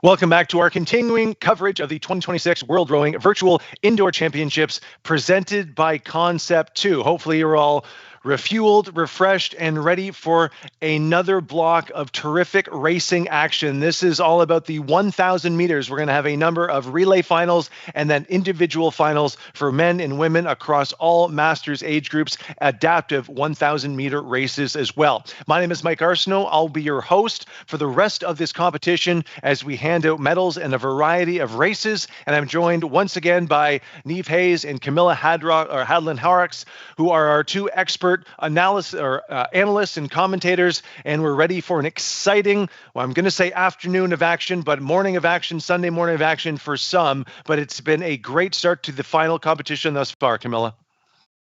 It really has. We've been surprised by world records, which I know are yet to be confirmed by Concept2, but we've already had a few age group world records. We've also just had some really close racing, some surprise relay techniques, which Neve and I will be keeping a close eye on whether we see any more of those later on this evening, and we'll guide you through those. But overall, just amazing to see some new distances being raced at the world level. I've really enjoyed it, and I think a lot of the athletes have too. That's right. We had the 1 minute, the 5,000 meter, the 1,000 meter. Neve, I'm curious if you think at this kind of somewhat middle distance between 1 minute to 5,000 meters, will we see some familiar names that we saw from the first half of the competition showing up at the top of the leaderboard again in these 1,000 meter individual and relay races? We're certainly seeing a double up of names, particularly between the 5,000 meters and the 1,000 meters. They didn't have a huge amount of time to recover in between. So whether it will be the same people on the podium, I'm not sure, or will it suit more fresher rowers who are just concentrating on the 1K? We'll have to wait and see. Well, it's going to be a great series of races that we have, but how does it all work? Because again, we have athletes from 52 nations competing throughout the day today on 6 continents. How does it all work? How do we track all of these races? Take a look. Welcome to the 2026 World Rowing Virtual Indoor Championships, presented by Concept2, where the world comes together to race, no matter where you are. From first-timers to world champions, every stroke counts in this electrifying test of power, endurance, and mental grit. It's spanning over 2 weekends in February. The World Rowing Virtual Indoor Championships will be staged as a fully virtual event, bringing together more than 2,200 athletes from all corners of the globe, competing from their homes, gyms, and clubs, all connected in real time and racing against each other on their Concept2 rowing machine.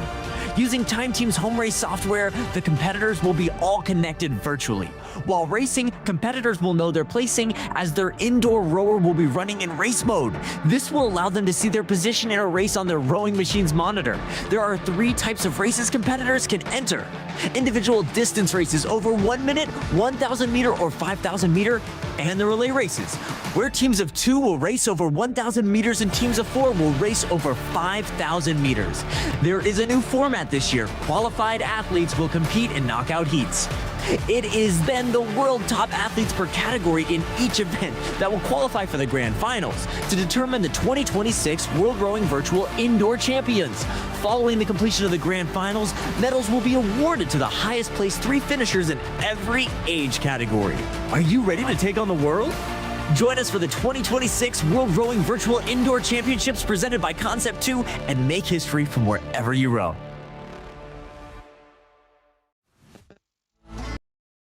All right, the action will kick off momentarily here. I just want to take a minute because I think we kind of gloss over the fact of just what a tremendous production this is. We have athletes, hundreds of athletes from all around the world competing. Our commentary team, I'm based in Canada. We have Neve in Ireland, Camilla in the UK. Our behind-the-scenes technical staff, they're in Germany. We have support from World Rowing headquarters in Switzerland. It's just really amazing what all of the technical prowess that is required to put this together and it all work seamlessly. It really has been a fantastic final of events thus far. And of course, we have a number of races still to come. Hopefully I didn't jinx ourselves by mentioning that. I should have maybe saved that to the end of the competition. But first up, Camilla and Neve, we have the team relays, and we saw 4 team members in the 5,000 meter relays, a little bit different for the 1,000 meter. Let's take a look.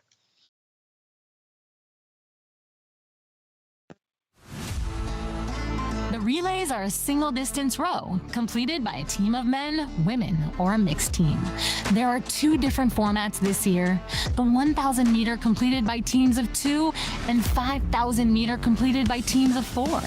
Using 1 machine per team, athletes will row one at a time, switching however and whenever they wish. But each teammate must row at least twice, any distance, for the 2026 World Rowing Virtual Indoor Championships presented by Concept2. Teams will be competing in the sprint relays over a distance of 1,000 meter and endurance relays over a distance of 5,000 meter. Teams participating in the team relays will only be successful if they can handle smooth and fast transitions after a short sprint on the erg.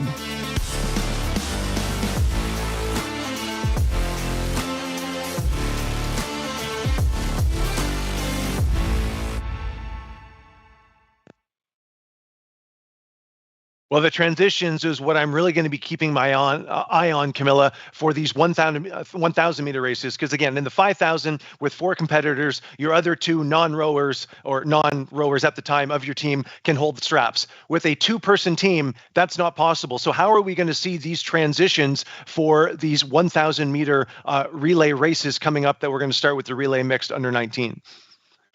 Yeah, I think it's going to be really interesting to see how teams approach this. We did see a lot of teams earlier adopting this new style of 1 person lying underneath the machine and holding both straps. Now, I think that there's going to be too many changeovers in the 1 kilometer to make that an effective technique. But I do think that basically it'll be feet out rowing. For a lot of these teams, right, they're going to just not use straps, have to be really confident or very loose straps even, and be very quick at pulling them and loosening them off again. And they'll have practiced that time and time again to get them really quick at sort of fluidly moving in and out of the feet. But, we may see some teams going for the sort of, holding the straps underneath the ergo. I just think it's a little bit too clunky for me, Neve. I don't know about you. Absolutely. We're even seeing on the webcams here now, they're rowing in socks and they have their feet placed on top of the straps already. So it looks like a lot of them will be doing that feet out rowing. Obviously, it's something you would need to practice because anyone who has tried it will know how easy it is to fly off at the back of the stroke if you're not pushing your feet down enough, because a lot of rowers can tend to pull up against the straps, and when that strap is gone and if you pull your toes away from the foot plates, then you're going to go flying off the back, and that's not something we want to see. So it's going to be really interesting now if we're seeing here that the straps are there and the feet are in the straps here from detention rowing team, the under 19 mixed team. So they're just keeping the straps loose, so that will prevent that kind of falling off the back. So you still have some support, but they're just not as tight as normal. Yeah, I think that it's really a test of core strength, isn't it, really? It's a bit like if you've ever done sort of like a V-sit as part of like a Pilates class or even just a core stability class. You're trying to hold yourself in one position, and if someone comes to try and push you backwards at force, you're going to go toppling over. So you really need to brace that core, have lots of core strength in order to be able to hold yourself on the rowing machine at that really high pace, because we're much shorter than the 5 kilometer relay earlier. This is going to be really fast, really furious, nice and short. We've just got 1 minute to go until the start of this race. I think, Neve, if it was me, I think I'd break it into 250 meter chunks. It's nice and straightforward, 2 sets of 250 each. Do you think we're going to see any teams deviating from that? I do. I think we're seeing a familiar team here from Ukraine. They're up the top left-hand side of the corner. It looks like a similar setup to what we saw in the 5,000 meter relay earlier. So I'm just curious to see whether, the male athlete will do that little bit longer strokes and stay on for a bit longer. Will the female athlete jump on then to do kind of the shorter sprints? We'll have to wait and see if anyone adopts that technique. But here we are. We're sitting ready.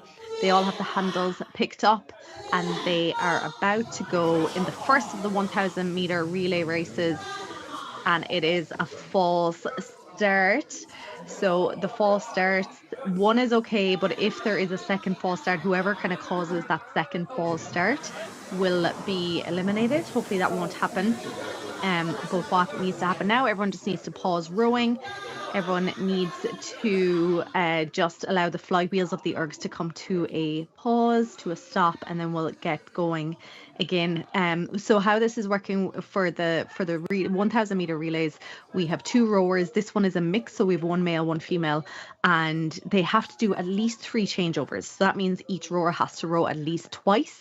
They can row as many times as they want, as long as it's more than twice each, and they can split up the distance as they want. So again, one rower might stay on for 250 meters, another rower might do 100 meters.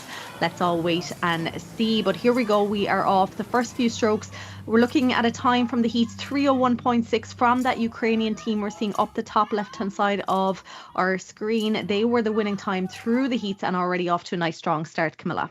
Yeah, really strong start from them. I can see that they've got the crash mats ready at the side of their ergo. Very smart indeed. It looks like they're going to go for a sort of fly-off commando roll off the side of the rowing machine. Looking forward to seeing that.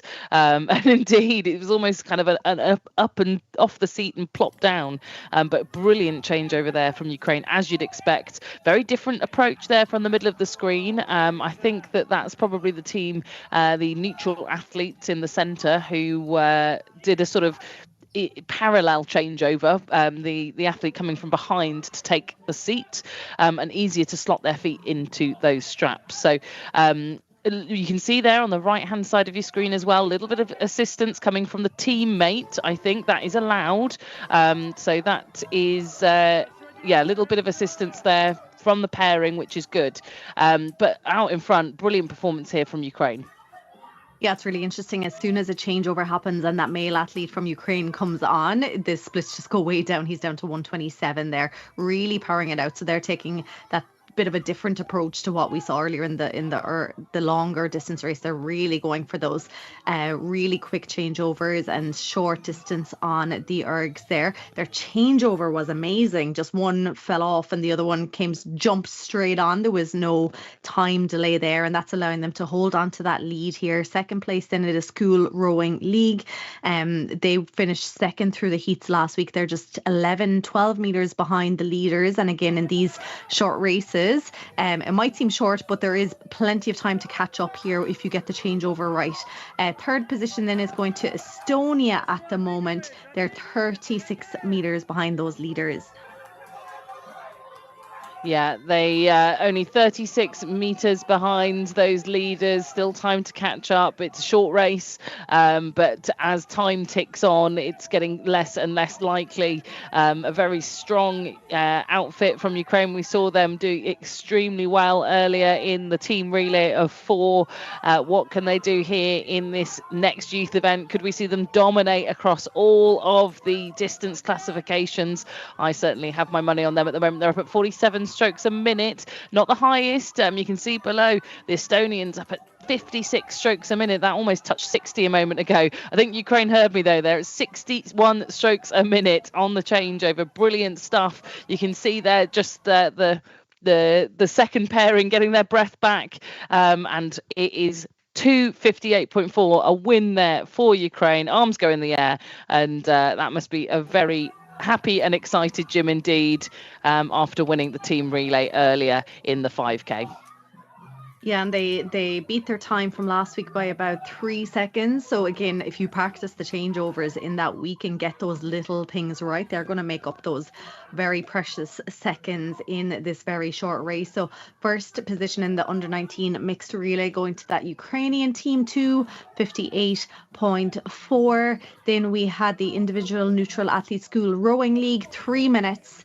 0.2, and then third position going to Estonia with a 3:05.1, and then final competitors just coming in to cross the finish line now. We had lots of rowers from People's Republic of China, new rowing mixed. I wonder if there are some school teams, but we have just the last of them coming in to take the last 30 meters of their race.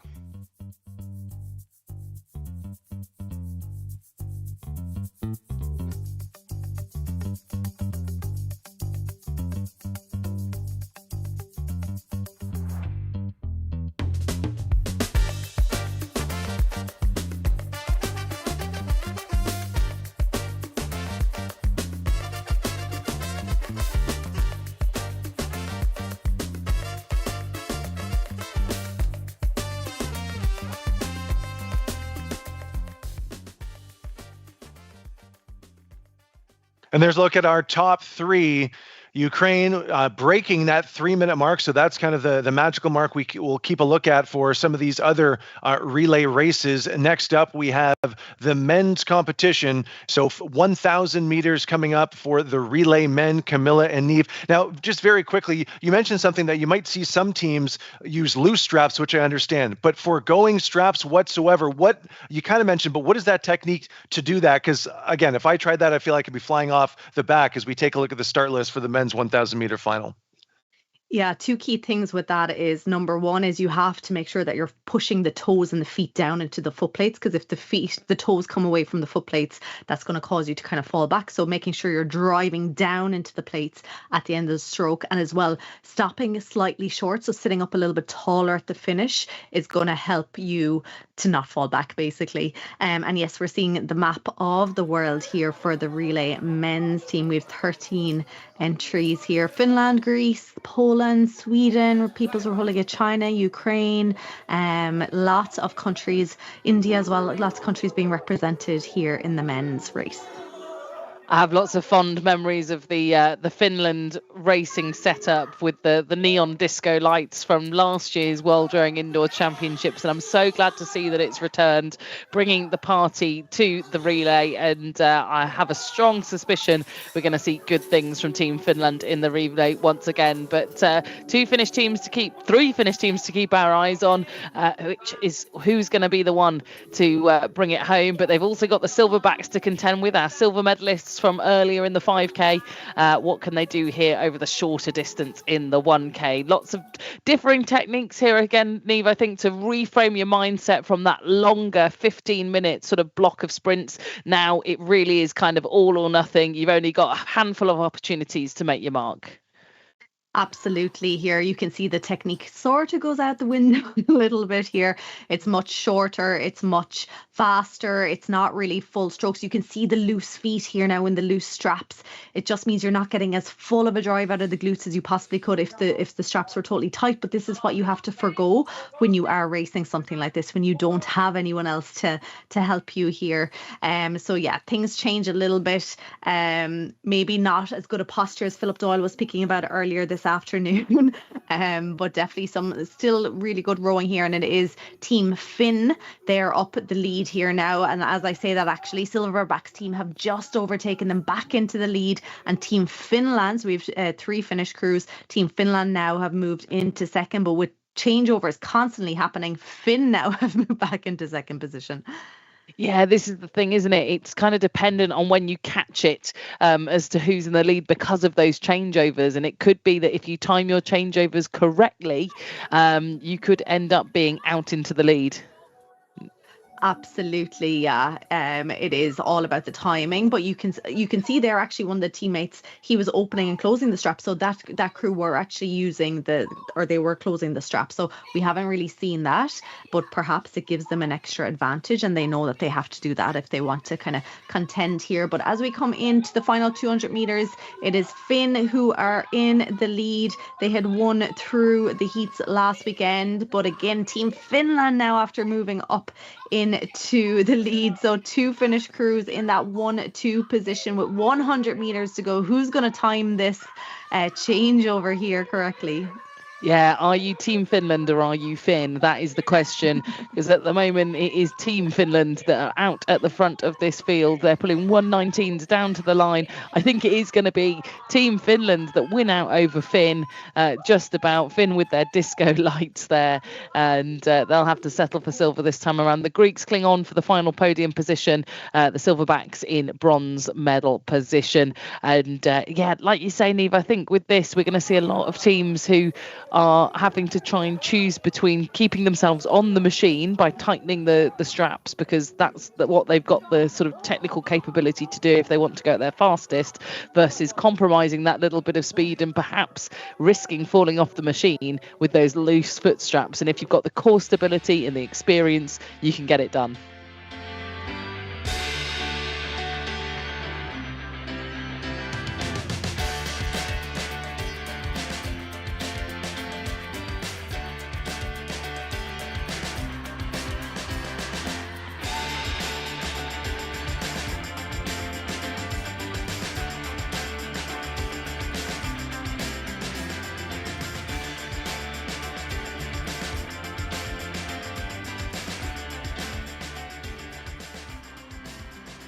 And Finland in the top two spots in the relay men's final for 1,000 meters, 1 and 2, and the Silverbacks team gets into that bronze medal position. So we knocked off 30 seconds from our previous race, 3 minutes down to 2:30 here. Next up, we're going to have the relay women. And just unofficially, Camilla and Neve, it looks like the most effective strategy is socks with loose straps. That seems to be pulling teams higher up the leaderboard than wearing shoes. Because again, if you have shoes that are just a little bit thicker than sock feet, so you just need a little more accuracy to try and get those shoes into the foot straps. So it looks like socks or bare feet is the way to go thus far in this relay competition. Yeah, tricky because I never enjoyed rowing with bare feet or socks because the heels slip off. And I don't know if you find this as well, Neve, the sort of heel holder sort of flaps around sometimes, and it's really tricky to place your foot in for them to be secure. So it's quite a talent to be able to do that well.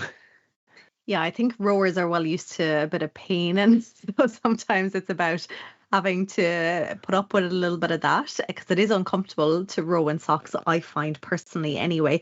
But as Mike mentioned, you know, having that less of a layer, like, you know, because you're just in socks, the shoes, it takes a little bit more effort to get in and out of that foothold or that heel hold. So without the straps, you have a little less space taken up. So it's just a little bit easier to kind of get your feet out.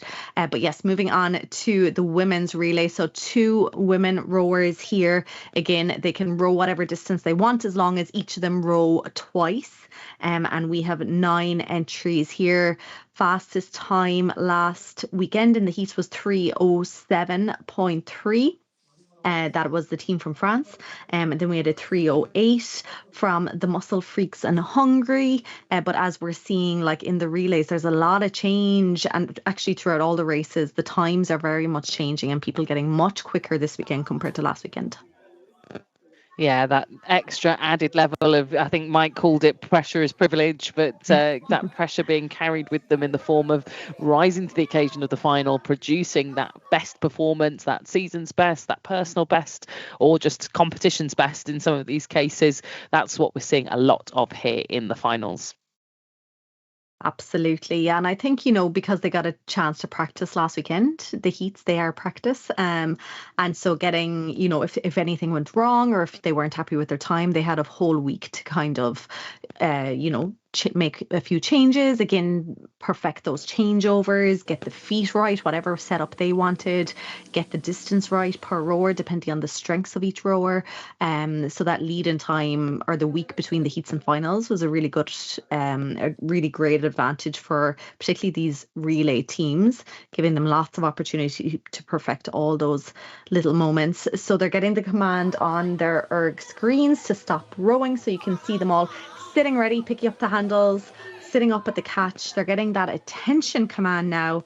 And next we will be off in the women's relay. So very fast starts here. You can see like half or quarter strokes here being pulled by all the rowers that we're seeing on our webcams, and into an early lead, Muscle Freaks of Hungary, and we have Czech Erg Power as well from Czechia just moving into that lead, Camilla. Yeah, Czech Erg Power are one of the teams that I'm so keen to keep an eye on. It's the mother and daughter team here, and they are from Czechia.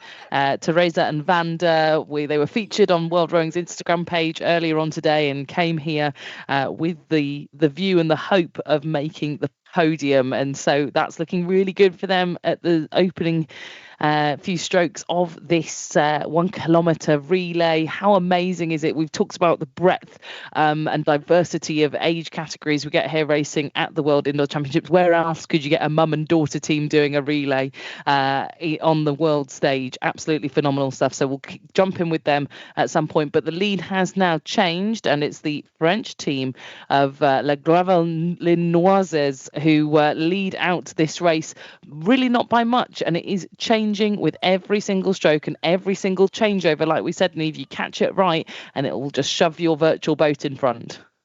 Absolutely, yeah, just timing it to perfection. Now it's hard to kind of think on the spot and to be looking at other people's times. It's really about just having that plan and kind of sticking with it, because, you know, if you've practiced this, you'll know exactly the strengths of each of your rowers and how well you do over certain distances. You can see there's a changeover just a little bit slow there by uphill team, just getting that foot getting caught in that foot plate that we mentioned, or that heel hold.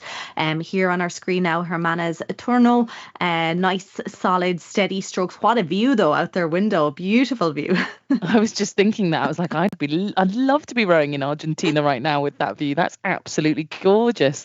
What a spot to do an ergo. Would really not mind racing or putting myself through pain, as you say, Niamh, to that backdrop. But I think that takes the trophy for the best location we've seen so far here at the World Rowing Virtual Indoor Championships.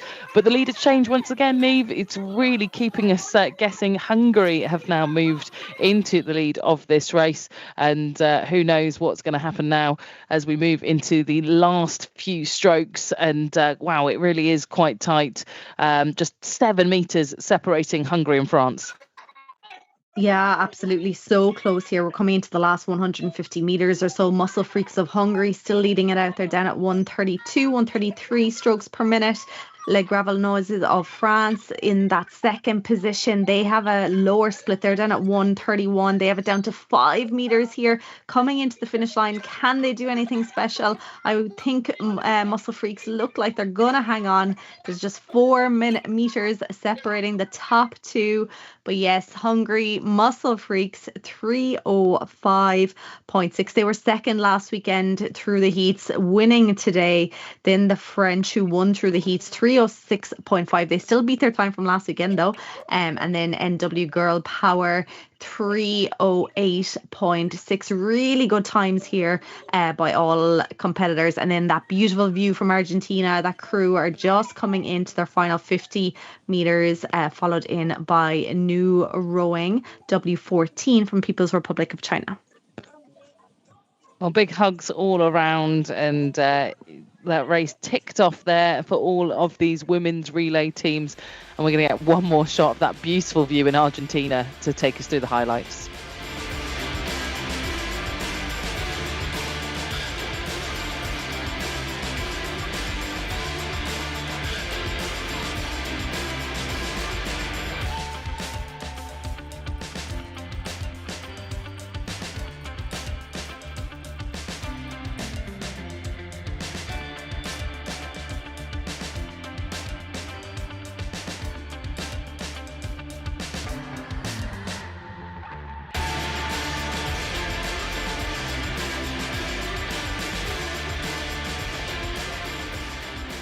A cross-section of technique in that race as well. That was the relay women 1,000 meter final. Still a number of relay races still to come. We'll get into those very shortly. But a nice wrinkle that we've added this year is the opportunity to not just hear from some winners, some champions in some interviews, but to hear from competitors from across the globe that are competing in these finals today at various distances, and find out a little bit more of what brings them to the World Rowing Virtual Indoor Championships.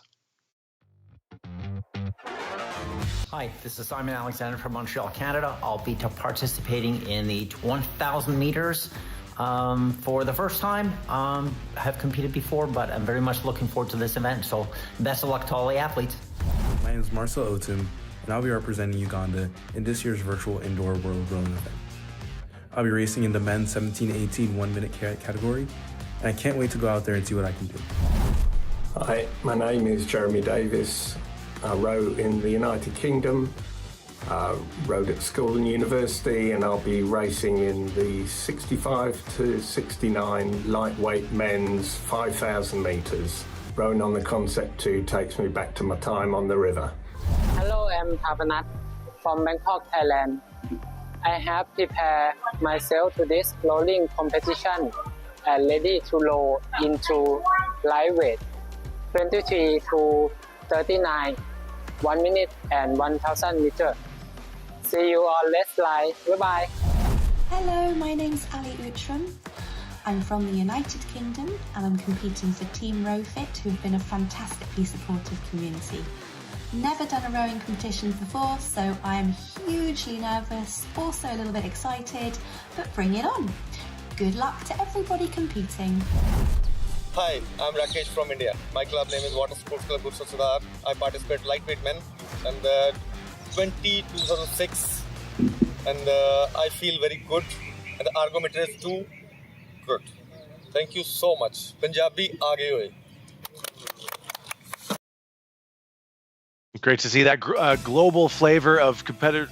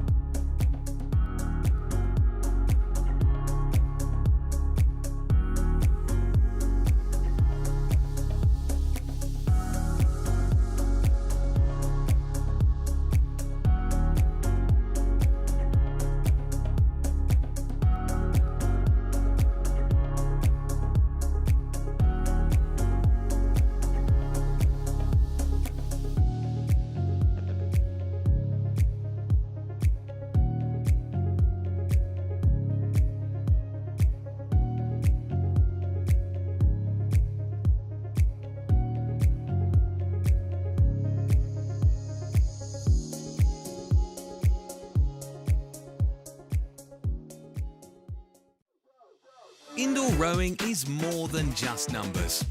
It's making friends while working out. It's having fun and getting strong, stroke by stroke. The EXA app has it all. Share your passion with a worldwide community. Explore mesmerizing locations. And push your limits with training plans. Indoor rowing has never been easier. The world is your workout. Start rowing it.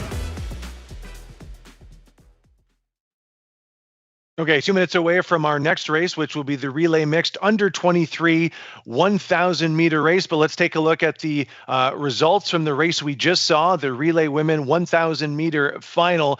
And of course, these are all pending video review from the World Rowing Team, just to make sure all the transitions were clean and were within the rules. But unofficially, we have first, second, third place, the Czech Erg Power, the mother-daughter team, onto the podium in that bronze medal position. Girl Power in silver, and then the French team unofficially in first place. So as we move on to our next race, the relay mixed under 23. So again, that mixture of men's and women's teams, 6 teams lined up here in Camilla, looking at Finland under 23. If we've learned anything, that if you're a betting person, put some money on Finland in a relay race. Yes, I don't know what they're doing in Finland in order to breed all of these incredible relay racers, but they are just across all age groups, across all disciplines. They're really doing something right when it comes to their relays. So we're going to be keeping a really close eye on them in this now, the under 23 mixed relay. So again, this is an age category. So this age group championships exists on the flat water side of things as well. So it's a good pipeline. It's a good pathway. It sort of parallels with the on water side too. So I'm sure we'll see a lot of athletes here that do both indoor and flat water as a discipline. So they're being told to stop rowing. The start sequence is underway. We've got 6 teams here. We've got half the field being taken up by Ukrainian mixed pairings, which is fantastic. We saw how good their youth teams have been. Let's see if that transitions through to the under 23 as well, Niamh. Absolutely. Yeah, we also have Finland, as you mentioned, Egypt and Poland represented as well. It was the crew from Egypt, Abdelrahman and Mayam. They were fastest through the heats and they're off to a blistering start here now. They finished in 2:47 last weekend. And look at this, they already have 12 metres of a lead here now, off to a very, very strong start. Second position at the moment, it is the University of Warsaw from Poland. They're in that second position, but just changeover starting to happen now at that kind of 250 meter mark here, and so things starting to change around. Finland under 23, who we mentioned up into that second position, final drive from Ukraine, they're right up alongside them for that second and third position, and then so close, Limitless of Ukraine also within the mix there, Camilla. Yeah, also within the mix. And again, we can never write off anyone in these races until the very, very end. And so as we progress through, it has been a great start for the Egyptians. And actually, based on their time from last week, they were almost 10 seconds clear of anyone else through the qualification. So they will be looking to hold on to that sizable lead that they had in last week's qualifying competition. But as we jump now to have a look, you can see the distance they've got on everyone else. And like I say, perhaps unsurprising given that qualification last weekend. And you can look at their splits as well. They're putting 121s here in comparison to 130s, 126s. That's that number on the right-hand side of your screen. That's how fast they're doing 500 metres in. And so as we approach this final 300 metres or so, it's Egypt's race to lose. But look at this in the middle of the screen here, Niamh. It is a battle for the silver. We've got 3 crews within 2 metres of one another. Absolutely, 300 meters to go. It is anyone's race here for the silver and bronze. At the moment, it is Poland sitting in that second position, then Finland under 23, but up alongside them, final drive of Ukraine. There's nothing separating them at the moment. We have 200 meters to go. Last kind of changeover is starting to happen here now. Egypt still in the lead here now. Finland under 23, just about hanging on. They have a better split. They're down at 130, up at 47 strokes per minute as they come in, but looks like another changeover happening, and Poland are going to move back into that second position. But look at this final drive. They are named that for a reason. Where did that come from? They have pushed themselves up into second position. Can they hang on?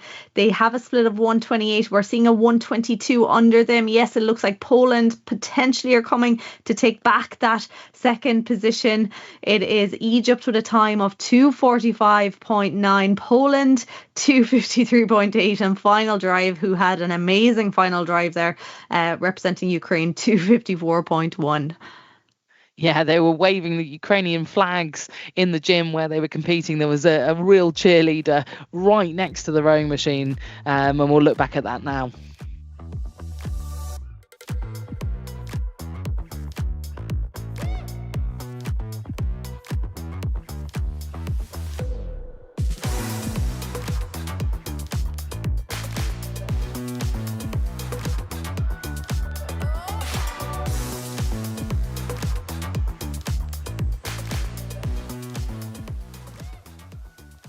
And here's a look at the results from the relay under 23 mixed final. 1,000 meters covered in 2 minutes and 45 seconds by our Egyptian team. What a tremendous performance that was. And rounding out the top 3, we had Poland and then one of our Ukrainian teams in the bronze medal position. Before we get to our next relay race, we're going to hear from the winner from the men's individual 5,000 meter category, Tomasz Czekaczy from Poland. He's had a chance to catch his breath and had this to share earlier.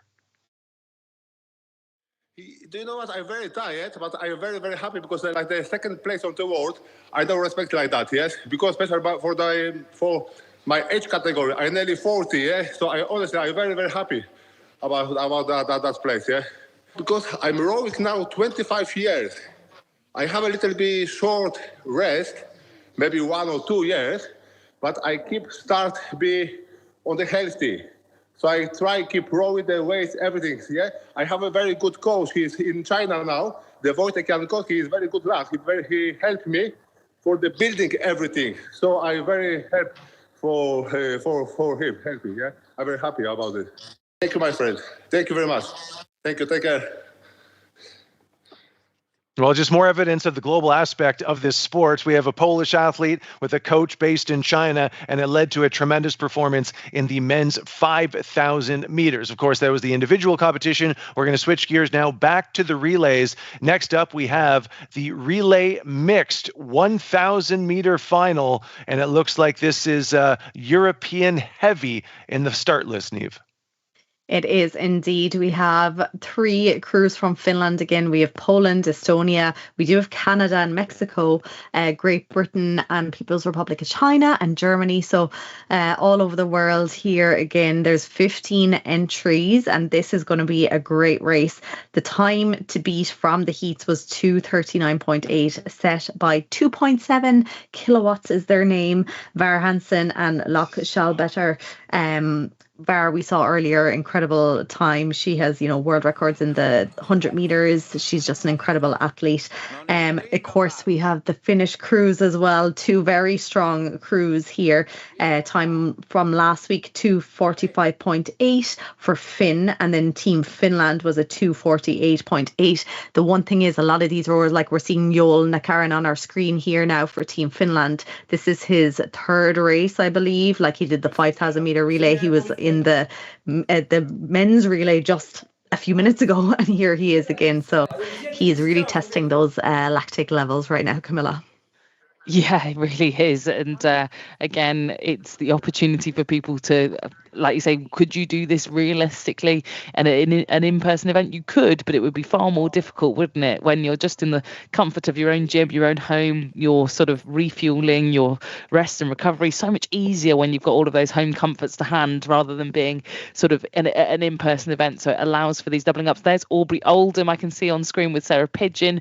These guys who compete at the coastals and the beach sprints every year as a team for Canada, now taking to the indoor space. Great to see them representing. There's the British Army on screen, as with the Rowfit Rascals, lots from Great Britain contesting here, and an inspiring picture of Usain Bolt up on the wall there to keep them motivated. Hopefully they can go as fast as the Jamaican here in this 1K mixed relay. But I think all eyes will be on the two world record holders. Var Hansen, we saw earlier, set that 1 minute world record, and joined by Loic Schalbatter, who is himself the 100-meter world record holder from back in November 2025. So they are going to be a very strong combination to be reckoned with, that 2.7 kilowatt team up at the top on ergo number 1. Yeah, let's see if the Finnish crews are knocked off the podium here, because we do have very strong crews here. But at the moment, that crew that you just mentioned, 2.7 kW, they're in the lead here. But Finn, they're currently in that second position. They're the one with the neon lights when you get to see them there from their camera. They're just moving back. There's a transition after happening at around the 200 to 50 meter mark. So it is the crew from Estonia now who've moved into second position here. So things really changing, Camilla. Yeah, things really changing, and I think we're going to see that here through the whole duration of this race. We're not even halfway now, and you can just see the leaderboard flipping and flopping between all of those minor places, but one steady, firm leader, 2.7 kW out in front, Loic and Var, who are two of the strongest indoor athletes in the world, arguably two of the best that there are globally. So we'll keep eyes on them. They're up at 55 strokes a minute, but currently it's the Estonian dry rowers in second position, that silver medal position ahead of Finland. But just as I say that, right on cue, Finn has shuffled up into the silver medal position. Team Finn led at the helm again, like you say, by Joel Nakarainen, who's back on the indoor machine here to try and pick up yet another medal, Niamh. Absolutely, yes, indeed. I'm just looking at the scores. Joel, I think, is the team Finland, so it's actually a different crew are in that second position at the moment. We're seeing them there with the neon lights. They already raced in earlier relays as well, in the men's and the women, so they're really doubling up in Finland. It's suiting these rowers, particularly like Joel Nakarin, who's used to the beach sprints and the back-to-back racing. It's suiting a lot of these type of rowers. But here in the lead, still 2.7 kW, they're in the lead, but Finn are coming right back into it. They have it down to 10 meters here now, with about 150 meters to go. Can they do something special? They're up in the 50s stroke rate. Their split is well down. It's down at 123. They have it. It's still 12 meters, looking like 2.7 kW, still holding on to that lead here now. Yeah, still holding on, and only just. And I wonder whether Jonas Kuvalainen's going to jump back on the rowing machine again. I don't think they've got time. No, it's over the line here for 2.7 kW. What a brilliant finish to stay ahead of Finn. 2 seconds separating them as it was in this final, and a brilliant time, 2:40.3 to win out that gold medal provisionally. There you go. They punched the air. They're happy with that. So it's head in hands there for Var Hansen. Yet another gold medal provisionally picked up for them. But as we finish off, we've still got a few crews trickling down into the final few strokes. And I just love the relays, Neve. I think it just kind of demonstrates the community in this event.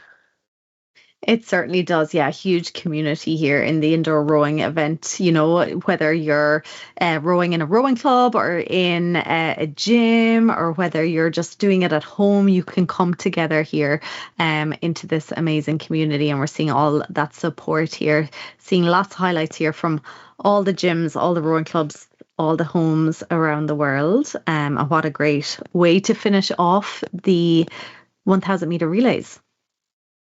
Well, talk about a power pair, Var and Loic with the gold medal there. First place, unofficially, 2 minutes and 40 seconds. And both Var and Loic actually competed in the 2025 Versa Challenge in Singapore. Var was in second place, so she finished on the podium in the women's division of the 2025 Versa Challenge. Did very well, obviously, in the power events. Loic finished sixth in the men's competition. But again, power and speed, that is definitely his bread and butter. So that brings us to the end of the relay competition. We're now going to transition to the individual 1,000 meter races. So obviously not a relay, so individual. These finishing times will be a little bit slower than what we saw, of course, in the relay competitions, but we're going to start with the adaptive finals. And we did see the adaptive relays in the 1 minute races earlier today. So if you're just joining us, Camilla, just to update everyone, a little bit different classification for the adaptive divisions this year. We have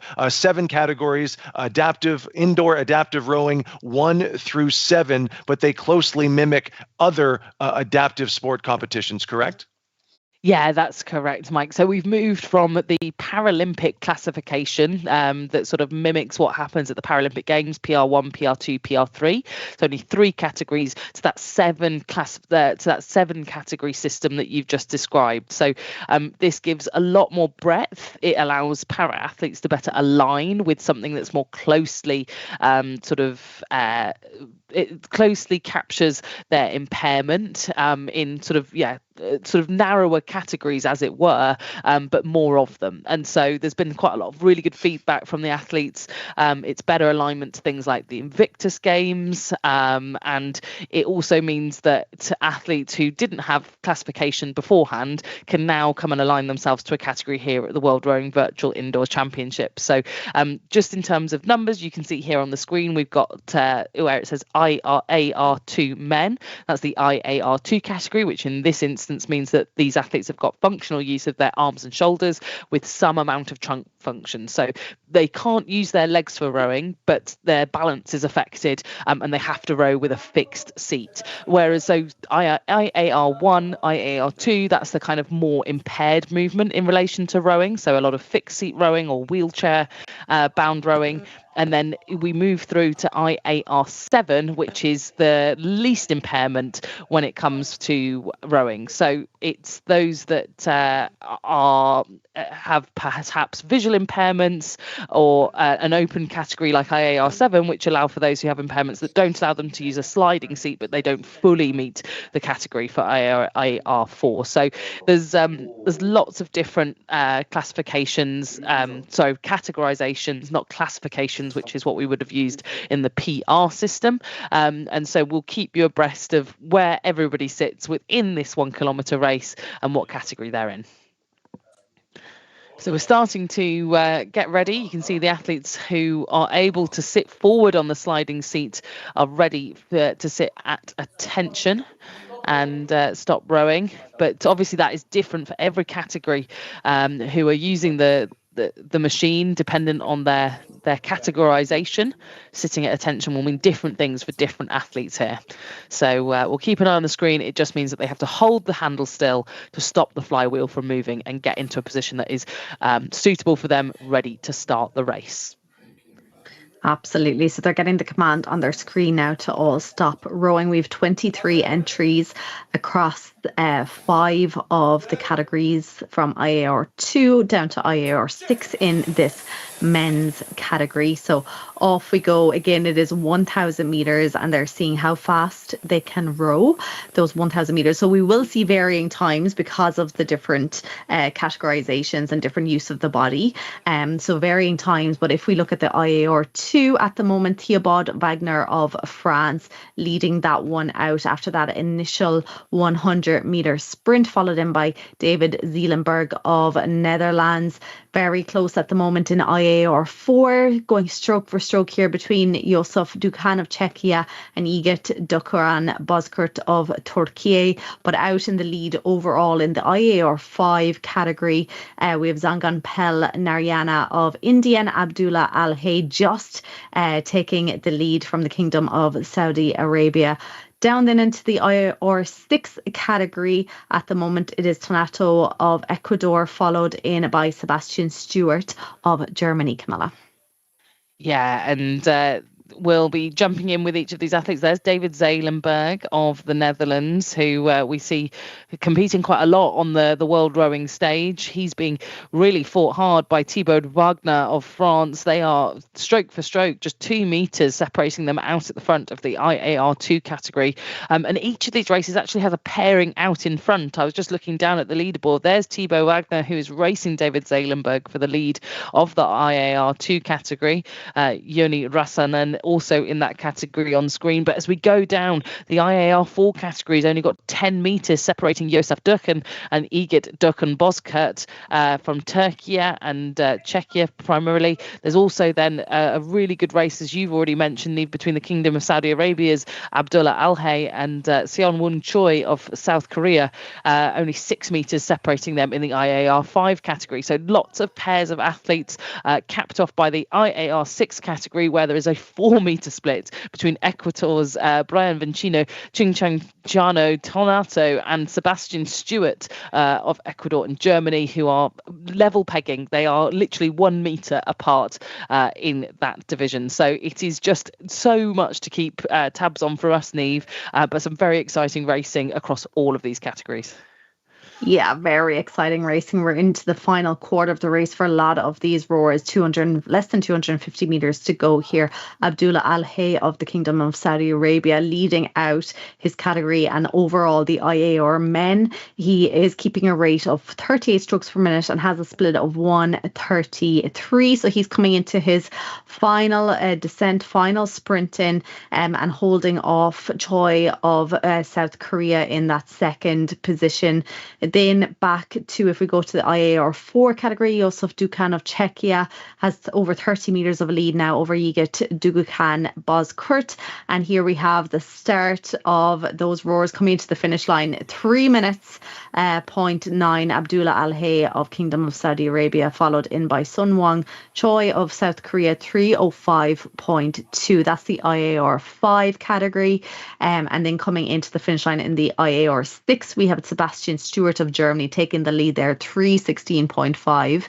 And also in the IAR 4 category, Yosef Dukan of Czechia, 3:25.6, followed in by Igit Dukan Bozkurt of Turkey, 3:32.8. We have one rower in the IAR 3, that is Justin John Camilleri of Malta. He's coming in at 36 strokes per minute to take the win in his category. And then we have David Zeelenberg, who held off Thibaut Wagner in the IAR 2 category.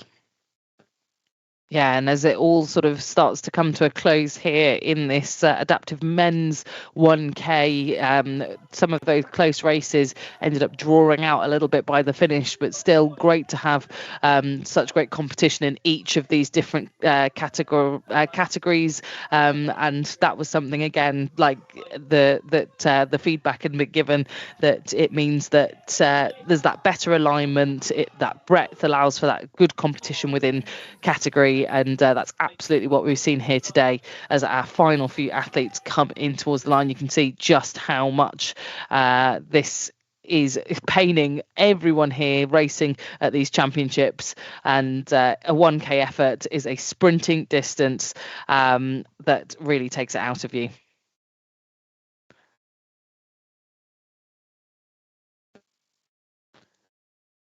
And some additional images of all the athletes that competed in that 1,000 meter race for the adaptive men. We'll take a look at the final unofficial results for all of the categories that were competed in this 1,000 meter adaptive race. We'll have the women's race coming up shortly as well, just in a few minutes. But there's a look at the men's adaptive 1,000 meter category, 3:53. So one man broke that 4-minute barrier. Well, in that first category, actually, sorry, quite a few men broke the 4-minute barrier. But we'll take a look there at all the different categories that were competed, IAR 2 through 6. And again, we have 7 total IAR categories. So that's a look at the men's final placements, unofficially, of course, from the 1,000 meter, as we pivot to our next race, which will be the adaptive women 1K, which will be starting up in just a couple of minutes. 14 competitors, Camilla, across 3 categories. Yeah, 14 competitors across IAR 5 women, IAR 6 women, and IAR 4 women that we've got to look out for here. And again, a really broad sort of age group competing in this particular field in the adaptive 1K. Our youngest athlete, just 23 years old, and our oldest athlete, 62 years of age. So brilliant to see such a broad group being able to contest here at this championships.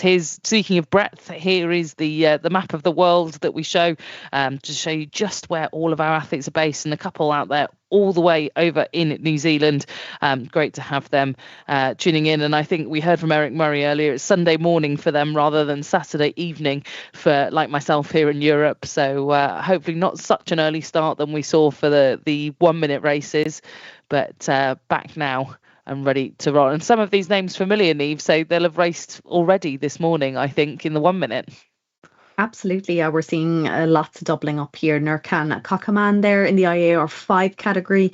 She's one to watch there. She pulled out 3:42.9 in the heats of this last weekend. Just a second ago on our screens, we saw Valentina Zagot, individual neutral athlete. She won a world championship medal back in 2019 in classic rowing in the PR3 mixed double sculls. We also have a Paralympian athlete, Anita.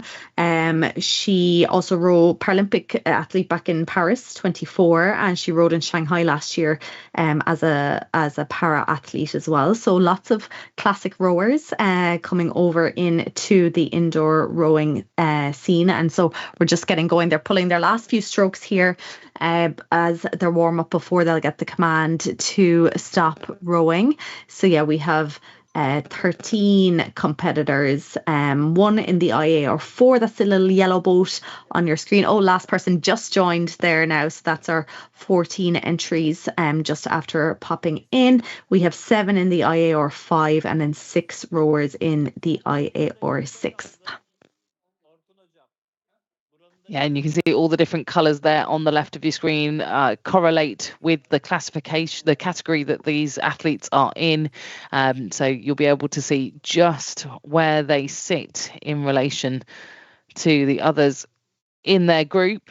And the command has been given to stop rowing. So last of the warm-up strokes have been taken. And once all of those fan wheels have stopped and that those little numbers underneath the stop rowing, those were the fan wheels that were still turning, that they were waiting to halt. And now the instruction is given to say ready, attention, and row will come and go there. And I'm sure that some of the visually impaired athletes will have someone who will be there to speak the commands, to let them know that it's time to get underway. So just lots of different things to think about, I guess, Neve, when it comes to racing here in the adaptive categories. Absolutely, yes, indeed. And we're seeing an early showing here after 100 meters, the IAR 5 category. It is Nurkan Kakaman of Turkey, who we saw earlier on in the earlier races as well, the 1 minute race.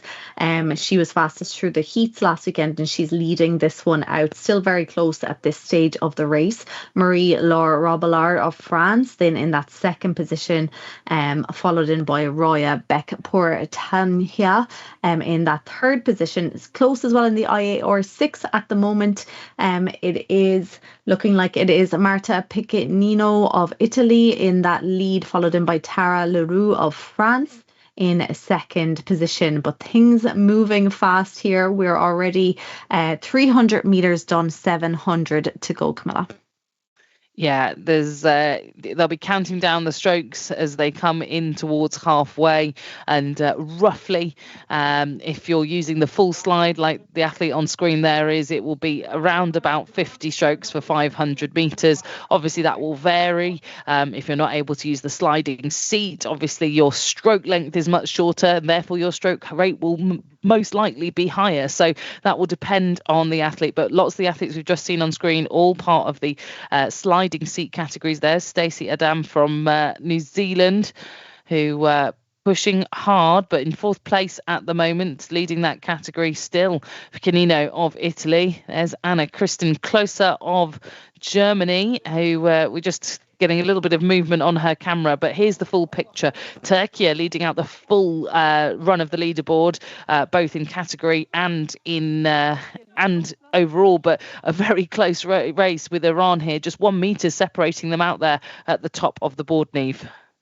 Yeah, super close at the moment, and it looks like Iran Roya Portana is about to take the lead here. She has a lower split. She's down at 151, 152, and there she goes into the lead, knocking Nurkan Kakaman off the lead right now, but I'm sure things will change. We're just over halfway, so we still have about 400 meters to go, so lots of things can change here, but that's a great split to be holding. 152, 153 at this stage of the race. We're coming up to the last quarter now for a lot of these rowers, so really we'll start to see those rates going up for a lot of them. Roya here is still holding 34 strokes per minute. Nurkan is down at 30. She was down at 29. She's starting to go up now. She's matching up at 35 now, and that's put her back into that lead. So she had left a little bit in the tank here now, and it's starting to up the rate. So that's Nurkan Kakaman of Turkey. She's now back in the lead, starting to pull. She has 4 meters of a lead opened up now over Roya Portana. Then it is still close enough in the IAR 6 category as well. Marta Piccinino of Italy, 10 meters of a lead over Tara Leroux of France as we come towards the finish, Camilla. Yeah, it was really brilliantly done there by Nurkan Kakaman of Turkey, just holding that little bit back, like you say, to unleash it now in this final 250 meters. She let Beck Portana get ahead of her from Iran, but wasn't phased by it, wasn't flustered, stuck to a race plan, and then stuck out in front. And there you can see the celebrations in Turkey. They are chuffed. She looks like she's about to burst into tears almost with that performance. How excellent, and a very job well done indeed. Marie-Laure Robillard there, who Robillard, who will finish in third position. And the final few athletes now finishing off this 1 kilometre race. But great to see all of the sort of tight finishes again, those sprint finishes really coming into their own. 1K is just that distance, Niamh. I guess we were talking about it earlier. We've had the really long 5Ks, we've had the 1 minute sprints. This kind of combines both of them, right? You've got to have pace through the middle, but you've also got to have that sprint finish in your back pocket, like we've seen just here in that adaptive women's race, to be able to pull through and get that gold. Yeah, it's certainly a very different demand on the body, even because, of course, it is so short. You're looking at 3 to 4, maybe 5 minutes for some athletes. And so you do need that anaerobic power, but it needs to be backed up by that aerobic base. So a lot of these, they could be athletes in rowing clubs, and so they'll have spent a lot of the winter, it's good timing because they would have a good winter put down of lots of miles. And that aerobic base will really help translate the anaerobic power then to get that pacing right throughout the race.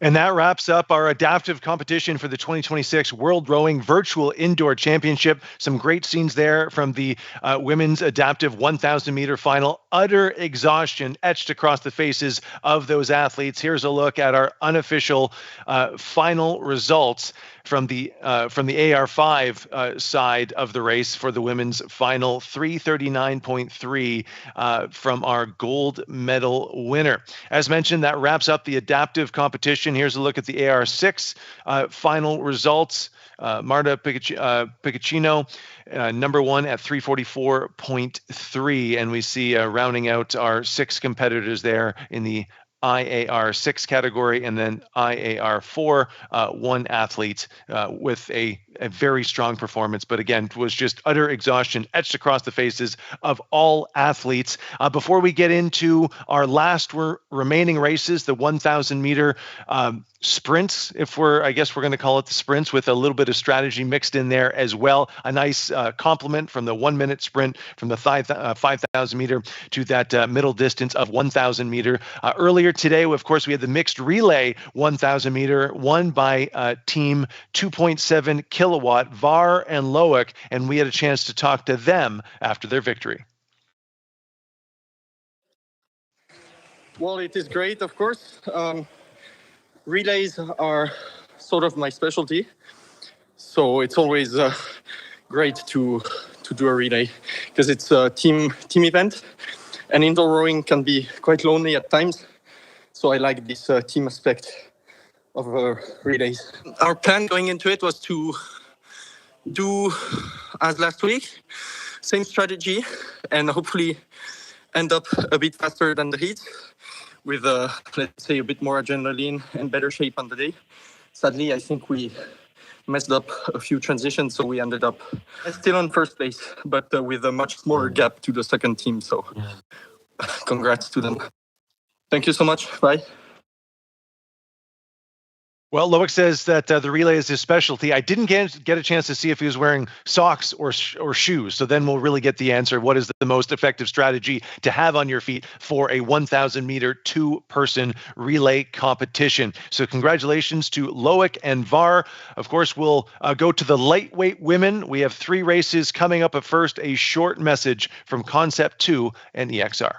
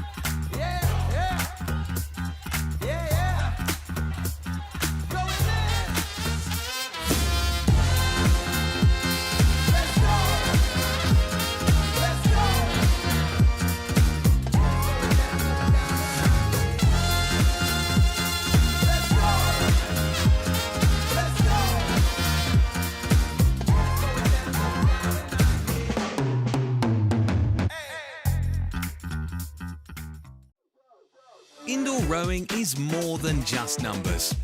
It's making friends while working out. It's having fun and getting strong, stroke by stroke. The EXA app has it all. Share your passion with a worldwide community. Explore mesmerizing locations. And push your limits with training plans. Indoor rowing has never been easier. The world is your workout. Start rowing it. Okay, now we're moving on to the lightweight women final competition. And this is going to follow the same method as what we saw for the 1 minute sprint. So we're going to have 3 races and then an overall leaderboard. So we're going to start, Niamh, with the lightweight women masters category, the older masters. So 50 to 80 plus. Are there any names that we're seeing on this list now that you saw earlier that you think might make some noise in this 1,000 meter final? Yes, for sure. We're seeing Samantha Ayres there of Great Britain in the 55 to 59 category. She was fastest through the heats out of this group, 3:41.6. We also saw her rowing earlier in the 1 minute. We also have Marianne Becker of Denmark. She did 3:46. She's in the 60 to 64 category. And Eve Sankovsky of Estonia. She did a 3:42.3 last week in the heats as well. So they're kind of the top three that I'll be looking for as we see the race go on. There's 20 entries across these categories, everything from 50 to 54 all the way up to 75 to 79. So they're all getting the command now to sit ready, attention, and it's really important here that they go fast here these first few strokes, but then settle in and get into that race plan, which hopefully they'll all have in their minds, Camilla. Yeah, definitely. And one thing I was actually just kind of mulling over whilst I was looking at the notes for all of these athletes is we've got a real split of people who are 500 meter specialists versus those who are 2K specialists. And having this new 1K category has forced people who are 500 meter specialists to row a bit longer and have a race plan so that they can cling on. And the 2K specialists, well, they've got to bring that sprint forward and they've got to go much more intense and much more quickly in order to be able to keep up with the sprinters over 500 meters. So this 1K really is the leveler. It's brought everyone together and everyone out of the blocks here, but they've got to remember that it's still a reasonably long effort. It's a bit like running sort of middle distance, right? This 1K, they've got to have that sitting pace. And here is Samantha Ayres on screen. You talked about her just a moment ago, Neve, back again for more to see if she can do it here in the 1K. Absolutely, and she certainly is leading out her age category and looking like she's sitting third overall at all these lightweight women masters so far. At the moment, it is Eve Sankovsky of Estonia in the 50 to 54 category. She's just after overtaking Rita Solala of Finland, who's putting in a very strong performance. Both of them up at 40 strokes per minute, which is very high, I would say, for a 1K race, and they're not even at halfway yet. So let's see if they've much more to give and a higher rate to give towards the end, because still over potentially 2 minutes of rowing left to go. Then down, if we look down through the list, Samantha Ayres, as you mentioned, 55 to 59, she's leading that one out ahead of Mary Ann Miller of Australia, Julie Drake of Great Britain sitting in that third position, quite close between all those three rowers. In the 60 to 64 category, nice lead there by Marianne Becker of Denmark. And then if we go down even further, 65 to 69, Frédérique Matty of France leading that one out. She is over almost 30 metres of a lead against her next competitor. Yeah, we just saw her there on the screen, didn't we? In her little ergo sort of space. She was in almost like a cupboard, very intense, very sort of closed round her. But that is really probably a comfortable spot to ergo. Here's Ursula Neitig Nentvig on the screen, the world champion from 23 and 25 over 2K, the silver medalist over the 500 last year in 2025. So we'll expect big things from her in her age category in the 70 to 74 lightweight women. And she is leading that out at the moment over at Cheryl Knight. But as we close in now, 250 metres to go, different categories, but very close between our top two athletes here at the top of the leaderboard. You can see there, if you've not been with us today, that gold dot that on the left hand side of their names, that means that they are currently the leader in their age category. So both Eve and Samantha of Estonia and Great Britain currently leading that out, but a great race between them nonetheless. Absolutely, yeah. Things starting to close up now at about 100, just over 100 metres to go. Also, we didn't mention in the 75-79 category, we have 74-year-old Susan Girk of USA. She's the world record holder of the 70 to 74 age category in the 500 metres, and she's won so many gold medals over the years at the indoor championships. So great to see her back here competing. But as we come into the finish line here, the 50 to 54 category, Eve Sankovsky leading that out and looking like she's taking the lead of the masters category so far. She is 3:43.3, but no, I was wrong. Samantha Ayres of Great Britain, she's in the 55 to 59 category. She has done one better, 3:42.7.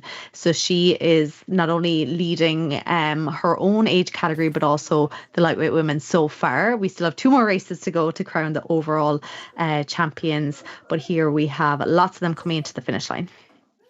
Yeah, that's a great point, Neve, is that obviously this is the lightweight masters event, so the age categories for over 50s, but we'll also see the youth categories and then the sort of the 23 to 39 and the 45 to 49 categories as well. So still a couple more heats to go until we know who overall might be on the podium for lightweight women's rowing. But yet again, you know, we've seen another back pocket sprint unleashed by Samantha Ayres to get her into the lead by really, well, nothing at all there. 0.6 of a second separating our race leader in this heat from second place. So let's see what Samantha Ayres' time can do stacked up against the youth athletes that we'll see in the next round, the under 17s and up to 22-year-olds.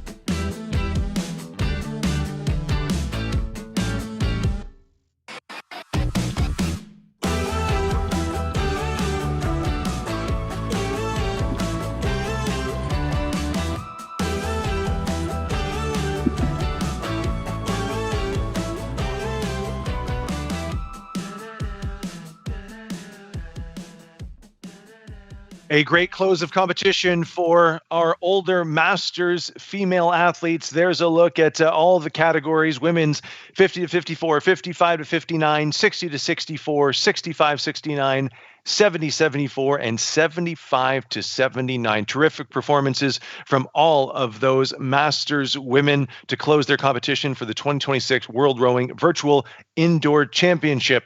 Now we're going to go to the future. Our youngest competitors, Camilla, this will all be 22 and under in the lightweight category. So as we approach another Olympic year, this is maybe a category to keep an eye on as we move forward through the 2020s and into the 2030s. Yeah, it will be, although, you know, lightweight rowing obviously no longer featuring in the Olympic program anymore on the road to LA on the flat water side. But there are plenty of pathways and opportunities in things like coastal rowing with the addition of beach sprints. And, you know, who knows about indoor rowing in the future? We've seen it in so many different World Games forms that, you know, we've seen it in the World Urban Games. We're obviously seeing the growth of it in fitness racing. Who knows where indoor rowing could go when it comes to virtual Olympic competition, perhaps. But we'll wait and see. But here are the next generation underway. Just 4 athletes going here. And you can see we've got the ghost boat back. That is Samantha Ayres' time from the previous round of lightweight women's racing. So, Neve, what do we think about this one? Who do we think we're going to see feature in this race? Yeah, so we have 4 entries in this category, and it's the 19 to 20 category is represented here. We have Yusra Abdo of Egypt. She's currently leading this one out. No surprise, really. She was the winner through the heats out of these 4 competitors. 3:43.6 was her time last weekend, which was almost 18 seconds faster than the next competitor, Margarita, individual neutral athlete. She's Grig Galiante. She's currently in second position. Vladilina Kotenko then of Ukraine in that third position. She was also third last week through the heats. And then we have Ekaterina Prohokenko of Estonia currently in fourth. So right now they're sitting in that 1, 2, 3, 4 position as they went through the heats last weekend. And we're seeing that massive lead already. Camilla 40 meters of a lead there between first and second.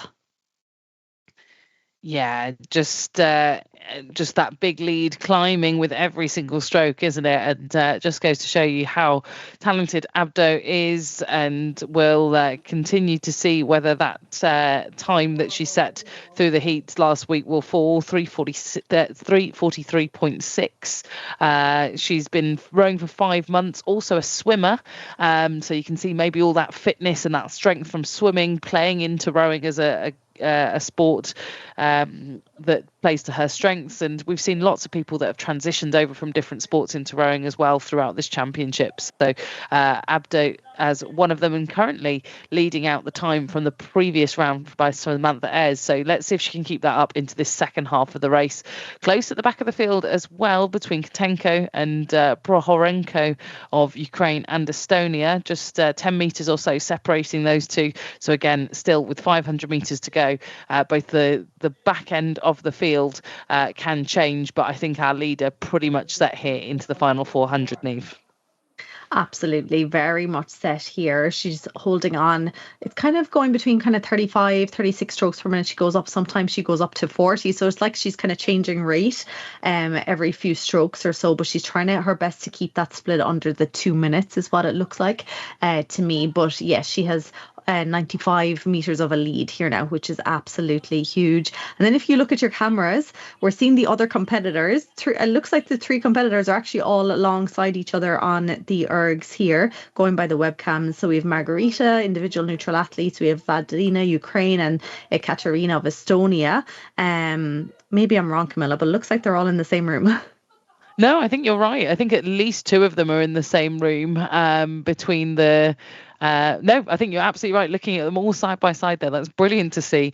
Bringing the in-person competition element to this virtual championships. I mean, why not? If you're able to, someone to push against, someone to row with, and certainly great to see all of these athletes, Grigila, Naitya, as well as the other two, Prohorenko and Katenko, all rowing alongside each other. But here is our race leader. She doesn't need anyone rowing alongside her to push her on towards the lead of this 19 to 20 lightweight women category. Look at that rating. Huge breaking barriers through the finish line, and someone there to catch her there at the end as well, because that would have really taken something out of her. What a brilliant performance, and smashing through her time by 3 seconds from the heats last week. Yeah, great time. And it's also putting her into the overall lead so far in the lightweight women. So she was exactly 2 seconds faster than Samantha Ayres of Great Britain, who led out the Masters category that we just saw in the previous race. So that puts Yusra Abdo into the overall lead. And we still have one more lightweight women's race to go.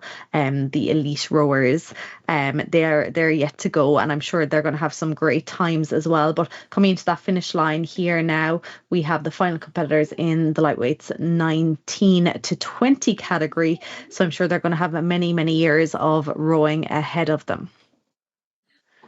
Yeah, and I really hope they continue to row together as well, especially those three that we see all competing against one another. How amazing. And we hope to see them back again.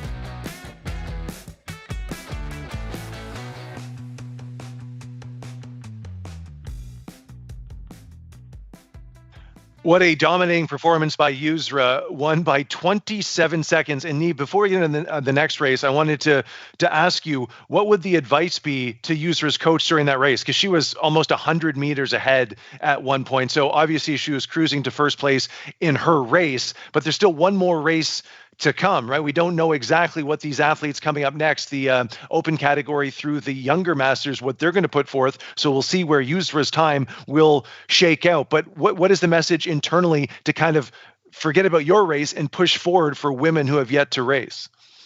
Absolutely. It's a hard one because you can get caught up on the race you're in and the times that you're seeing from other rowers. So, it could have been possible that we saw her ease off. But as you said, she still had another race to go. And of course, the categories that we're going to see, they're going to be the fastest of these lightweight women. So her coach would have been telling her to stick with the plan. We know you have a fast time. We know it from the heats, and let's try and get a little bit more out of you. She kept her rate up super high throughout. She never let it down. But she still had enough to go at the end as well. And she, knocked 3 seconds off her time from last week. So whatever the coach said, it worked anyway.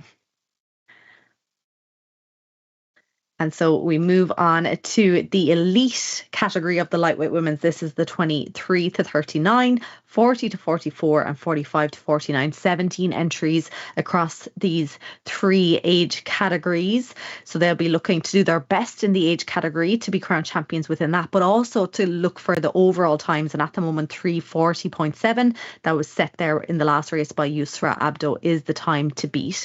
And again, we're seeing lots of faces, lots of familiar settings that we saw earlier on. Gillian Tovey here of Great Britain was one who we saw earlier in the 1 minute race.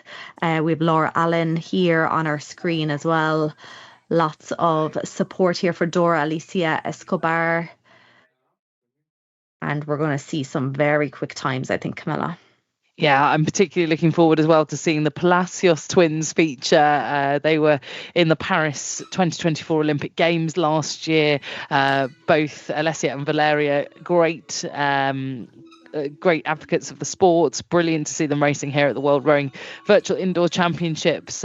Brilliant to have Olympians as well as Martina Radosh as well here with us. So fingers crossed for a good race. Lots of talent here from Flatwater, looking to try and feature on the indoor podium as well. And we're brought to attention and we are ready to go. Look at that start there from Margit Varma in the top left-hand side of your screen. She basically sat still on the seat, Niamh, and just pulled with her arms for sort of 4-5 strokes at 3/4 slide. That was absolutely phenomenal.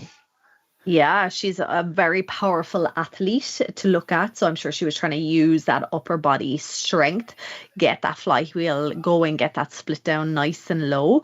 And look at her now. She's staying nice and controlled here. So we're seeing here in the lead right now in the 23 to 39, Valeria Palacios, as you mentioned there in that second position, who had a great time through the heats. Miriam Malasenkova of Ukraine. She was the second fastest out of all these athletes through the heats with a time of 3:25.3. In the 40 to 44, Laura Allen of Great Britain leading out over Margit Varma of Estonia currently, and then a nice lead in the 45 to 49 category. Linda Bredel of France, she's currently leading that one out.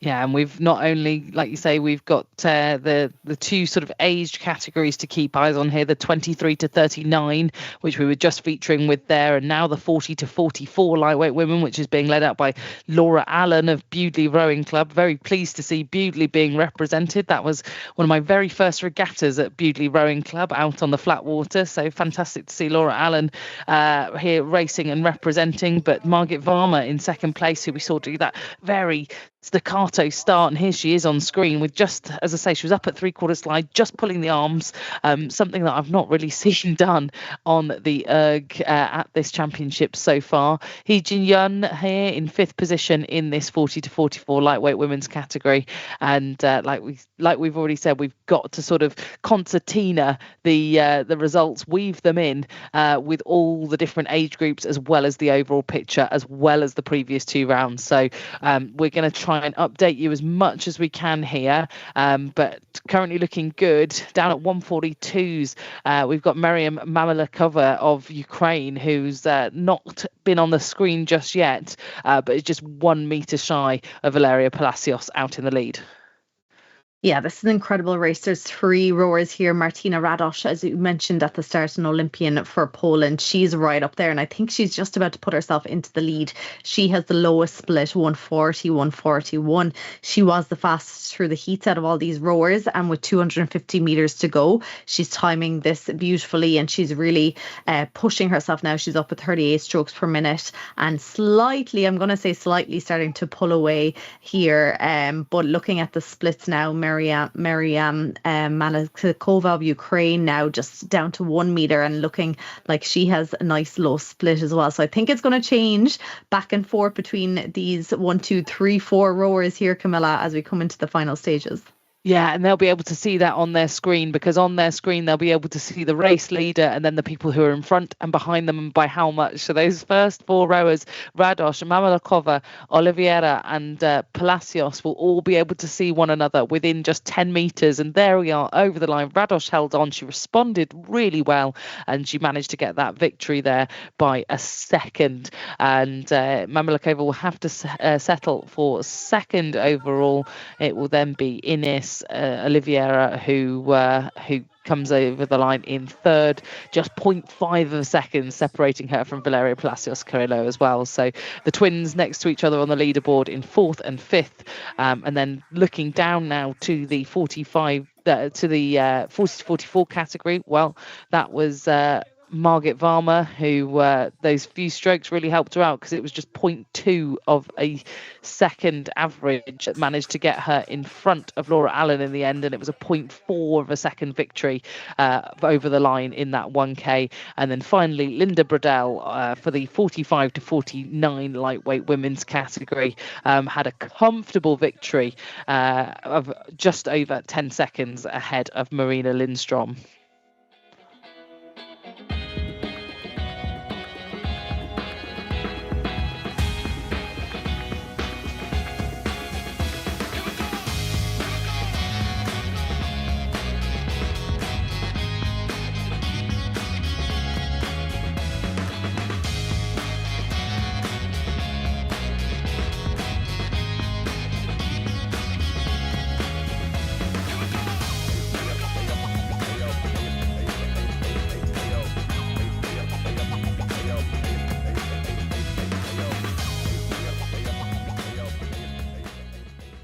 The lightweight women 1,000 meter final, a clean sweep by three elite competitors from Poland, Ukraine, and Portugal, 322, 323, and 324. A clean sweep by our elite women female athletes from 23 to 39. That's the full list of our competitors from 23 to 39, and of course our lower masters competitors. So that is it for the lightweight women for competition at the 2026 World Rowing Virtual Indoor Championships. Another round of great performances, and though she didn't finish on the podium overall, we did have a chance to catch up with Samantha Ayers from Great Britain, who was the winner of the older masters race just a few moments ago, and we had a chance to get her thoughts on her race-winning performance.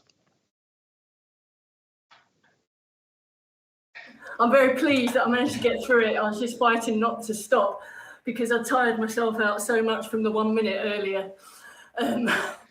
So I'm pleased, to be honest. It's not my best or my fastest race by a long way, but it'll do. It'll do. Yeah, I just wanted to row well, really. The one that I was focusing on was 1 minute this morning, where I wanted to get a PB and a British record, which I managed to do. So I was more focused on that, and this was just survival, really. Thank you, and thank you to everybody for putting it on. It's been a great event. Thank you. Bye. Well, let's pivot now to the lightweight men. So this will follow the same cadence that we just saw for the lightweight women. So we're going to have the older masters racers. We're going to have our under 22 racers. And then we're going to have the elite category along with the two younger masters age groups. Camilla, here's a look at the start list for the older masters for the lightweight men. Who is drawing your eye? Yeah, we're bursting at the seams here, aren't we? We've got a really popular event for 50 plus here in the lightweight men's category, and it's the top of the board that draws my eye. And Neve, I think you were talking about Kenneth MacDonald earlier in the 1 minute. He's back again here in the 1K, set a world record last weekend, and yeah, he's a real force to be reckoned with in that 50 to 54 category.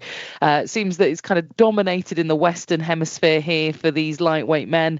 Lots and lots of entries from Europe and from the Americas, and there is Kenneth MacDonald with that very charismatic Irish flag that's flying behind him. He's had that all through the heats and all through today as well, Neve.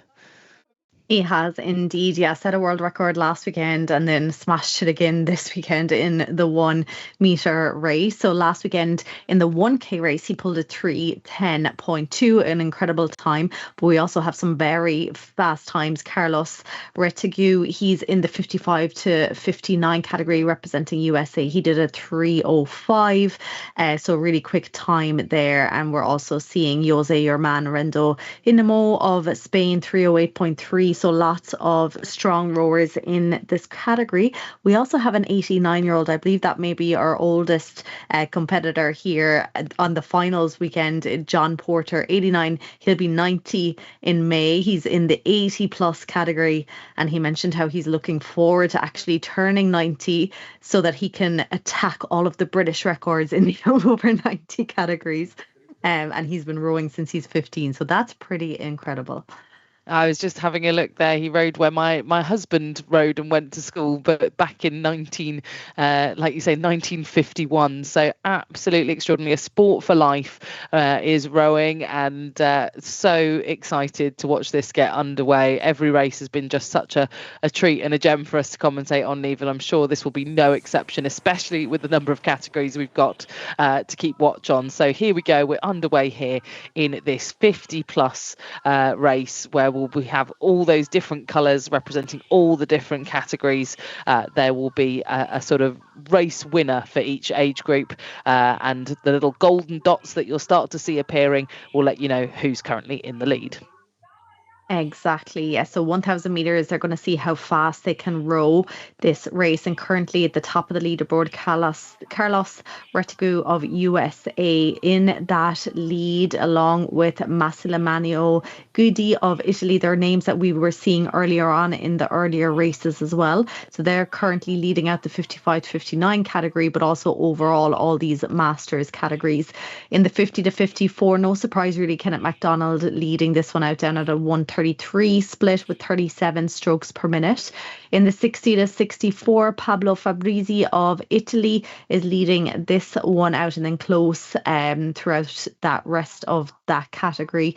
Down into the 65 to 69, Jean-Christophe Lenny of France leading that one out. And then if we go down, we have the 70 to 74, 75 to 79, and that 80 plus as well. John Porter, who's rowing a lovely, comfortable 26 strokes per minute with a split of 2:10, Camilla. Yeah, that split at the bottom, that 2:10 for almost 90 years of age. I'm not sure I could pull 2:10 for 1 kilometre. In fact, I'm certain that I couldn't in my current state. So that is incredibly commendable and amazing to see in this championships. And as we kind of rattle through 50 to 54 like men, it's still Kenneth MacDonald leading out. Filippo Moro there on your screen all the way from Italy. We're going to jump through here. There's our race leader in the 55 to 59 category. That's Carlos Retegu, who also leads out the entire competition at this stage. Here is Jose German Rendo Jimeno, who we see competing time and time again at these championships, and great to see himself on screen and our live broadcast there in the background as well. Lovely to see that you're all tuning in whilst you're racing. We're here encouraging you as well as much as we can be. As we just take a look, there's some great racing going on through all these categories as well. My eye is particularly drawn to the 65 to 69 lightweight men's category, where just 4 meters separates Jeff Arquette of the USA with Jean-Christophe Lenny, and we'll see them coming through in just a second. There's Lee Anderson on screen from Great Britain, who's in that 55 to 59 category, and he and his wife Suzanne celebrate their 30th wedding anniversary this year. So congratulations to Lee and his wife. I'm sure that she'll be there supporting. And as there's so much information that we've got here on our commentator system that I'd love to read out, but there are just so many athletes, aren't there, Neve, to try and keep track of, and we just keep jumping from person to person, and it's quite difficult to give all of our shout outs out where we can. Absolutely. And, the races are so quick and so fast, they're over before we know it. And we're already seeing our podium for the Masters categories anyway coming through. So Carlos Ritigui of USA leading out the men's 55 to 59, but overall so far the lightweight men's categories as well, 304.8. And here we have Kenneth MacDonald on our screens leading out the 50 to 54 category.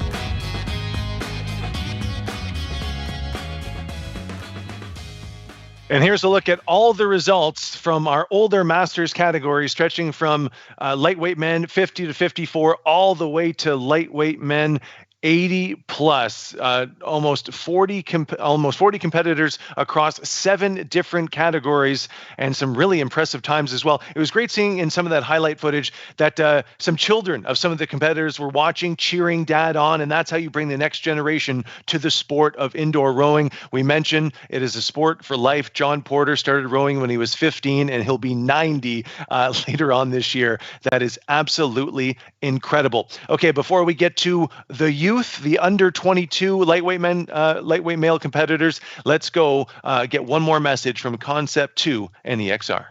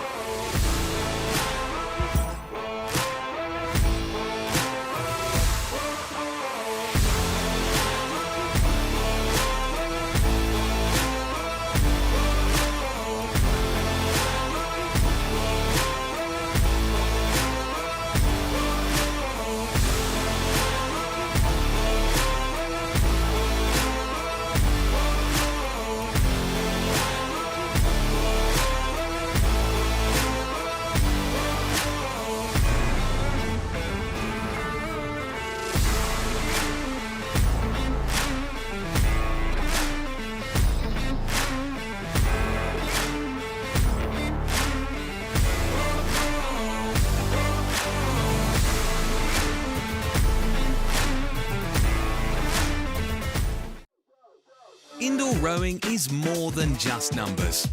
It's making friends while working out. It's having fun and getting strong, stroke by stroke. The EXA app has it all. Share your passion with a worldwide community. Explore mesmerizing locations. And push your limits with training plans. Indoor rowing has never been easier. The world is your workout. Start rowing it. All right, now it's time for our youth lightweight men's 1,000 meter race. So this is under 17 and then 21 and 22 category. We have 8 racers across the 2 categories, Camilla. And here's a look at the start list. So only 8 athletes to focus on. So it should be a fast and furious 1K. Yeah, we've gone from 8 categories to 8 athletes. So a little bit easier for Neve and I to keep good tabs on. I think my eye in this race is drawn particularly to Andre Dias of Portugal. The 18-year-old set the fastest time through the heats last week, 3:03.2. A winner of the Coupe de la Jeunesse, which is one of the European flat water races, so a flat water rower, and here he is on screen now in the junior men's double, and also a racer at the Portuguese national championships as well. So we know that he's got good talent, but he's got Portuguese competition to keep eyes on as well. There's Francisco Gonçalves, the 19-year-old, who will be also representing Portugal. We've got also interest from the Philippines here, 2 athletes representing Team Philippines, and great to see how busy it is in that ergo room over there. Lots of warming up going on, plenty of support here for the 2 athletes. Daryl Pangantao and Rina Poblete. So we're going to stop rowing now. We're going to gather ourselves, set those ergos ready to go, and we're going to see who will be crowned the 19 to 20 lightweight men's champion and who will be crowned the 21 to 22 lightweight men's champion, Neve. Absolutely. And of course, they're going for potentially quicker times than the Masters rowers as well to see where they land on the overall rankings within the lightweight men's world rankings. We'll have to wait until the end of this race and then the elite race after this as well to get the overall world rankings within the lightweight men's category. But they're getting that command to stop rowing on their erg screens here now. 8 entries, as you mentioned: Portugal, Philippines, Pakistan. They're the 3 countries that are represented here from the 8 entries. And yeah, it's going to be a quick race here. And if you're watching the screen here and you can see the little boats up the top is the winner of the previous heat, Carlos Riatigu. He's the white little boat. That's just to give you a ghost boat as to who is leading overall in the lightweight men's category. But yes, you called it, Andre Dias of Portugal now. Nice quick start, 150 meters to go or done. He's up at 44 strokes per minute. Here we see him on the screen. He is going to start to settle slightly here now. He's down to 40, keeping a lovely split of 130 here now. Then we have Rene Poblete of Philippines, currently in second position, followed in by Hadi Khan of Pakistan. They're right up alongside each other. We were seeing Francisco Gonzalez of Portugal there on our screens a moment ago. He's currently sitting in that 5th position in the 19 to 20 category. And then just one competitor in the 21 to 22. That is Bernardo Cruz of Portugal. He's down at 34 strokes per minute, holding a 135 split. Some really strong ergo technique here, Neve, that we're seeing. Very strong body positions, upright, getting the air in, making sure that they're preserving all of that oxygen ready for that final sprint, not wasting any body movements, any additional movement that could be wasting energy. Really, really strong here from all of these youth rowers. It seems that you need to have come from a country that begins with a P in order to compete here at these youth lightweight events: Portugal, Pakistan, or the Philippines. And so we move now into the second half of this race as we are climbing down through the meters here. And it was still Portugal leading out Andre Dias. We called him out before this race as the one to watch, and he is making sure that our predictions came true. He is leaving the rest of the field for dust and continuing to power on towards the home straight. 300 meters to go, around about 35 strokes. He's gritting his teeth there in the bottom left-hand corner, and he is absolutely destroying that ghost boat that you mentioned, Neve, from the previous heats of those kind of masters categories. Yeah, his technique, like he's been up at 40, 42 strokes per minute for the whole race. I can't quite believe that he's still hanging on and holding on to a split of the low 130s. He still has about 100 meters to go. Doesn't look like he's going to go anywhere. He's upping the rate. In fact, the split is it's not moving a huge amount. He's down to 130 here now. But to be able to sustain a 40 stroke per minute race for over, 2.5, nearly 3 minutes is pretty incredible from these young athletes. But yes, leading it out, he has 30 meters of a lead here now as he heads into the final few strokes. He's up at 52 strokes per minute now. He's got it down under the 130. He's down at 129. Has he broken the 3 minutes? Yes, he has. 259.8. Look at the support, the celebration here. I think that was the target he was going for. It was a 303.2 last week. He's under the 3 minutes now, putting himself up in the top of the leaderboard of the lightweight men's so far. Francisco Gonzalez of Portugal then 305.1. He's second in the lightweight men's 19 to 20 category. Rene Poblete of Philippines 307.9, and then the sole competitor in the 21 to 22 category, Bernardo Cruz of Portugal. He had a time of 307.8.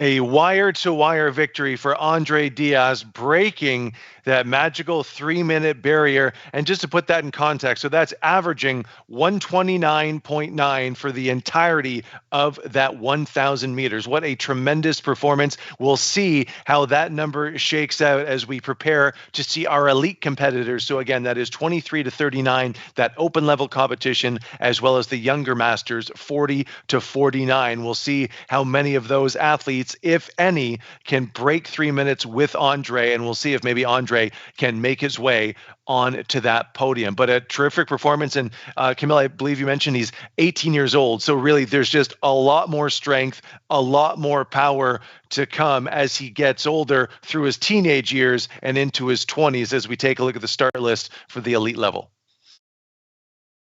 Yeah, and a few names popping out once again. Giovanni Ficarra, we saw him in the 1 minute. We didn't see him in the 1 minute, and he's got a back problem, so I don't think he will be starting.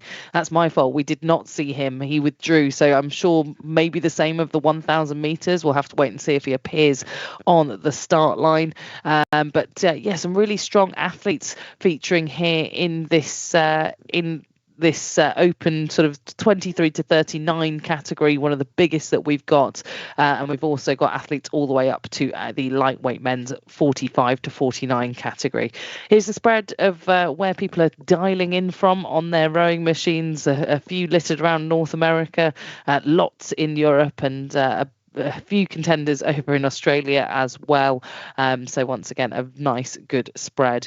Here is Papacek of Czechia, who will be lining up on lane number 2, which to me seems like we've not got Ficarra as anticipated, but we will have the remainder, fingers crossed, of the athletes going in this team. There is the 4-time USA national team member from the lightweights, under 23s, and the lightweight quads. That's Tobin McGee. Neon O'Brien coming to us in his British Army all-in-one there in his kitchen, it seems, in the United Kingdom.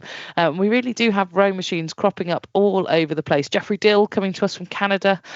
He's the 36-year-old who is using this as a fun event. He'll be racing at the Boston Marathon in April, so he'll be tuning up using this World Rowing Virtual Indoor Championships, and also racing an Ironman in Lake Placid in July, trying to qualify for the Ironman World Championship. So, Niamh, exactly what we were saying earlier, so many people kind of threading into indoor rowing as a means of supporting training for other events, but also as their main sport. You've just got to be all round a very fit and strong athlete to be up at the top of your game here at this championships. Absolutely. It's a great cross-training method, for runners or cyclists. It's cross-training for the body is really good so that you're not always doing the sport that you're racing in. So rowing, because it's so light on your joints, it's not very weight-bearing compared to the likes of running. A lot of people do use it for that cross-training method. And so then they realize, oh, wait a second, I'm actually quite good at this. I have a good endurance base and I can get good scores. And so that's what we're seeing a lot of the athletes that are competing here at the World Championships is, they tried it out for whatever reason. Maybe it was coming back from an injury or to try a new sport, and they realized how good they were at it. And here we see them. Now, I'm really interested in, obviously, Andre Diaz. Last race, 19 to 20 category, he beat 3 minutes, 2:59.8. None of these rowers in this category beat 3 minutes last week in the heats. It was Giovanni Ficarra who was the fastest. We're not seeing him today, but he was at 3:01.4. So are we going to see a youth athlete winning out the entire category? I wonder. Well, I think the only person based on last week's heats that could come close to me seems like Ales Manuel Papacek of Czechia, who's currently in second position as it stands. And there he is on screen. But some really bold and big starts across the board there. Thomas Marriott went out of the blocks like a rocket for the UK, and as did Tobin McGee. So everyone just trying to find that race pace. We're already 300 metres in. Really strong rowing there from some of these athletes, like that big strong body position up at the catch, keeping nice and tall. Is Jeffrey Dill currently in 4th position in the 23 to 39 lightweight men. And again, we've got to note in these lightweight categories, all of these guys have weighed in a couple of hours before this race, so they've had to add an additional element into their process. They can't just turn up and race. They've got to be ready 2 hours before to step on the scales. Here's Alex Wright, currently in 3rd position in the 40 to 44 lightweight men, but we're already over halfway, and Papacek, well, he's not coming anywhere near that 130 marker, that benchmark that we saw in the youth event, Neve, because like Mike said, you know, it's got to be a sub 130 in split time to be able to aim for that sub 3 minute. Yeah, and at the moment, like, he's 400 meters to go. He's going to have to do a lot of work in this second half of the race if he's going to want to get down. He's down at 135 at the moment, so he'd have to put in a huge 250 meters here now. And I'm not sure whether maybe he does have it in him. But at the moment, Andre Diaz in the 19 to 20 category is smashing the time compared to all these elite rowers. Then Tobin McGee of USA currently just about holding on to second in the 23 to 39, followed in by Jeffrey Dill, who is right up alongside him representing Canada. Big lead here by Marcus Ilmarinen of Finland in the 40 to 44. Followed in by Damian Alonso of Spain, and then right up alongside each other as well. So close here, 45 to 49 category. Angel Obregon Sierra of Spain and Alexandra Schekler of Great Britain, who's just after going in to the lead here now. Coming into the final 100 metres here now. Papacek of Czechia starting to up it, but I don't think his split is going to come anywhere near Andre Diaz, Camilla. Yeah, I don't think it is. That's absolutely phenomenal that we think an 18-year-old from the previous category, from the youth category, is going to win out over all of these 23 to 39-year-olds. But yet a big roar goes up for Papacek in Czechia. A big pat on the back for him, well deserved. And it's a time of 3:03.4. So, like you say, he's not quite good enough to win out overall. He will win the age category. Marcus Ilmarinen of Finland will also win out the 40 to 44 category, and then a winner from Spain of that very close race in the 45 to 49 category will be Angel Obregon Sierra in a time of 3:06.0. In fact, we've got joint winners, Neve. I've just noticed on our leaderboard, I think we've got joint winners in the 45 to 49 category.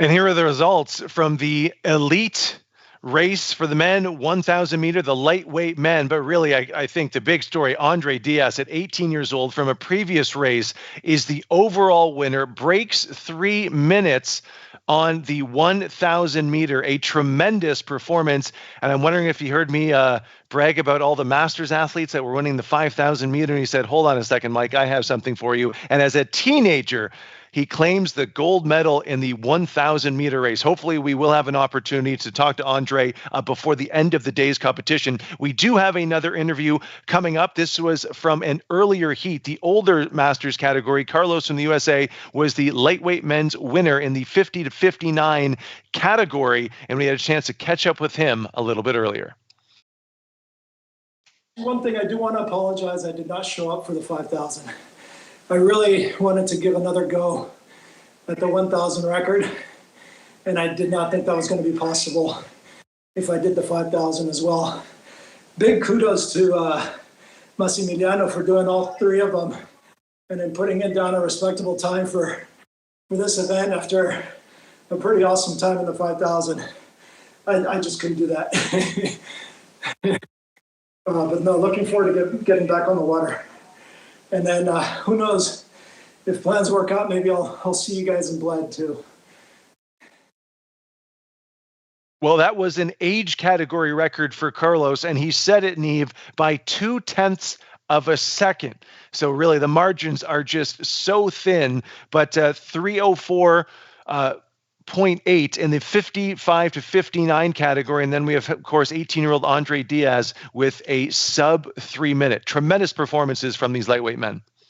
Incredible times, yeah. And he mentioned there how he skipped out on the 5,000 meters in the hopes of getting that record in the 1,000 meters. And you just wonder if he had done that 5,000, I'm not sure he would have got the time that he wanted. So, you know, the back-to-back racing, it really takes it out of you. And sometimes you just have to make a call if one race is more important than the other, that you really just go for it.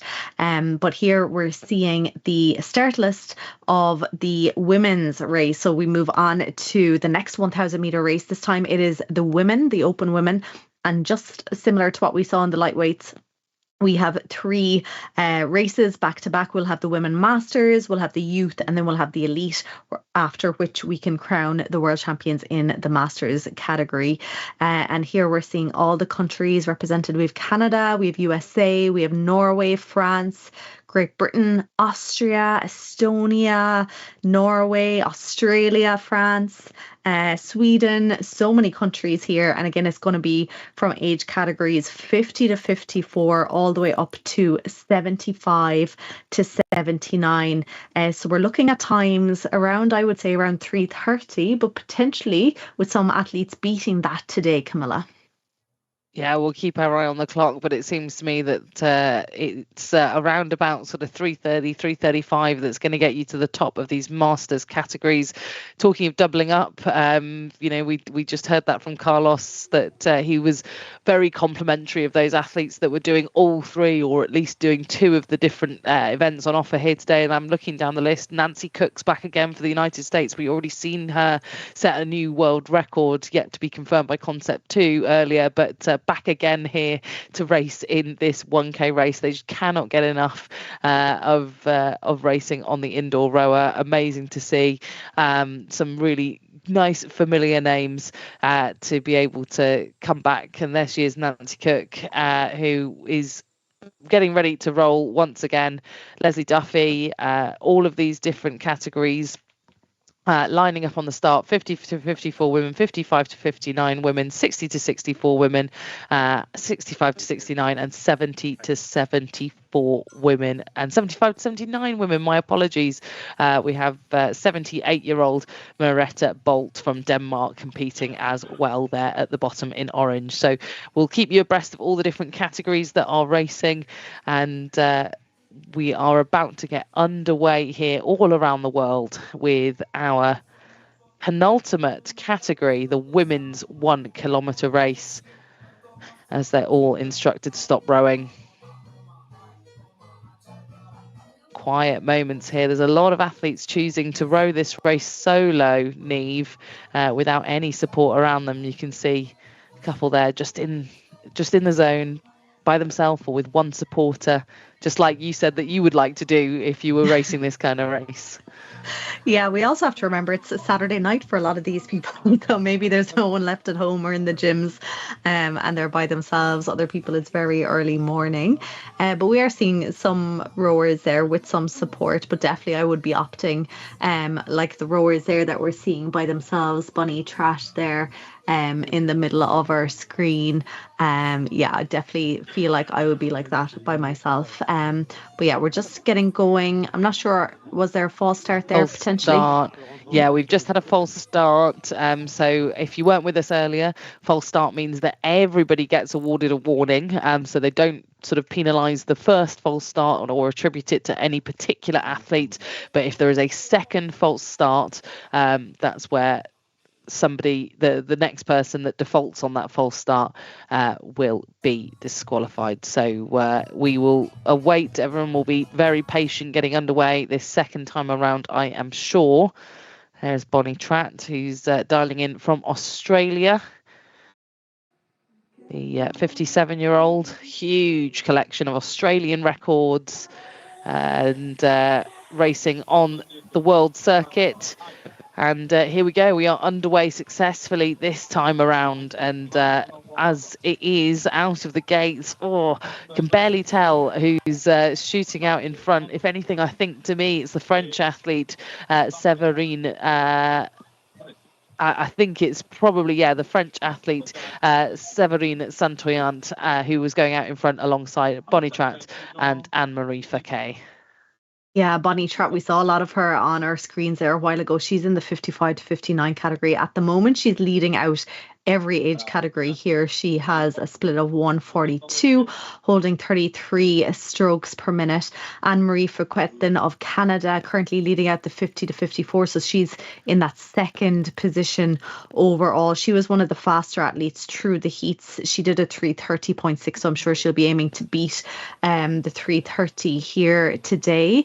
It was great when we were seeing the different cameras a little while ago before the race started. We actually saw someone's race plan. She had little notes for herself on a whiteboard. So there was the relax and settle and leg drive and press and all these different words. So she even had to, taking the thinking out of it and just being able to see that board in front to give her those cues, which are going to be really helpful. We are seeing Anne-Marie Fouquet of Canada now starting to move up here now. She has a split of 144. So she's coming to take the overall lead, it's looking like, in the next few seconds from Bonnie Trat of Australia. Yeah, we just jumped to another shot of that little board that you were talking about, Niamh, of the race plan. Great to see up close once again. We're focusing on these 55 to 59 women at the moment, those that are competing alongside Bonnie Trat, who is doing a particularly good job at the front of the field alongside Anne-Marie Fouquet of Canada. Here is Nancy Cook, who is up alongside Claire Wells and Beth Fingland in the 60 to 64 women's category.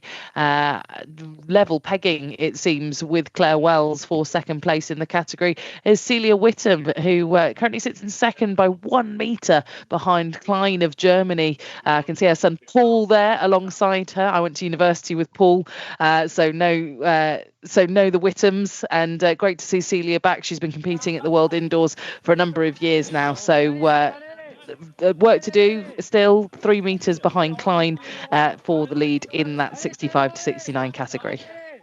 Yeah, we're coming into the final quarter now, about 250 metres to go for the leaders, and Anne-Marie Fouquet of Canada now in the lead overall, both in her category and overall in the women's masters. She's still holding 32 strokes per minute, so still nice and steady, and she has her split down under that 150 mark now. Bonnie Trat then currently sitting just about second overall, but Kirsty Joyce of Great Britain is coming, it looks like, to take that position with 100 metres to go. Looking down the field in the 65 to 69, Gudrun Klein, followed in by Celia Whitman, as you mentioned. We have Maria Gabrielle Alshark in the 70 to 74, and of course we mentioned 78-year-old Marette Bolt in that 75 to 79 category as well, holding nice and steady. But here we have the leaders coming to the finish line. Yeah, there is Anne-Marie Fouquet, who was absolutely excellent on the from start to finish, and 3:29.6. We did ask the question of whether anyone would go sub 3:30, and she answered. So brilliant for the Canadian. We'll have happy Mike Arsenault back in the studio for Canadian victories here at this championships. Kirsty Joyce will come in second place overall in this Masters event, this 50 plus Masters event, but unfortunately in the same category as Fouquet, so we'll have to settle for second, and then the rest of the results are trickling in as we catch up with some highlights.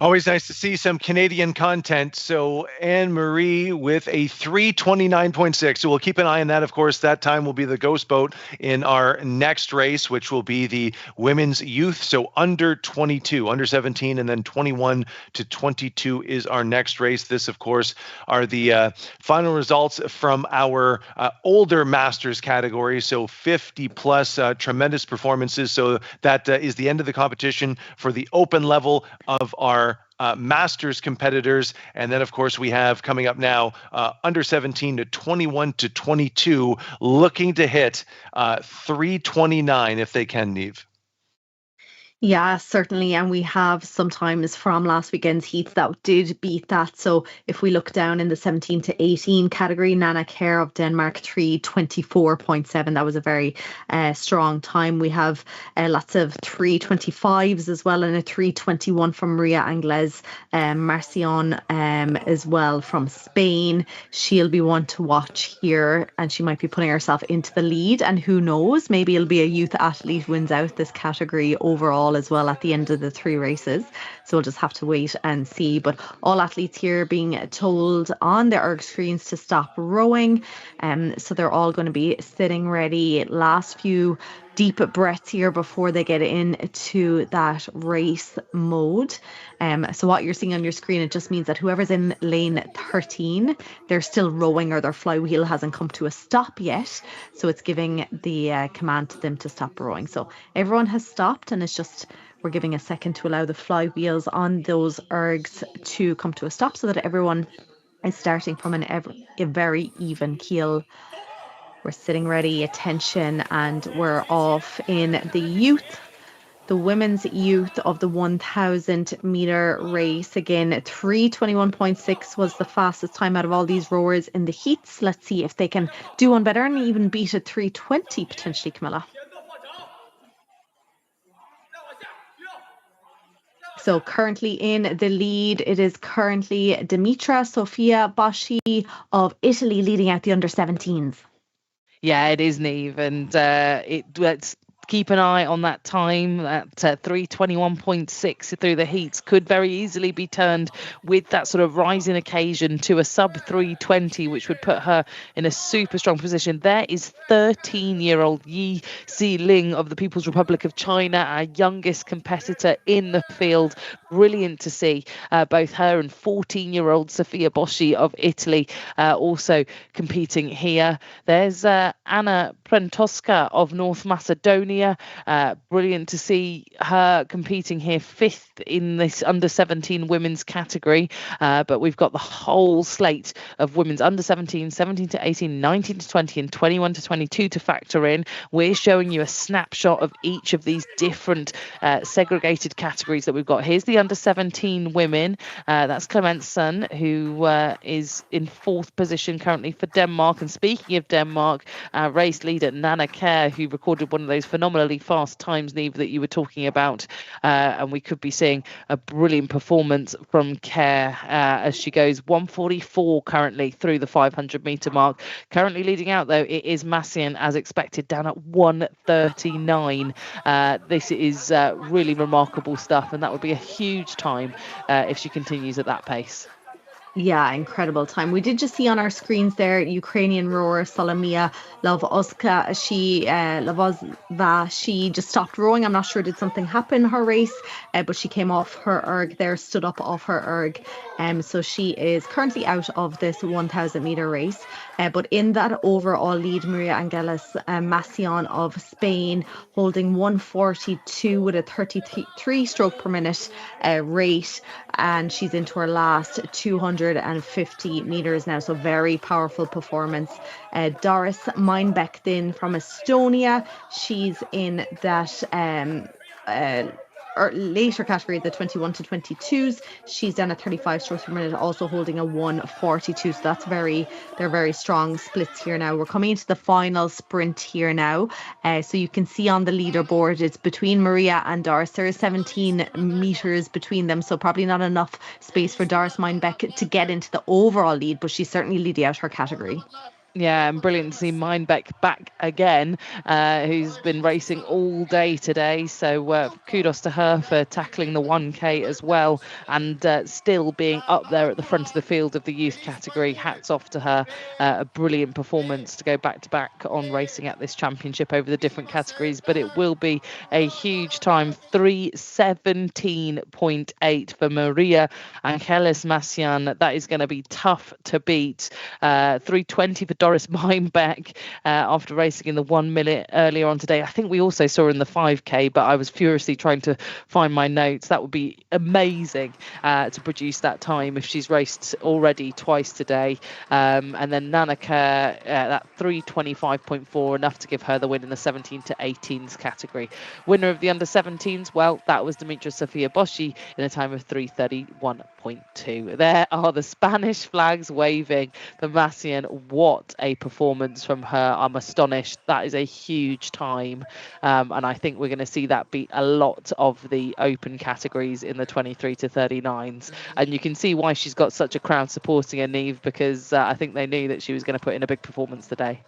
Yeah, that was incredible. We were wondering, would anyone go under 3:20? Her time last weekend was 3:21.6, and she absolutely smashed that by almost 3 seconds, 3:17.8. So as you said, like, she'll certainly be beating a lot of the rowers that we're going to see in the elite category in a moment.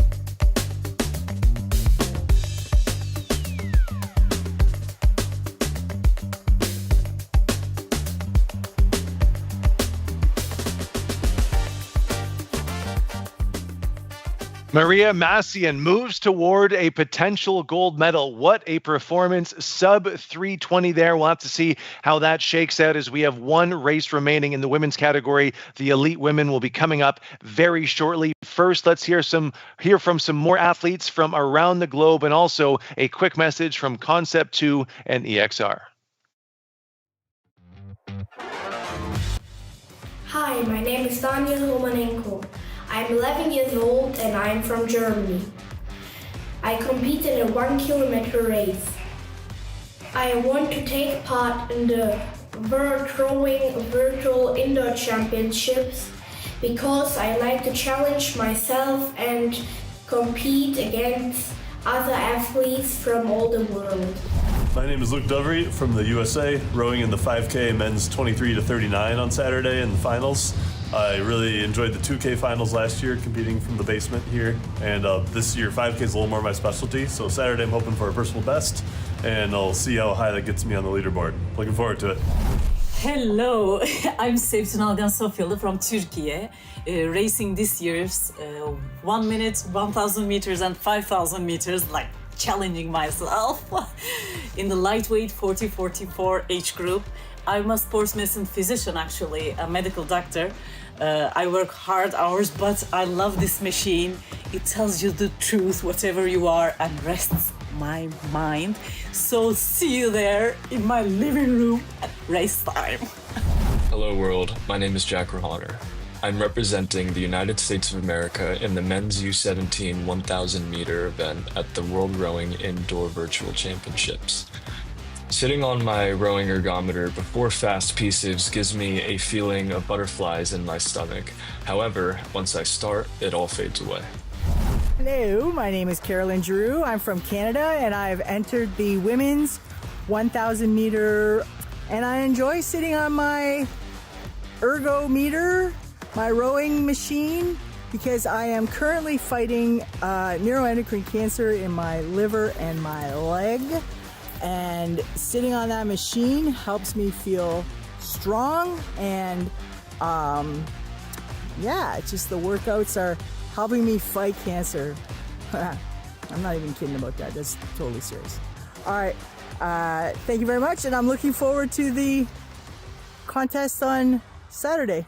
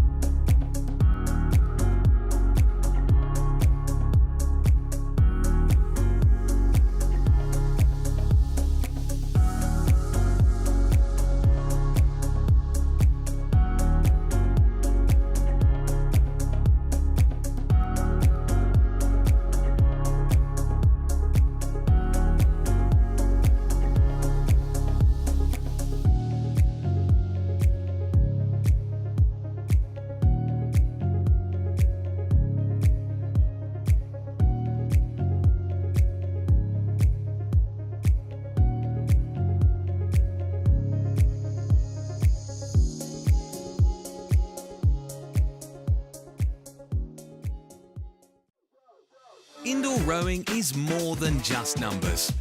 It's making friends while working out. It's having fun and getting strong, stroke by stroke. The EXA app has it all. Share your passion with a worldwide community. Explore mesmerizing locations. And push your limits with training plans. Indoor rowing has never been easier. The world is your workout. Start rowing it. It is now time for the final women's race of the 2026 World Rowing Virtual Indoor Championships.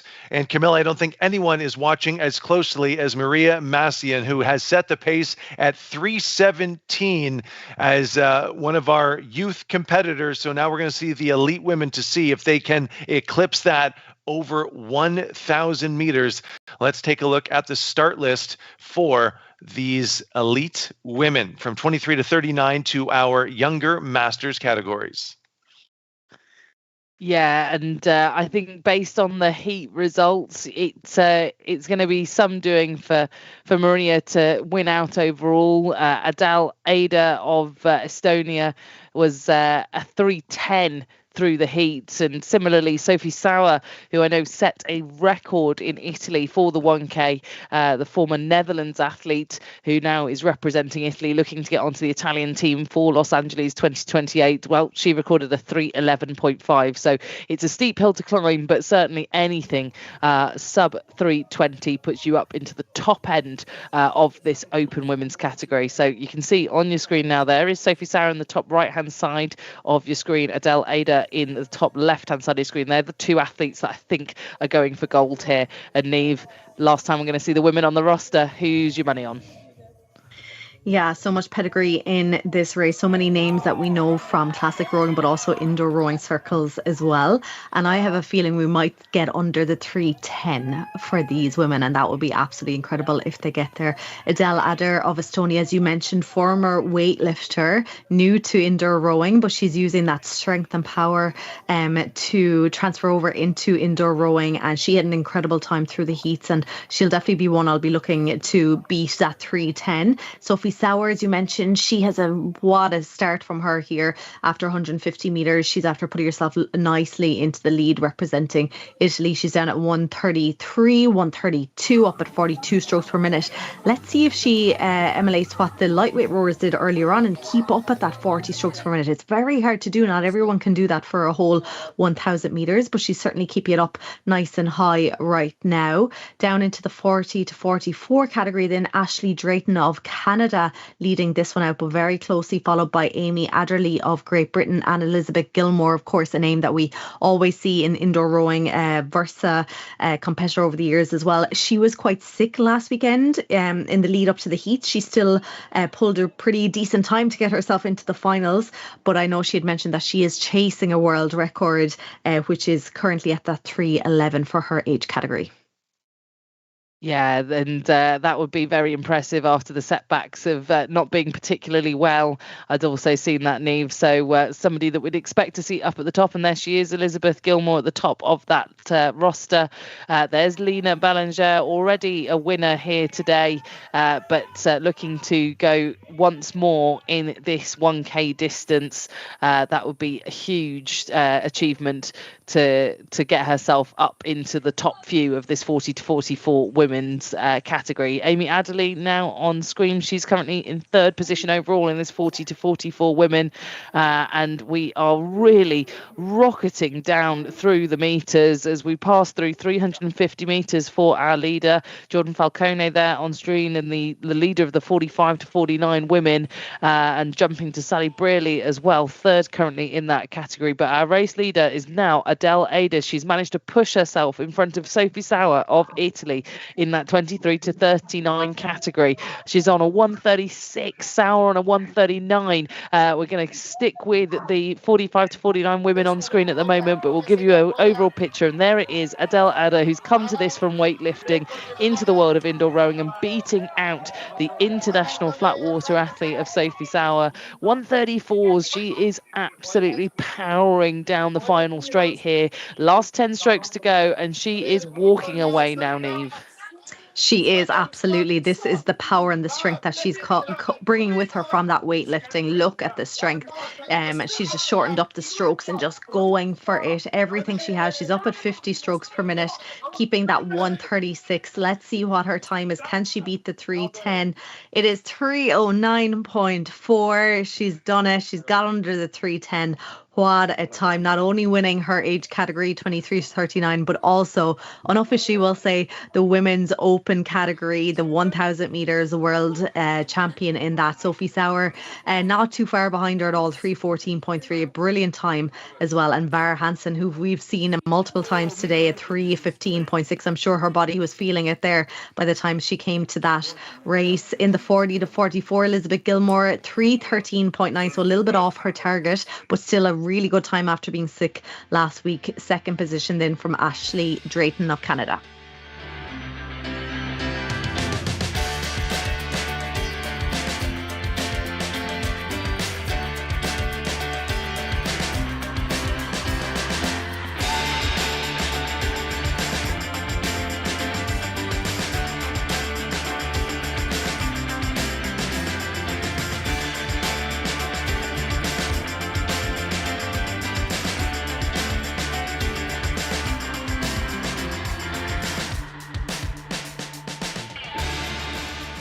Adele with just a tremendous display of power, 3:09, breaking 3:10 to take the gold medal. Elizabeth Gilmore, gold in her category, second overall in the women's competition for the 1,000 meter. Of course, Elizabeth Gilmore, a two-time Versa champion, and then Sophie rounding out our top three for the women's competition. All three of our medalists there breaking 3 minutes and 15 seconds. And what's interesting, Camilla, is we saw it on the 1 minute for sure, but even on the 1,000, just different techniques and different abilities to produce power. Whereas we look at the 5,000, everyone looked a lot similar and very consistent, similar body types as well. But when you see that power application, it allows for a little bit more variance, doesn't it?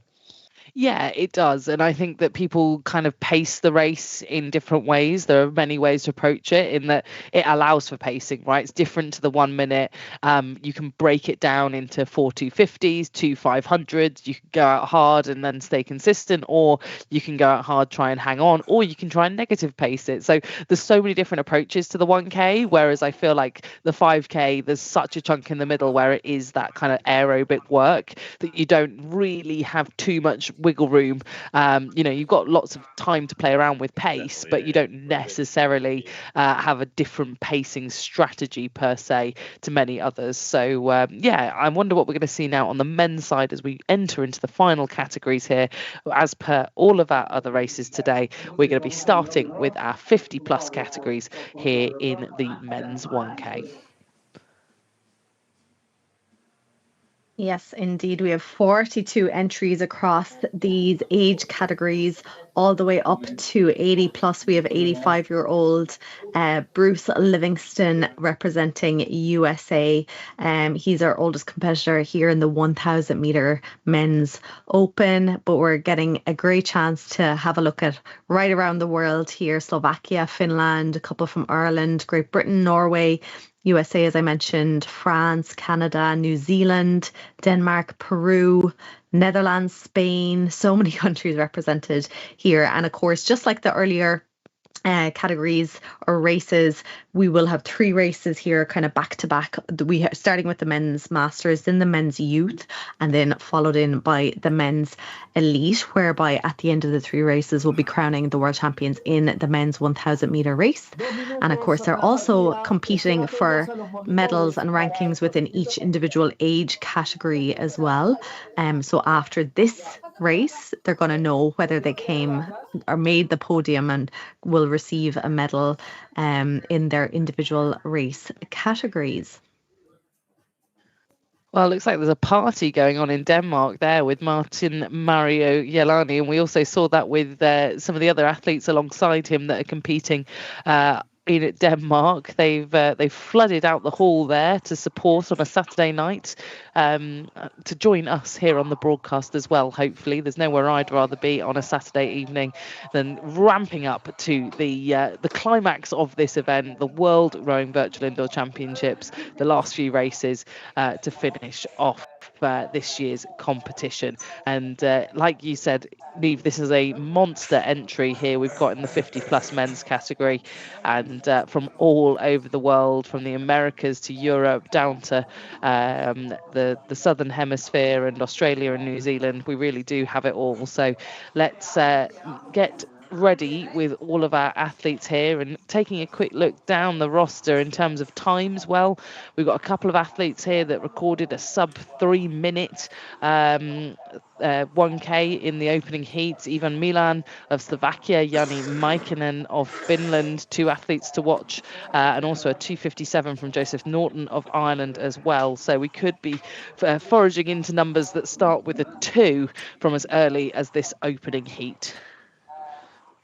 Absolutely, yes. And, it'll be interesting to see. We had Andre Diaz earlier in the youth category, who of the lightweight, who did a 2:59.8. We'll see how he compares with these open weight categories as well. But we'll definitely see quite a few numbers under the 3 minute mark here now. So again, they're getting that command to stop rowing. You can see a lot of them are sliding up and down the seat, trying to keep the legs nice and loose and nice and warm before they get the final commands to go rowing. So 1,000 meters, rowing as fast as you can, getting as quick a time as you can here, and off we go. The first of the men's 1,000 meters, and it is the Masters 50 to 54 all the way up to 80 plus. At the moment, you called him out, Jani Maikinen of Finland, currently leading out Ivan Milan of Slovakia. They're going to be 2 times that are going to be very, very quick towards the end of the race. If we look down, Michael Hallgren of Denmark in the 60 to 64 category as well, with a very strong start. Yeah, and strong start doesn't necessarily mean strong finish, as we've known all throughout today. We've had very successful race plans that have meant holding something back for that final 500 meters. Jani Maikinen, we're expecting big things from him, race leader in the 50 to 54 men's at the moment, and Joseph Norton hot on the heels there. Those 3 all looking, I suspect, to go sub 3 minutes. Michael Costa there on screen, he's part of that 50 to 54 age group, but just 23 meters back, along with Frid Eggum of R.A. Eggum of Denmark, Norway, my apologies, now on screen. And we'll jump now 55 to 59 men. Well, our race leader, Joey Verts of the USA, is 0 meters ahead of David Fishman. Those 2 exchanging blows there at the top of the leaderboard. We're looking now at Stephen Bailey, who's currently sat in 4th position. And wow, I mean, there really is nothing to separate those top 3 in 55 to 59 men, Niamh, is there? Absolutely not. They're so close, as well as the 50 to 54 category. It is so close between Jani Maikinen and Ivan Milan. There was nothing separating them in the heat. Ivan Milan just getting ahead 0.7 of a second ahead of Jani Maikinen. But let's see what happens. We're already halfway through the race, so they're starting to ratchet things up. Jani down at 35 strokes per minute compared to Ivan's 39 strokes per minute. So let's see how that bears out as they come into the final quarter of the race.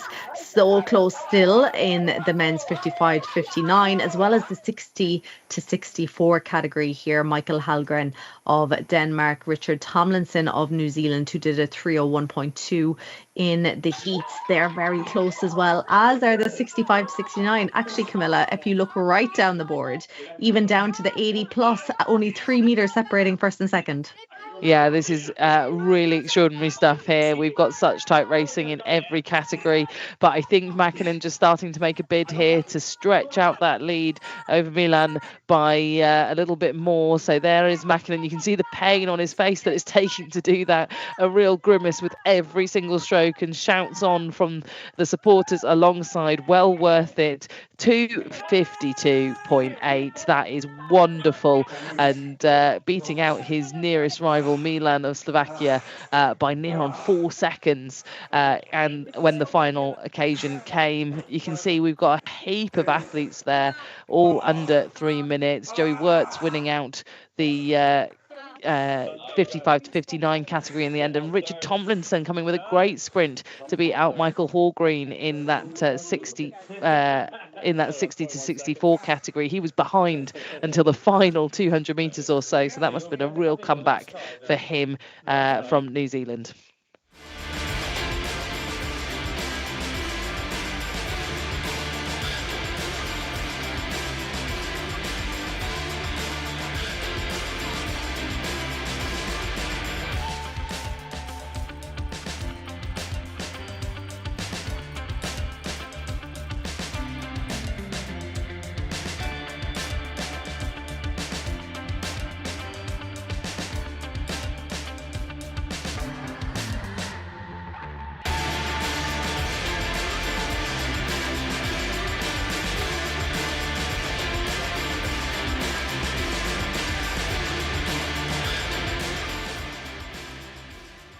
And I believe we were hearing the anguished groans of our race winner earlier at the close of that race. 2:52 from our winner from Finland. We'll see how that holds up as we have 2 races left to go, the youth men and then the elite men. But what a performance by all of our masters athletes. And that averages to a 1:26 for the entirety of 1,000 meters. That's almost hard to comprehend. We see these great times, but when you break it down into 500-meter segments, it is really just shocking, just the power, the stamina, the speed, and a little bit of endurance that these athletes are able to push and produce there. Quickly, let's hear from Elizabeth Gilmore, who finished second in the women's elite category in the 1,000 meter, our 2-time Versa champion. I'm feeling okay with my time. It's been lots of ups and downs this week with sicknesses and things like that. So I'm just really happy I was able to come and I think do pretty well. I was kind of hoping to see the entire field. So I only saw the 40-year-old women. And I knew there's some really fast ones a little bit younger that I was hoping I could kind of pace off of. But it is what it is. Like sometimes you just, Ashley was on my heels for a lot of it, so that helped. It was kind of nice seeing some events other than a 2K and a 500. I think everyone loves the 2K and the 500, but just having a variety of things, I'm not sure if that helped to inspire some of the phenomenal performances we've seen in the last 2 weeks, but it's just been really exciting seeing all these records come in. Okay, Elizabeth with a gold medal in her age category and a silver medal in the overall 1,000 meter. Now let's transition to the men's youth under 17 and 21 to 22. Can any of these athletes eclipse 2 minutes and 52 seconds? Camilla. Well, Mike, we were talking about how phenomenal the split times were, that you need to comprehend that 1:26, the world record that we saw set by Panizza, who's going in the next category, the 23 to 29. That was a 1:19 split overall. So it's going to keep ramping up, and we are going to get to the very, very top of the pyramid in just a few moments' time. But let's see how close these youth men can get. We've got the under 17s, the 17 to 18, 19 to 20 and 21 to 22 as categories here, and those little golden dots by the left showing you who is leading out in each of those categories. A great start here for Portugal. They've been so dominant, Neve, in these youth events, haven't they? They absolutely have across the board, and it is Castro of Portugal in that 19 to 20 category, up at 46 strokes per minute. We're seeing a lot of the kind of leaders opting to stay within those 40 strokes per minute for quite a bit of their race. He's down at 1:24 split at the moment with over 300 meters done already, and it doesn't look like he's going to drop it too much. He's down around 44 strokes per minute for now, but perhaps he's been watching the last few races and seeing that you need that high stroke rate here in this 1,000 meters. But if it's sustainable, let's see. It's all down to how much training you've done. In the 17 to 18 category, Zakharov of Ukraine, who would have posted one of the faster times through the heat, he's leading that out from Michalchuk of Ukraine. They both were very similar in the heat, so great battle happening between the two of them. Again, Then if we look down at the 21 to 22 category as we pass halfway, massive lead here by Abdel Mohsen of Egypt here. He has over 40 metres of a lead here now as they head into the final 400 metres. Yeah, and must be really middle of the night in Egypt at the moment. So brilliant. Hats off to Abdel Mohsen, who is rowing in the dark in Egypt, up here at the front of the field alongside Castro and Melanchuk and Zakharov, all vying for those top spaces in their age categories respectively. But it's the 21 to 22 age category currently at the front of this field, but clinging on with fingertips here for Abdel Mohsen, because it is still Castro and now it's Zakharov starting to show. He's still at a 126, pacing this extremely well. He's the only person that's been able to continue to hold 126s, and in fact now, Neve, starting to push down to 125s every so often, and I think that's going to see him come to the line with victory here if he can keep this up. Absolutely, and he still has a bit of room to play with stroke rate here in the last 100 metres. He was down at 35, he's starting to go up to about 37, but it's still one of the lower rates compared to all the high 40s that we're seeing, low to high 40s that we're seeing. But he's just coming in to take the final few strokes. Here he is on our screen, Yaroslav Zakharov of Ukraine. There he goes with a time of 2:49.7, smashing the time from the Masters category. That will be such a great time going forward, you know, in the overall leaderboard of these men 1,000 metres. Yeah, 124.8 average. We are, as I say, starting to drag down the average time per 500 metres as we roll through the categories, and we're about to get to the fastest 1Ks as we run to the end of this youth category.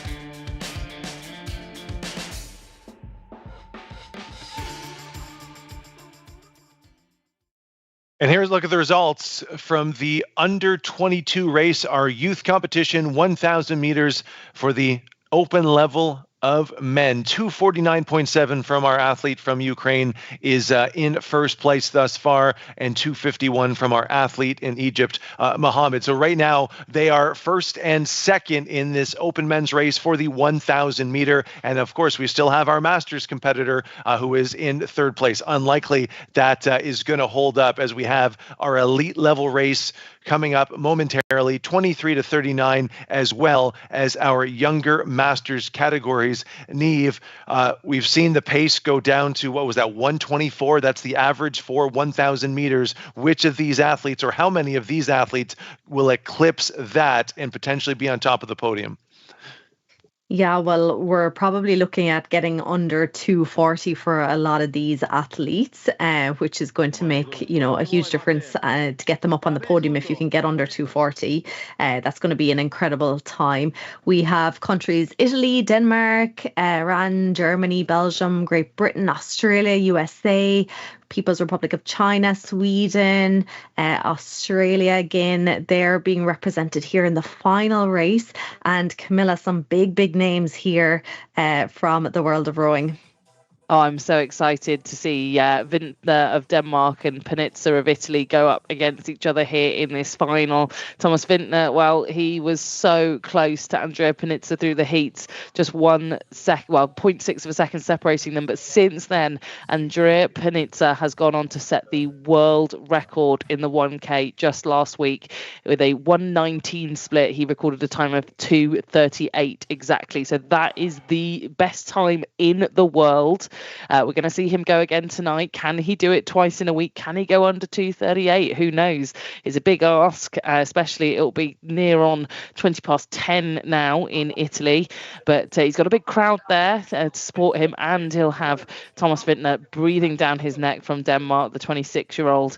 It'll be a great ding-dong. There's also some really close times as we look down the list here. We've got Loda Lemelin also racing, brother of Ward Lemelin. We've seen the Belgians race at so many many of these indoor championships and go for gold. But it's just going to be a brilliant race here. I'm just excited to see how close we're going to get to that world record. This is the race where the ghost boat for the world record, Andrea, will be chasing himself here, Niamh. Absolutely. Here we're seeing Kirklow Rowing Club there in Ireland, Rian Corcoran, just on our screens here now. Everyone is taking their last few strokes here now as they get set to go. This is going to be one hell of a race to finish out the championships. And some big scores to try and beat from the last few races. So we're waiting just for the command on their screens to stop rowing. There it is. They all have to stop pulling. A lot of them will put down their handles now and just let the ergs reset, and then we'll be getting ready to go. So 18 entries here across 3 categories: 23 to 39, 40 to 44, 45 to 49. 83 entries in total across this men's open 1K final. Well, here are the final few moments. This is going to be the fastest 1K of the day, guaranteed, I'm sure. Maybe the relays, but perhaps here as an individual, we're almost certain to get the fastest 1 kilometre race of the day. But who's it going to be? Is it going to be Panizza, who exerted himself to get that world record on the Concept2 earlier this week, or has Vintner saved enough here in Denmark to go for it once again? It's going to be a great head-to-head, and here we go, we're off the line, and I think first honours in the first few strokes go to Vintner there. 109 in his opening strokes compared to Panizza's 111s. Yeah, big start here from Thomas Vintner. He knows that he's going to have to give it everything from every single stroke if he wants to lead out and, be crowned world champion in this category. We're 200 metres in. Andrea Panizza just after taking the lead back again from Thomas Vintner. Lucas Rukenden of Germany, he's in that 3rd position. If we look down at the 40 to 44, Nathan Cooper of Australia ahead of Jim Berryman of Great Britain. And then down into the 45 to 49 category, James Hudson of Great Britain ahead of Anders Edqvist of Sweden. Yeah, and anything kind of sub a 125 split here is absolutely electric. It really does get you up to being one of the fastest in the world. Brilliant to see our 40 to 44 men, some of them stretching to that target as well. Nathan Cooper, as you say, leading that out for Australia. Taking a quick check back towards the top of the board, we're nearing halfway here. Andrea Panizza, the Italian, is dwarfing Thomas Vintner of Denmark by 13 metres now, but he's just floating up to 122s. I'm not sure it's going to be enough to see him topple his own world record. Now 123s. He needs a 119 average split. He was really blasting it off the start, but I'm just not sure it's going to be enough. He's up at 41 strokes a minute. What can he do in the final sprinting stages here? We're hitting 350 metres to go. Are we going to see some more fireworks here from the Italian? Thomas Vintner comfortably in 2nd position over Lucas Rucken, but great here from Sweden's Anders Edqvist, who's down at 125s here, leading out the 45 to 49 category alongside the leader of our 40 to 44 category, Nathan Cooper. We're into the last little bit now, and there you can see Panizza. He's now down to his 119s again. What can this sprint do here, Niamh? Yeah, I'm not sure. Did he let the split go up a little bit too high there for the last kind of 500 metres? He's going to have to do a lot of work here now. He's back up to 121. He's probably hurting at this point. He's already set a record this week, so he's done a lot. His body has been through a lot, but he's into his final few strokes at that 121, 124 then for Thomas Vintner. So definitely looking like the overall champion of the 1,000 metres is going to go to Andrea Panizza, not matching his time, but it is a 2:38.9, so slightly slower than his world record, but still getting himself the gold medal of the 23:39 and the world championship title of the men's 1,000 metres. Wow. And I mean, 2:38 in any respect, that world record's been broken twice in the last couple of weeks. So absolutely phenomenal. 119.4 their average.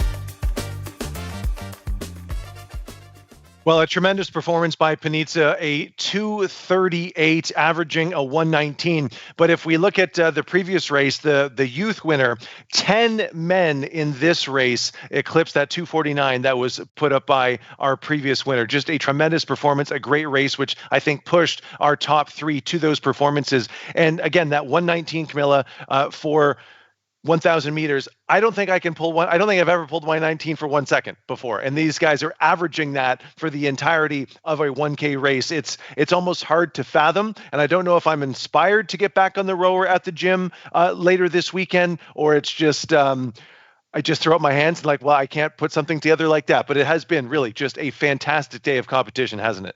I mean, we really are riding high on the wave of indoor rowing being probably at its best that it's ever been, full stop. We've seen so many world records fall in the last few weeks. We talked about the women's 5K record falling. We've talked about the men's 1K record falling twice within the last 2 weeks. The men's 2K record was broken by Oliver Seidler as well. Just a huge number of indoor records, world records being smashed on the Concept2. And the benchmark has never ever been higher. So I just cannot believe that we've seen, yet another 2:38.9 being pulled out there.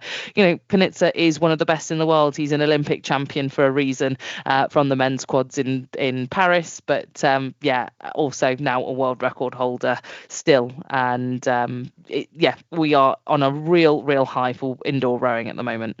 And that's a great point. So, Niamh, what do you think we should attribute this to? Is that just the popularity of indoor rowing? So we're seeing on the water outdoor champions like Panizza decide to throw their hat into the indoor ring? Is it something else? Like, what would you attribute these tremendous performances we're seeing, it seems, year after year, competition after competition?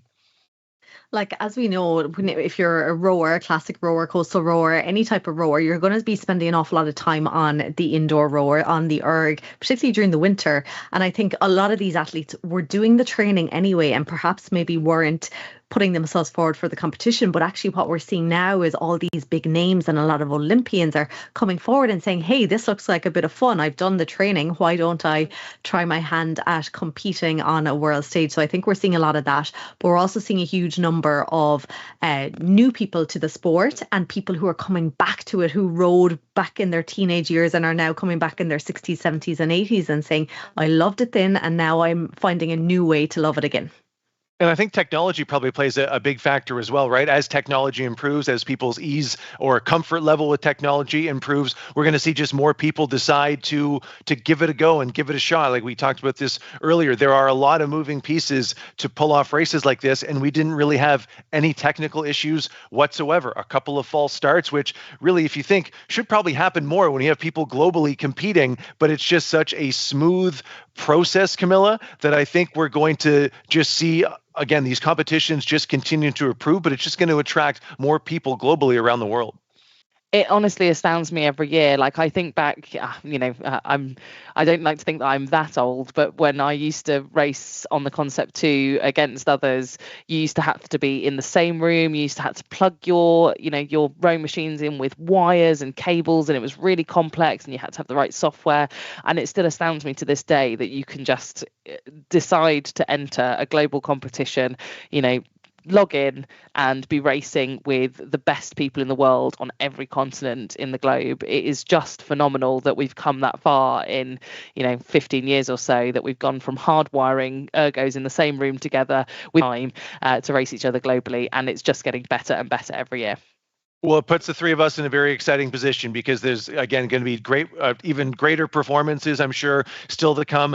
There's an excellent chance we are going to have an indoor rowing in-person competition later on this year where we will see the 500 meter and the 2,000 meter competed. So very excited for some more information on that. But just kind of general big picture takeaway, Niamh, what immediately springs to mind when you think about what we've seen today? It was the innovative use of, like, particularly the relays. We're seeing new techniques being used, just new ways of, like, holding down straps and different things. And so I think lots of new things coming in. I think the 1 minute showed like huge strength from all the rowers. It's going to be something that people are going to enter more. I would certainly be more inclined to enter a 1 minute as opposed to 5,000 meter. So the 1 minute race was very special to watch as well.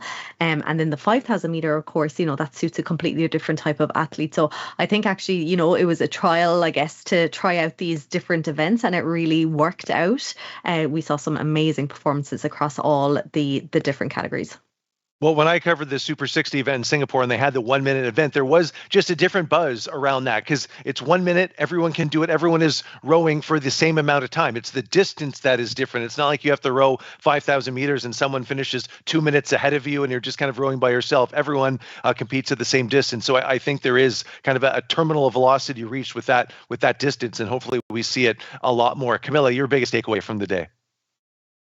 Neve and I are going to do a mixed relay on the 1K next time around. It sounds like we've both been inspired to take it back up. No, I think that for me, just having the two new things really, the new distances, and just hearing how many people really like the 5K, I think was actually, you know, Neve's talked about the 1 minute, and you've talked about the 1 minute, but the 5K, you know, in my mind, I hated 5K. So just hearing how many people say, oh, that really suited me, I'm really glad it was offered. It's obviously a really popular workout on the logbook. It's a really popular trialing distance for a lot of the sort of flat water national squad athletes. So I'm just really delighted that people feel like there's a space for them to compete in what they feel is their best event. So that's great. And then I think my second takeaway is the new para classifications or categorizations, as it were, just allowing a bigger breadth and diversity of athletes who can find the right space for them to compete against athletes with similar impairments,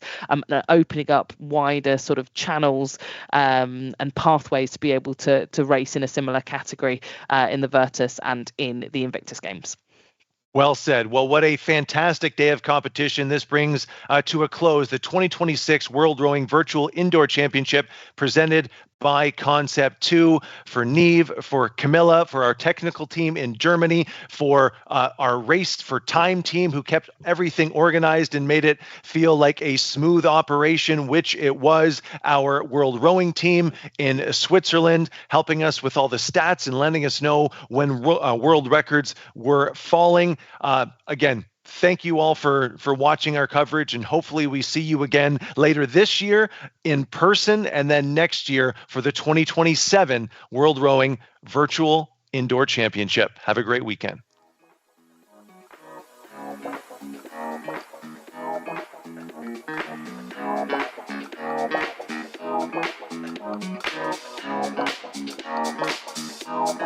Thank you.